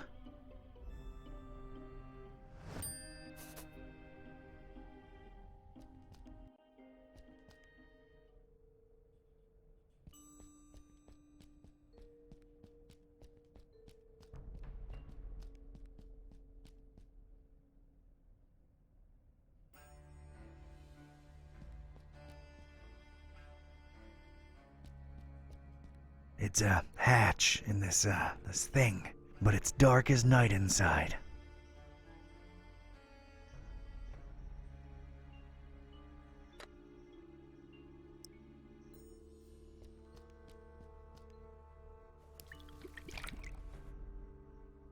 Drink up, big buddy. There you go.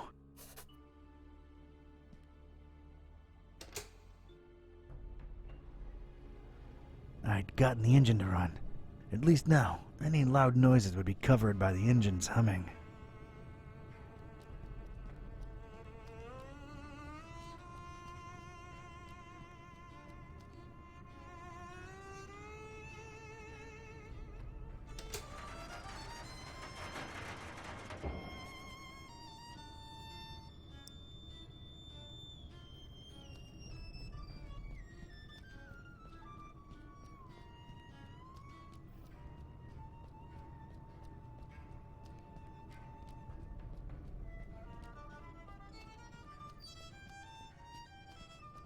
It's been a while, but here goes.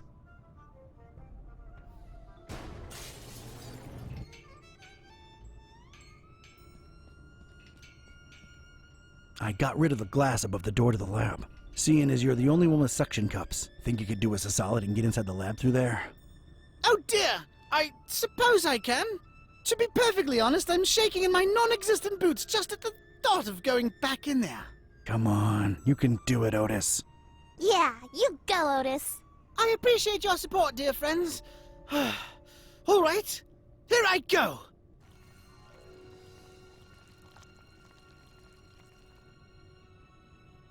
Oh dear! Oh Lord! Oh, it's all coming back now! The pits! The horrible pits! The non-dries! Their horrible gnashing and gnawing and... Oh, this is too much to bear! Oh God, what is that? Oh! Oh, what do you know? It's a coin! Oh, and of course, no pockets to put it in. Great! Oh God, the abominations! Focus, Otis, focus! All right, it's open. Wow. Thanks, Otis. You were incredibly brave. Yes, could I please go now? There are horrible things in there, and I don't wish to spend another second in their vicinity. Where are you headed to, Otis? It appears I really have no place to go, do I? Yeah, I thought that might be the case. Look, here's my office back in Darkham. The key's under the doormat. Make yourself at home until you, think things through, all right? How exactly is he going to make it there without attracting attention? You're right. Hey, I have an idea. Priscilla, you should mail him to my address. You know, like a pet or something. But I want to see the laboratory and save the fishies. You said it yourself. Otis is sort of a fishy, and he needs your help. Once you mail him, you can come back and we'll explore together. What do you say? I guess you're right. But don't explore too much without me, you hear? You can count on me, partner. Don't get ahead of yourself. See ya! Many thanks again! All the best! Oh, it's jolly good to get a second chance, isn't it? So many opportunities! Like? Let's see here. Why, I could be on telly, my dear. The one true talking head out there. Yeah, I guess that's true. See, little one, always keep a positive outlook. Ew, ow. Just a second. Stepped in some oily thing here. Ew. Well, I guess it's slithered, actually, isn't it? You're funny, Otis. Well, that was surreal. All right, let's see what secrets this place holds.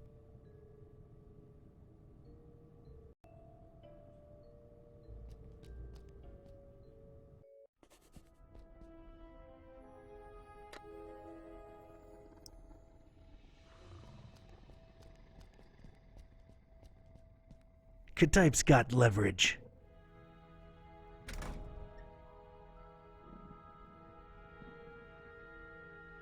Looks like a view of this room from above. And there's a cage hanging overhead.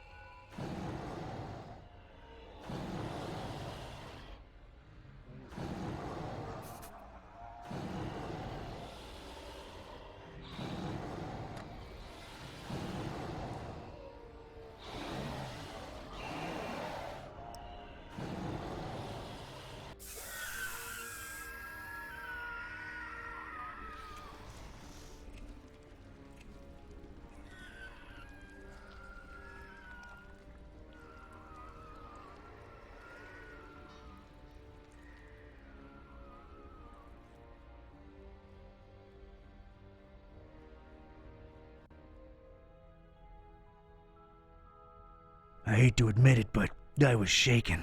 Experiments or not, scientific reality or abhorrent supernatural nightmare, these horrible blobs of flesh, limb, and rot existed. I could still smell their indescribable presence, even though they were all gone. God knows where. It really takes a lot to shake me, but I was shaken.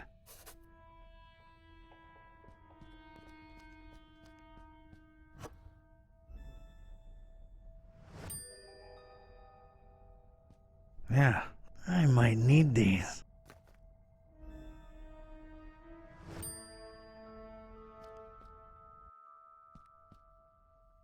I was inside the butcher's inner sanctum, and I'd expected this place to be lousy with guts and gore and parts and pieces, but this wasn't that. This was, well, colorful. Colorful in a way that makes a Joe uneasy, and it set me to wondering what this guy had for triangles. So many triangles.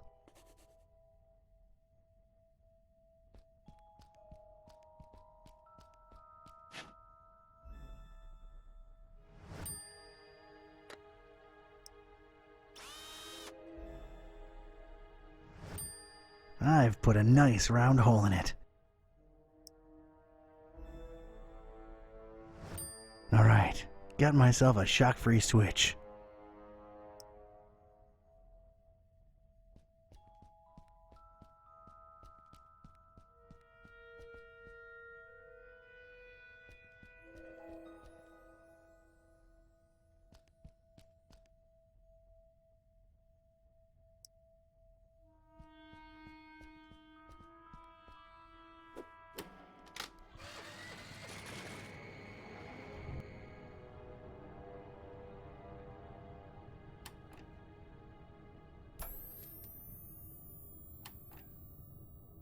Yes!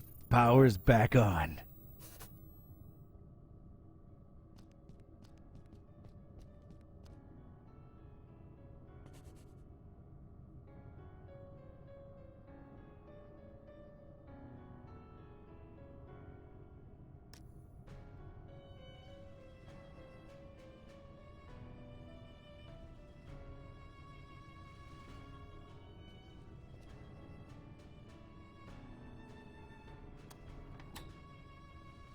The flesh will not stay merry.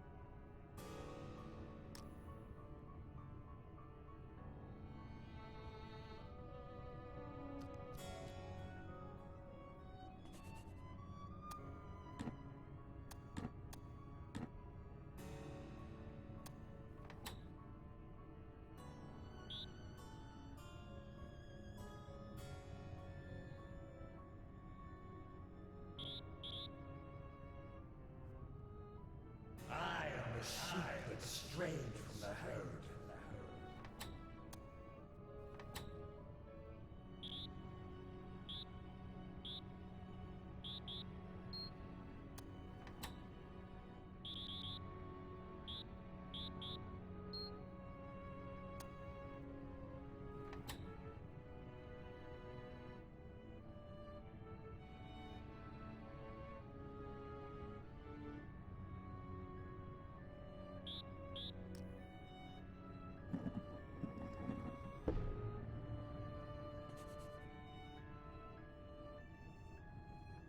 I really don't need it. Maybe just its story. The perfect idiot! Left toward the bay, right toward the EOD! Get it through your thick skull!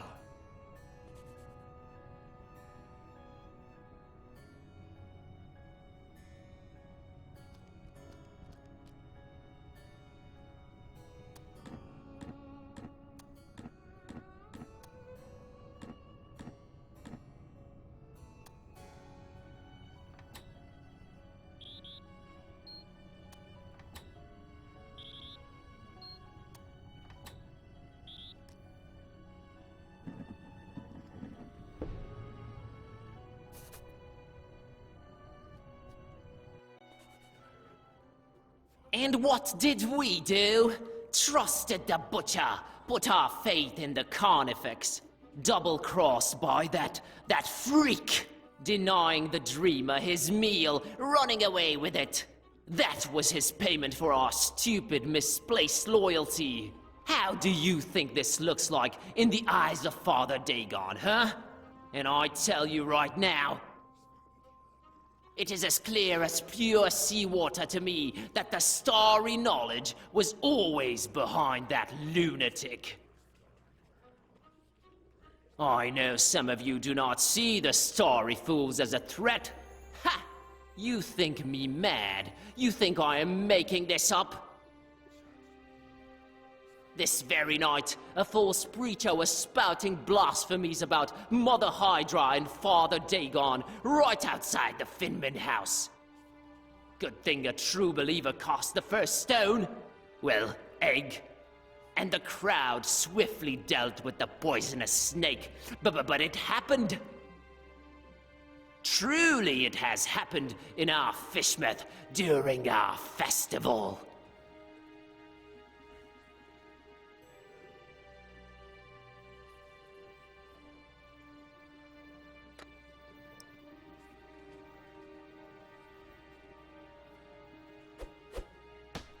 Hunter curse you.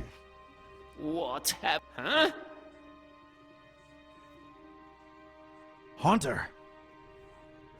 All that prey, all the blood and sweat and tears we put into the crop, wasted on a liar.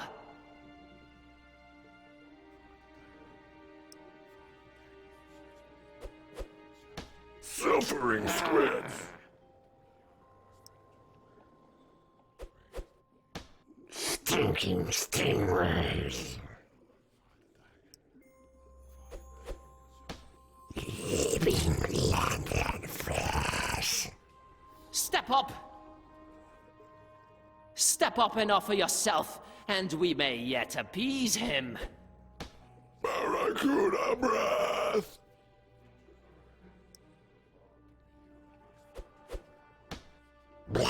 Blancos. Son of a nebula. Huh? That's strange. I speak the truth. They may be in our midst right now. Fist Yes, believe it. Son of a squid. Stars fall on you. Huh? Stars? I thought these guys were all about fish. Enough of this masquerade! I knew it! Treason! There is but one true God, you fish-loving heathens! And his name is the Haunter! How dare you speak that name in the house of Dagon? You broke into our temple and stole the Trapezohedron! Now you're going to pay! We'll feed you to the fish! Give us the book! No, you give us the book! Oh my God, little kid! What are you doing?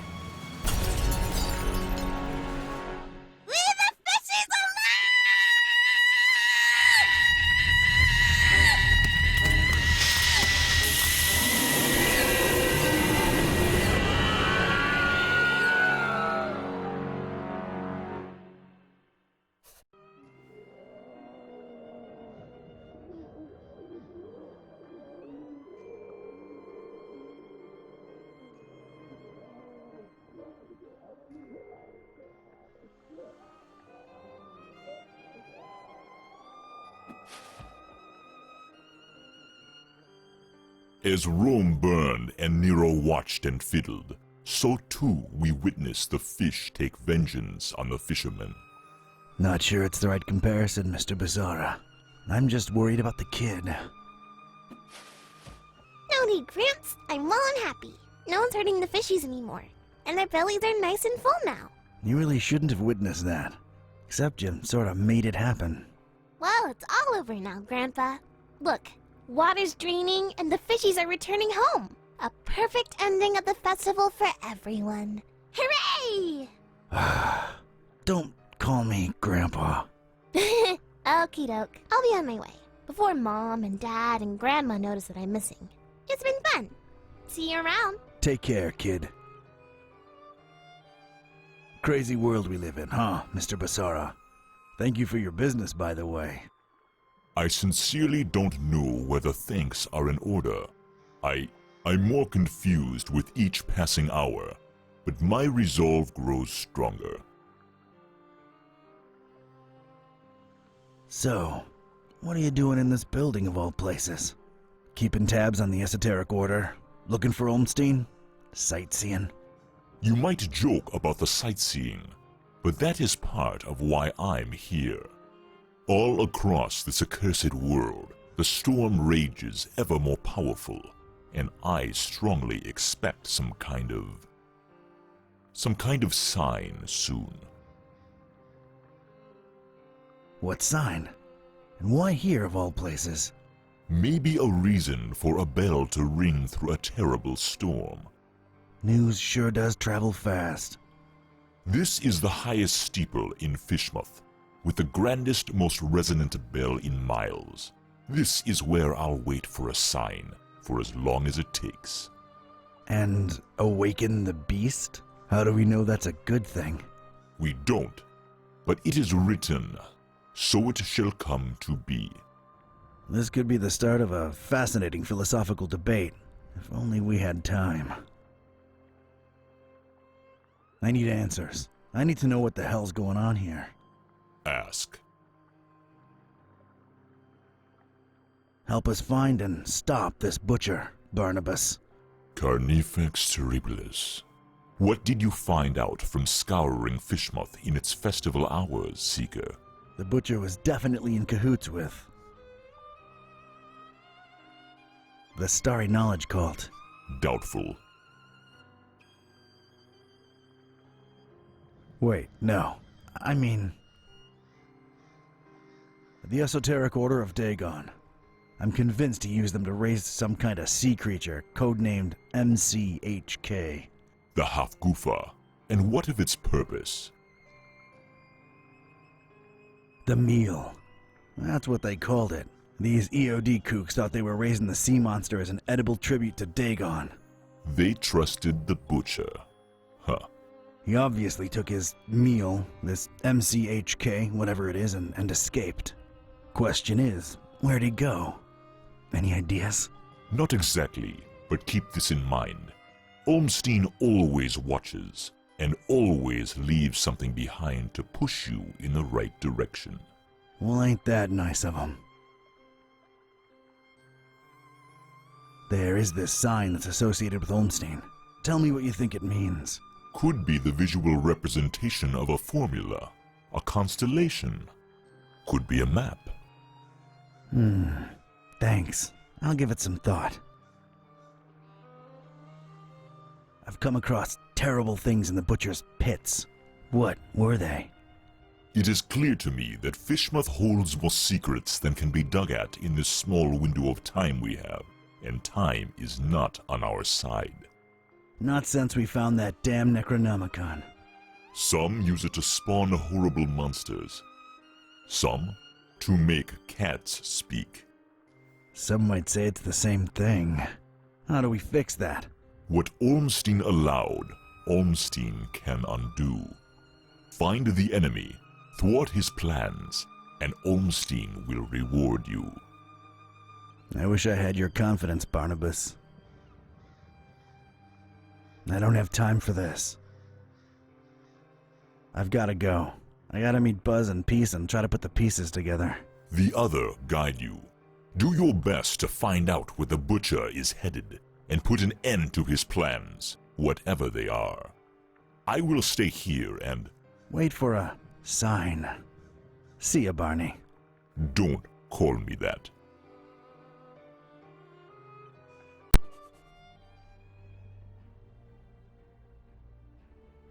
Hey, kids. He's back! nice place you've got here, Don. Glad to see you made it all right, buddy. Scared the living daylights out of us. No offense, dude. None taken. Yeah, Fishmouth was interesting. Met your dad finally, peace. Oh yeah? Is he alright? He's good. He's in a steeple, waiting for a sign. Sounds like Dad. Can we please skip the niceties and put our heads together? Right. I made my way into the butcher's laboratory. Sorry, bad flashback. Would you please excuse me? Sure thing, Otis. Go get some rest. The butcher. He wasn't still there, was he? I just missed him. What did you find that could be relevant? MCHK seemed to be an important acronym. What's that about? I've got a theory. MC might stand for... massive creature? I mean, that's what it supposedly is. As for HK... half Goofa king? Massive creature, half Goofa king. I might be very wrong on that. Either way, he apparently used the cult to get the monster bred and fed, and then ran away with it to who knows where. The half-goofa? What will he do with it? Huge biological weapon under your control. I can think of a number of things. Oh boy. We need to get this guy. That's great and all, but you know, my problem... Remember what this is really all about? The butcher and Olmstein? There's a connection there. We gotta stop always being one step behind him. The festival. Fishmouth really knows how to party. What I can say for sure is that the Esoteric Order's been brought down a few notches. And so is the Starry Knowledge Cult. Nice going, man. Wasn't me who did it. It was a short, weird little girl who really loves her fishies. That actually makes a lot of sense. Yeah, other than that, I'm afraid Fishmouth and its creepy inhabitants remain a mystery. For now. The stabilizing element. Olmstein's constant. What did that say again? A terrible storm and 3 bells ringing throughout it shall awaken the beast. What are your thoughts on it? The end to all this. What Peace said when I called you guys. It makes sense. I just don't know that I want all this to end with a beast awakening. None of us really do. I stand by my conviction. Just like the Necronomicon, this is all just ever-changing chaos. So Olmstein wrote the ending down and set it in stone. Wrote the ending? What does that even mean? He is not like us. Can't you grasp the concept of divinity? If he wrote it down, it will happen. Oh, man. Where are we on Olmstein's sign? I'm stumped. What do you think it could be? Some kind of scientific formula. God, I hope not. I'm not equipped for that kind of investigation. How about we just drop that hypothesis and forget I said anything? Works for me. Wait, I have an idea. Hand over that mouse, Buzz.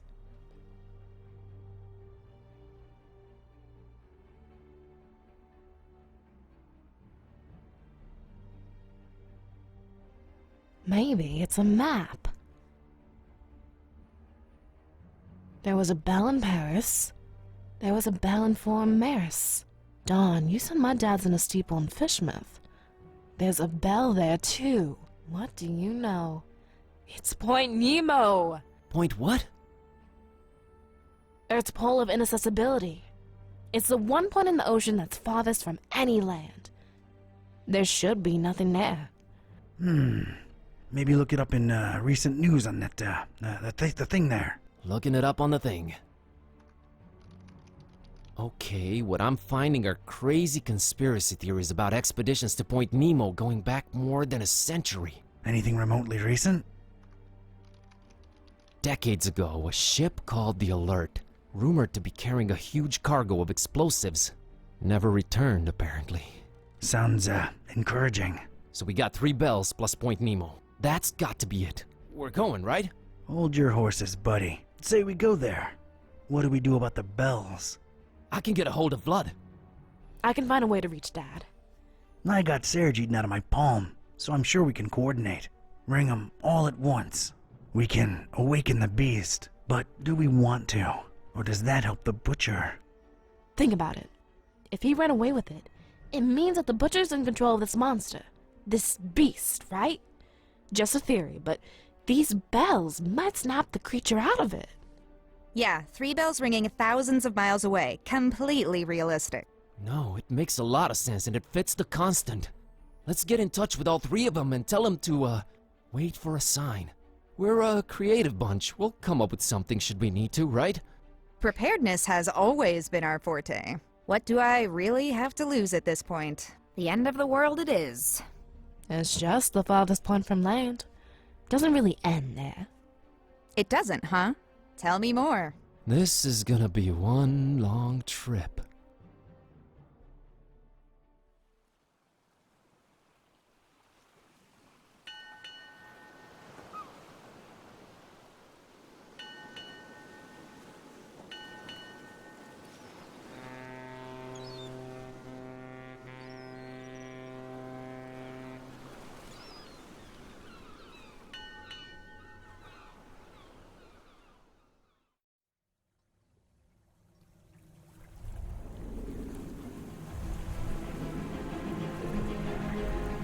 Ladies and gents, it's kinda crazy, but we're really here.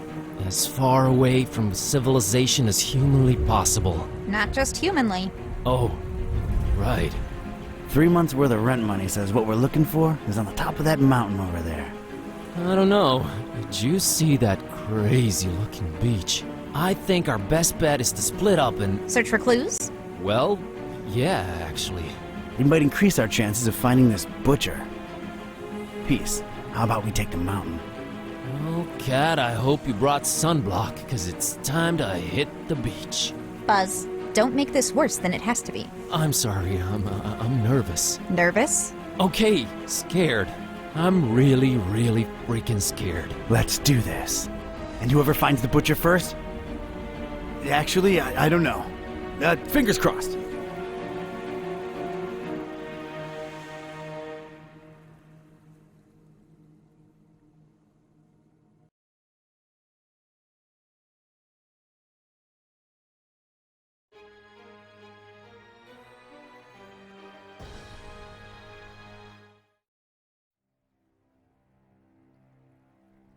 Point Nemo. Hopefully, it all ends here, once and for all. Is it me, or does this place seem off somehow? And for some reason, that huge, not quite full moon up there is particularly bothersome. Gibbous. What? Gibbous. Almost but not quite fully revealed. It's what you call that kind of moon. Whatever you say, Madam Scientist. Let's just...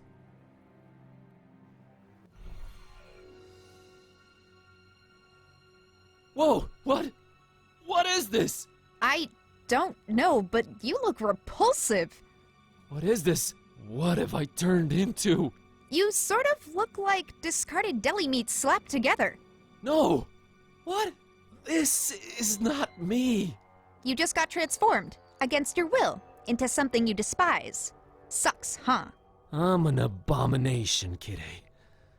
But I didn't even do anything. Oh God. Oh no. You think this is permanent? Apparently not. Oh! What now? What do I look like now? Basic? Blocky? Everything is squares. I'm squares. Ah! Whoa. Yeah, I kind of prefer the previous look, to be honest. What fresh hell? What even am I? Some kind of... You're like, I give up. I feel a panic attack coming. This place is really doing a number on you. Wait, I'm back! Oh, praise the infinite universe! I am back! Oh, that was scary as... I hate to be the ever cynical one, but I have a bad feeling. I think it's... What? Yep, it's cyclical. No, no, no! The bad news is you seem to keep transforming. The good news, it's only happening to you. What can we do, Kitteh? Suck it up and press on, Kerwan. Oh, you're right. Let's keep going.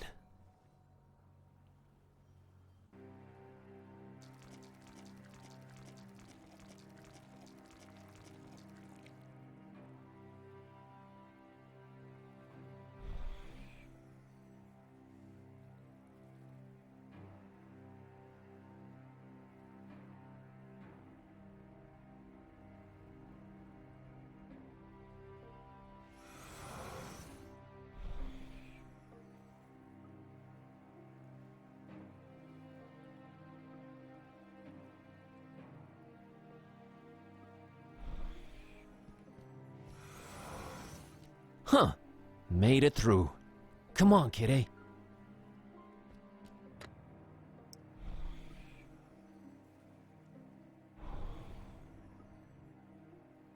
Whoa. What the heck did you do, Kerwan? It worked. The Necronomicon actually worked on you. Did you think I wasn't going through enough already? Look at me! I know, but this might be helpful.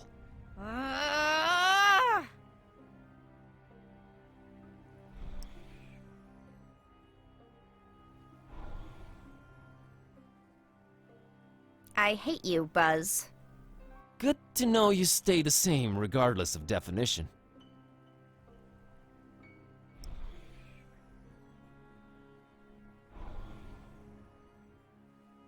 Oh no, this is insulting. I don't know. You actually look kinda cute. Shut up, you monster.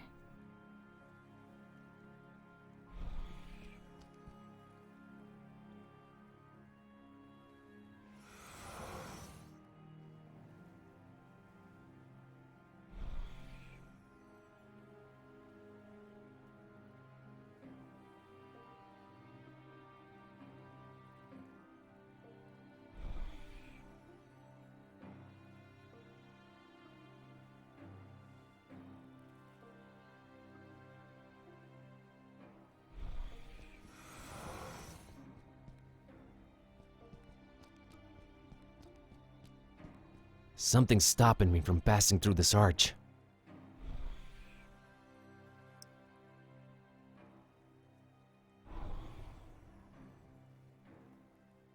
Well, at least you can turn me back to normal.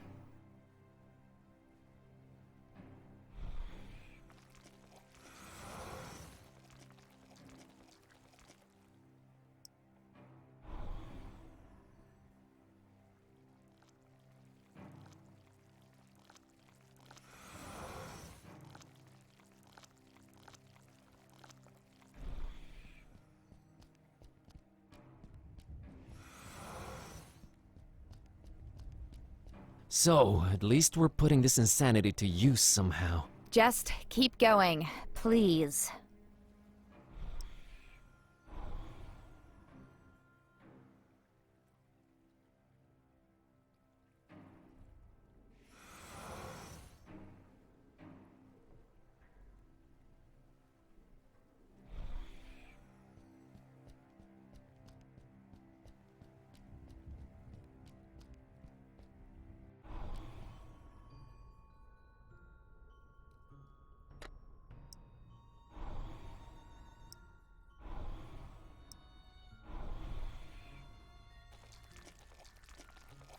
I think I'm overestimating her strength here.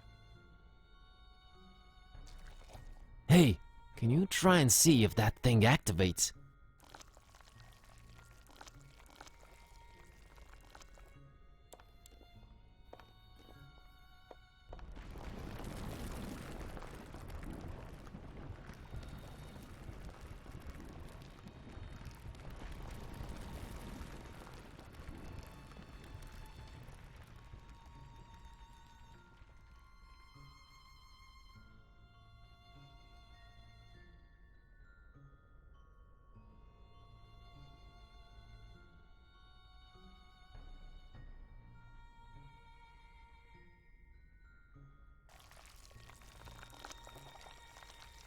repulsive, but pretty darn useful.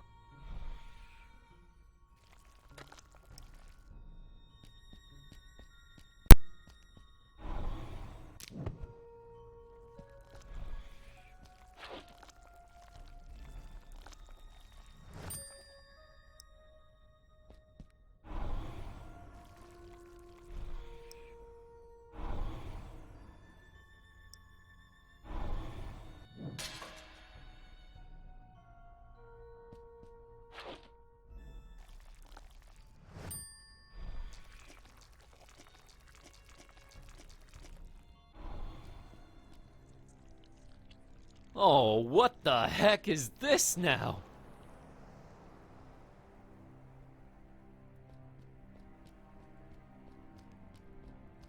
Much like myself, everything is shifting between these four estates. I'm cool with one of them.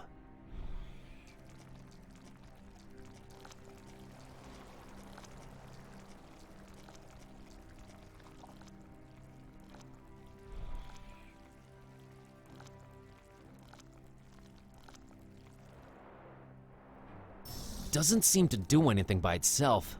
I think we'll have to work together on this one, Kitteh. All right, I trust you. I'm officially in full collab mode.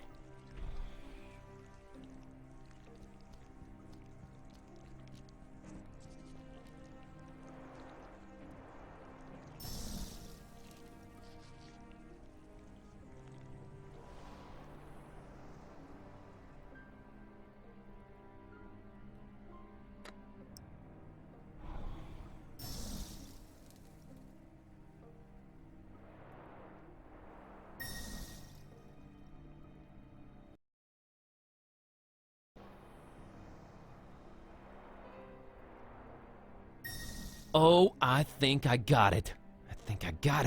I still don't get it. It's the states. The states need to fit. Come on, we got this.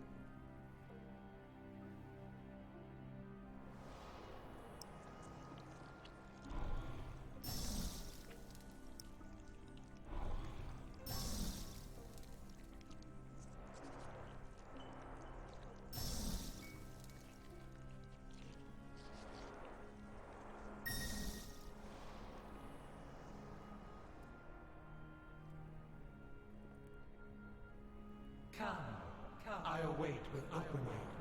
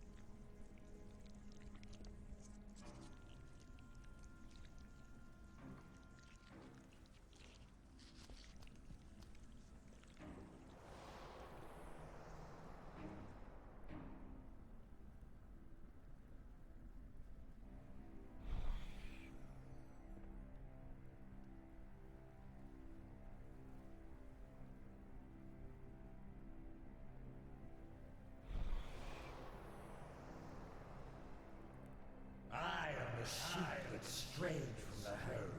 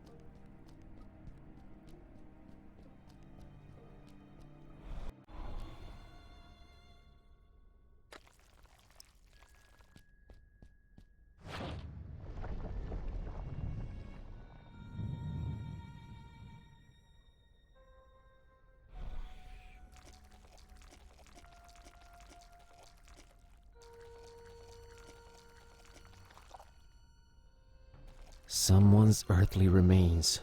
Someone who never made it out of here. These are the final words of Captain Johansson of the Alert.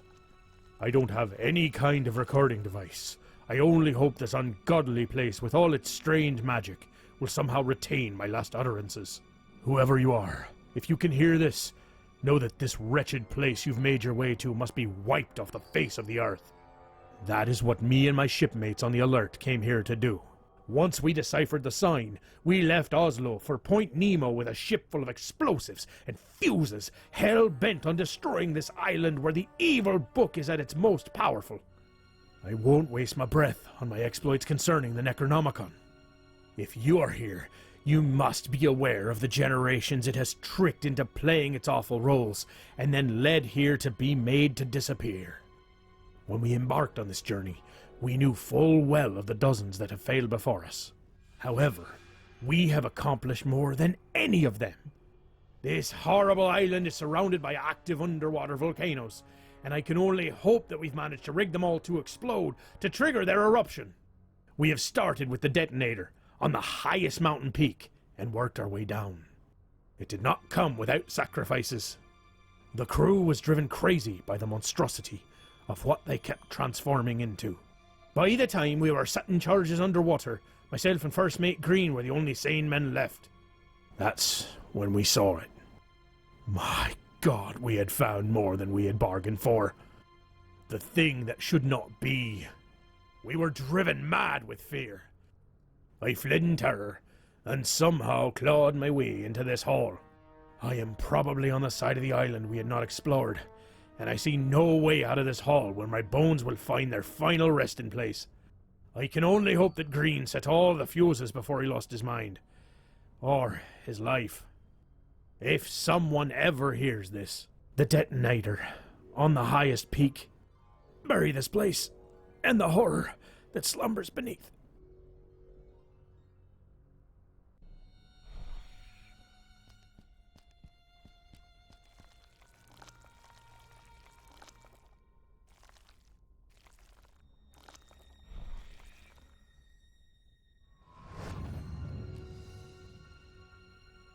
Kitteh! Are you dead? Are you alive in there? Still kicking, Schrodinger. Oh God, are you okay? Can you breathe? What do we do? Yeah, I can breathe all right. There are mechanisms inside this thing. That's good to hear, because I see nothing on my end here. We can't let this slow us down, Buzz. Try and figure out your way forward while I work on this. On it.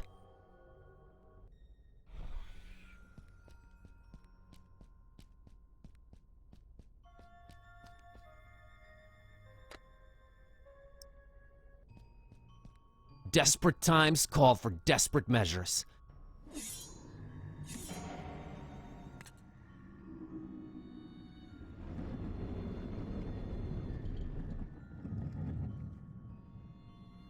Kitteh, can you hear me? I've opened this door. We can keep going now. You can keep going.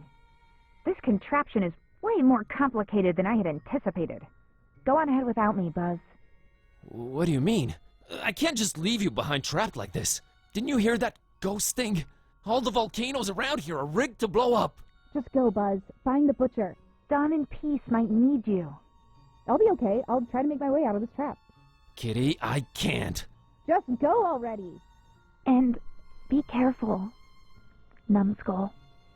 Kitteh, I love you. Get the out of here, Kerwin!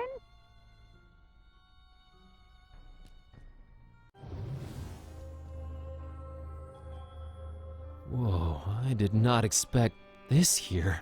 What in heaven's name is this place? How can all this be here?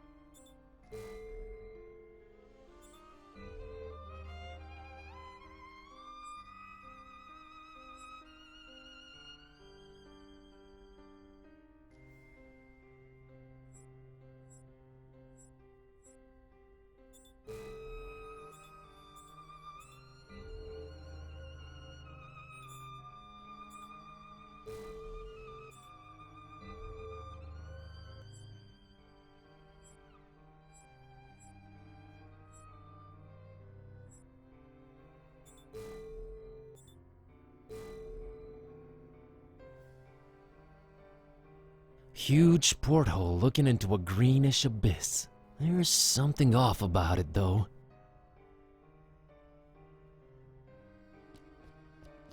Whoa. The title of the book is A Storm Over Fishmouth. What? Should I look deeper into this? I'm leaving everything as it is. It's the Earth with a moon on a rotating arm attached to it. This book is called The Case of Basil Dexter Kerwan. Basil Kerwan, a bookish nobody counting the days away behind his office desk, unveils a century-spanning relationship between himself and a wizard named Corvinus, and tries to avoid slowly transforming into something he detests. The pages are all crossed out and scratched over. It's hard to make out anything more.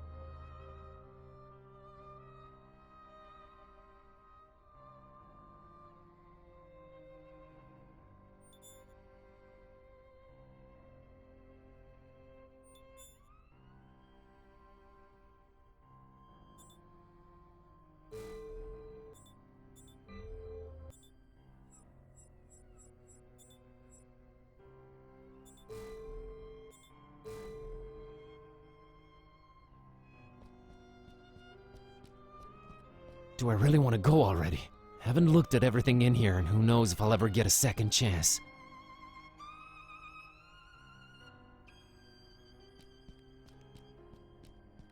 This looks just like Olmstein's sign, except there's a crazy amount of lines connecting tens and tens of dots all over the place. This is straight up bizarre. There are framed pictures of some objects I've come across ever since this whole adventure began, like the exploding package and Priscilla's doll, but also of others that I don't recognize. It's a book about ancient folk tales. It's open at Transylvania, Romania. Huh.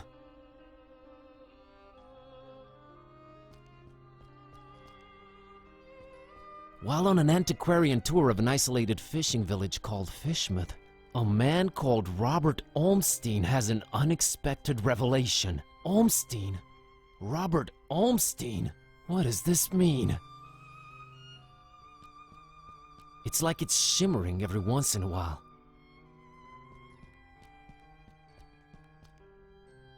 I'm out of here. Dawn and Peace need me. Goodbye, strange room.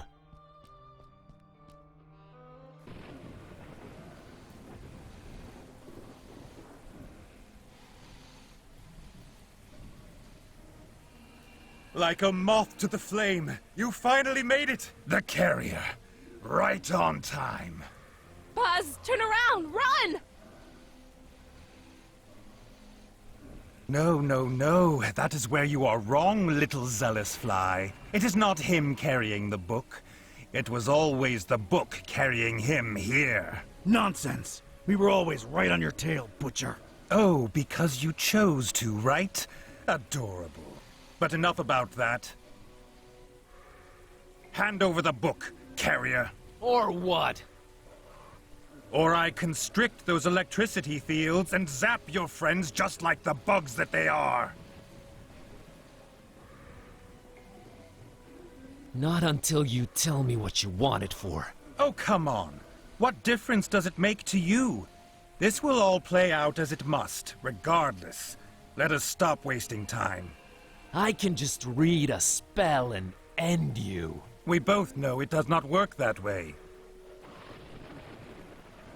It already worked once.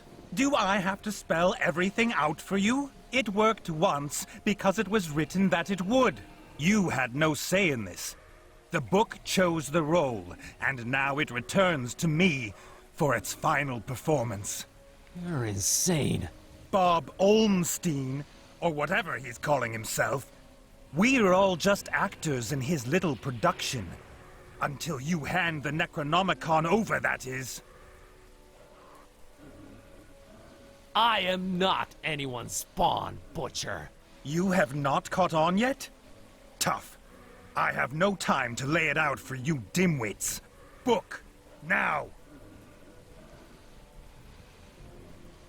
You owe us an explanation. I owe you nothing. But it really is simple, little fly.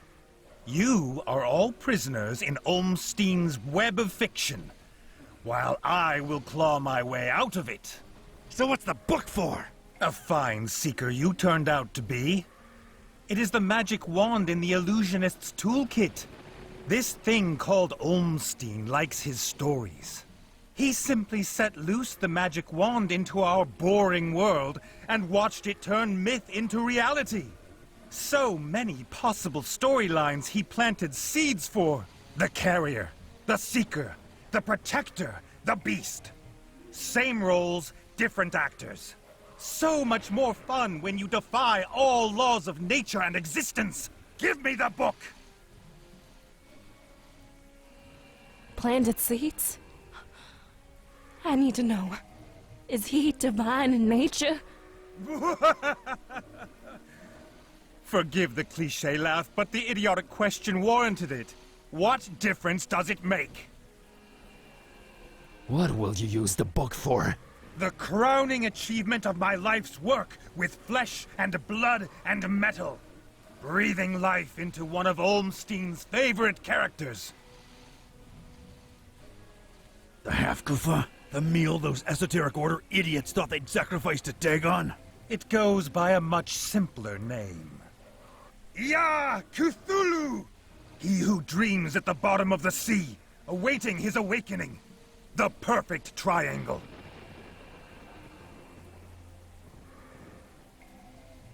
The huge pair of wings you dug up in Foreign Maris. The first angle. Wings of the dragon. The oversized kraken you raised in Fishmouth. The second angle. Head of the kraken. You. The third angle. Iron will of man. You're just mind-controlling some poor Frankenstein creature, you psycho. Part man, part kraken, part dragon. Made one by the Necronomicon. And now, the moon is right. Why here? Why is this place special? If the Necronomicon's really related to the moon, it must be where the book is at its most powerful right now. This is where all his possible realities converge. Where I step out from between them. The moon is right. Oh, Olmstein. Fine bunch of actors you were dealt this time. They have seen all and understood nothing. No, wait. Olmstein, the moon, the Necronomicon, the Kraken. I think I'm starting to understand. Are you now? Olmstein wanted the monster here. And why is that? Because every good story needs a monster. A monster that the heroes can smite, using the awesome power of the Necronomicon. There is just one little detail that is off. We're early, aren't we? Indeed. Only when the moon is full does Olmstein regain control over the Necronomicon. He set it up that way, and it is beautiful.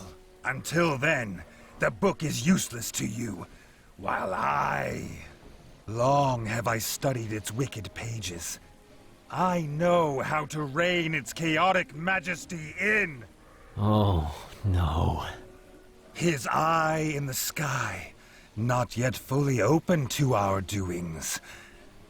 Praise the gibbous moon. My time to strike. You played us. Not quite. The story would have gathered us all here nonetheless. Just a while later. Congratulations on overcoming all those obstacles so quickly. You should have taken your time. So Olmstein is Impress me. What is Olmstein?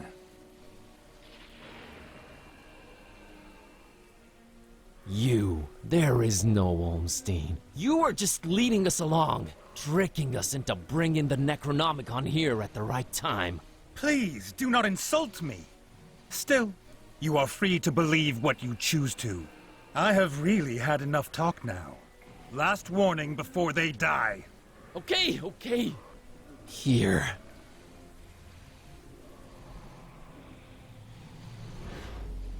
Welcome back, old friend. So now what? You'll just become Cthulhu! Devourer of souls! An end to this wretched joke of a world! Destroy the world. That's it? You either haven't thought this through or you're just bat-crap nuts. Negotiating terms, little fly. Yes, they're in control right now, up there in the moon, but once I stamp this world out, when just me and them are the ones left standing... What happens? Appreciation for a mortal that became a god. For the pawn that broke the rules and checkmated the king. I have created life before, and I will destroy and then repopulate this world the way I see fit. Olmstein will never allow it. Start over from scratch, with an invincible god of death ruling over darkness? Breeding my own ruthless kind, stamping out the weak. Nothing but chaos for years and years to come? That is not his kind of story. Him and his kind will just abandon this wretched earth, move on to the next toy and leave this one to me. Time to become Cthulhu.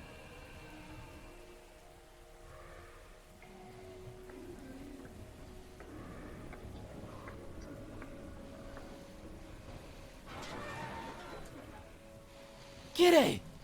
Shh! Shut up, dummy! How do I stop those force fields? Forget those! All the underground volcanoes around this peak are rigged to explode. The detonator's got to be around here somewhere. Look for that. Blow up volcanoes, awaken beasts for mind control. Got it! On it!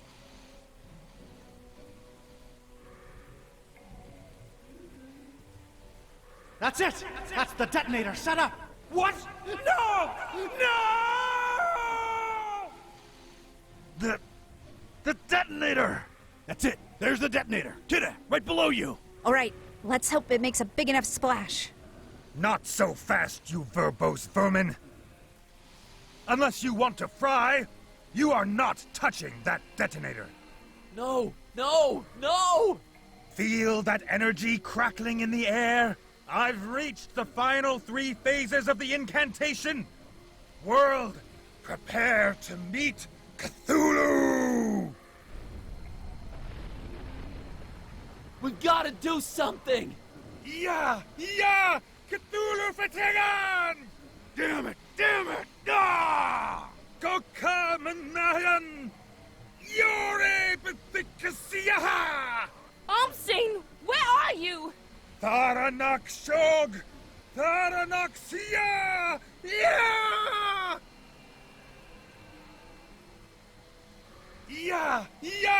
Cthulhu Vertigan! She's the only one that can move, but no, there's gotta be another way. Gokamanayan! Yore Bethikasiyaha! Go back the way you came, Kitteh. It's the only way out. I failed you. I've dragged you along all over the place and achieved nothing. I ruined your life. I couldn't change you back. I lost the Necronomicon. And now this lunatic might turn into a god of death and destruction. You're innocent. Just run. Run as fast as you can. Now, Buzz, it isn't easy to admit this, but I've discovered some surprising things about myself since this all started. Run away? Sorry, but that's not my style. Time for... well, no time left. Bye.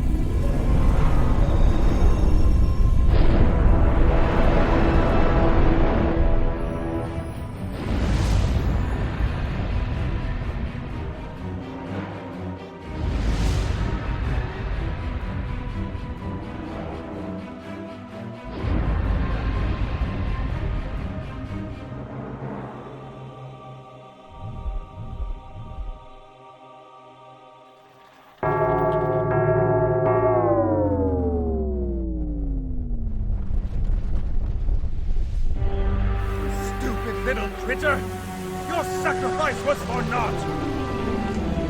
It has not awakened! It has not!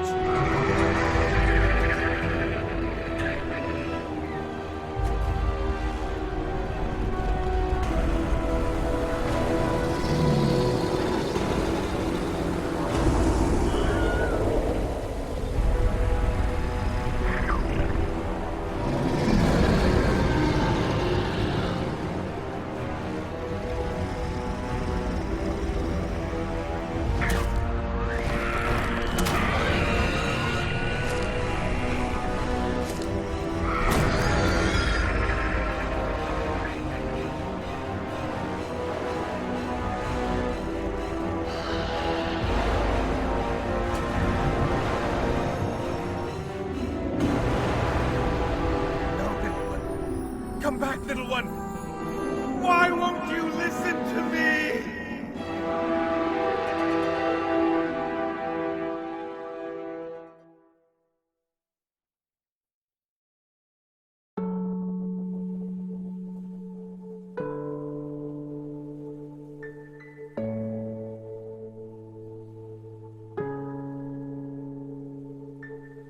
Not the soulless beast she wanted us to think she was.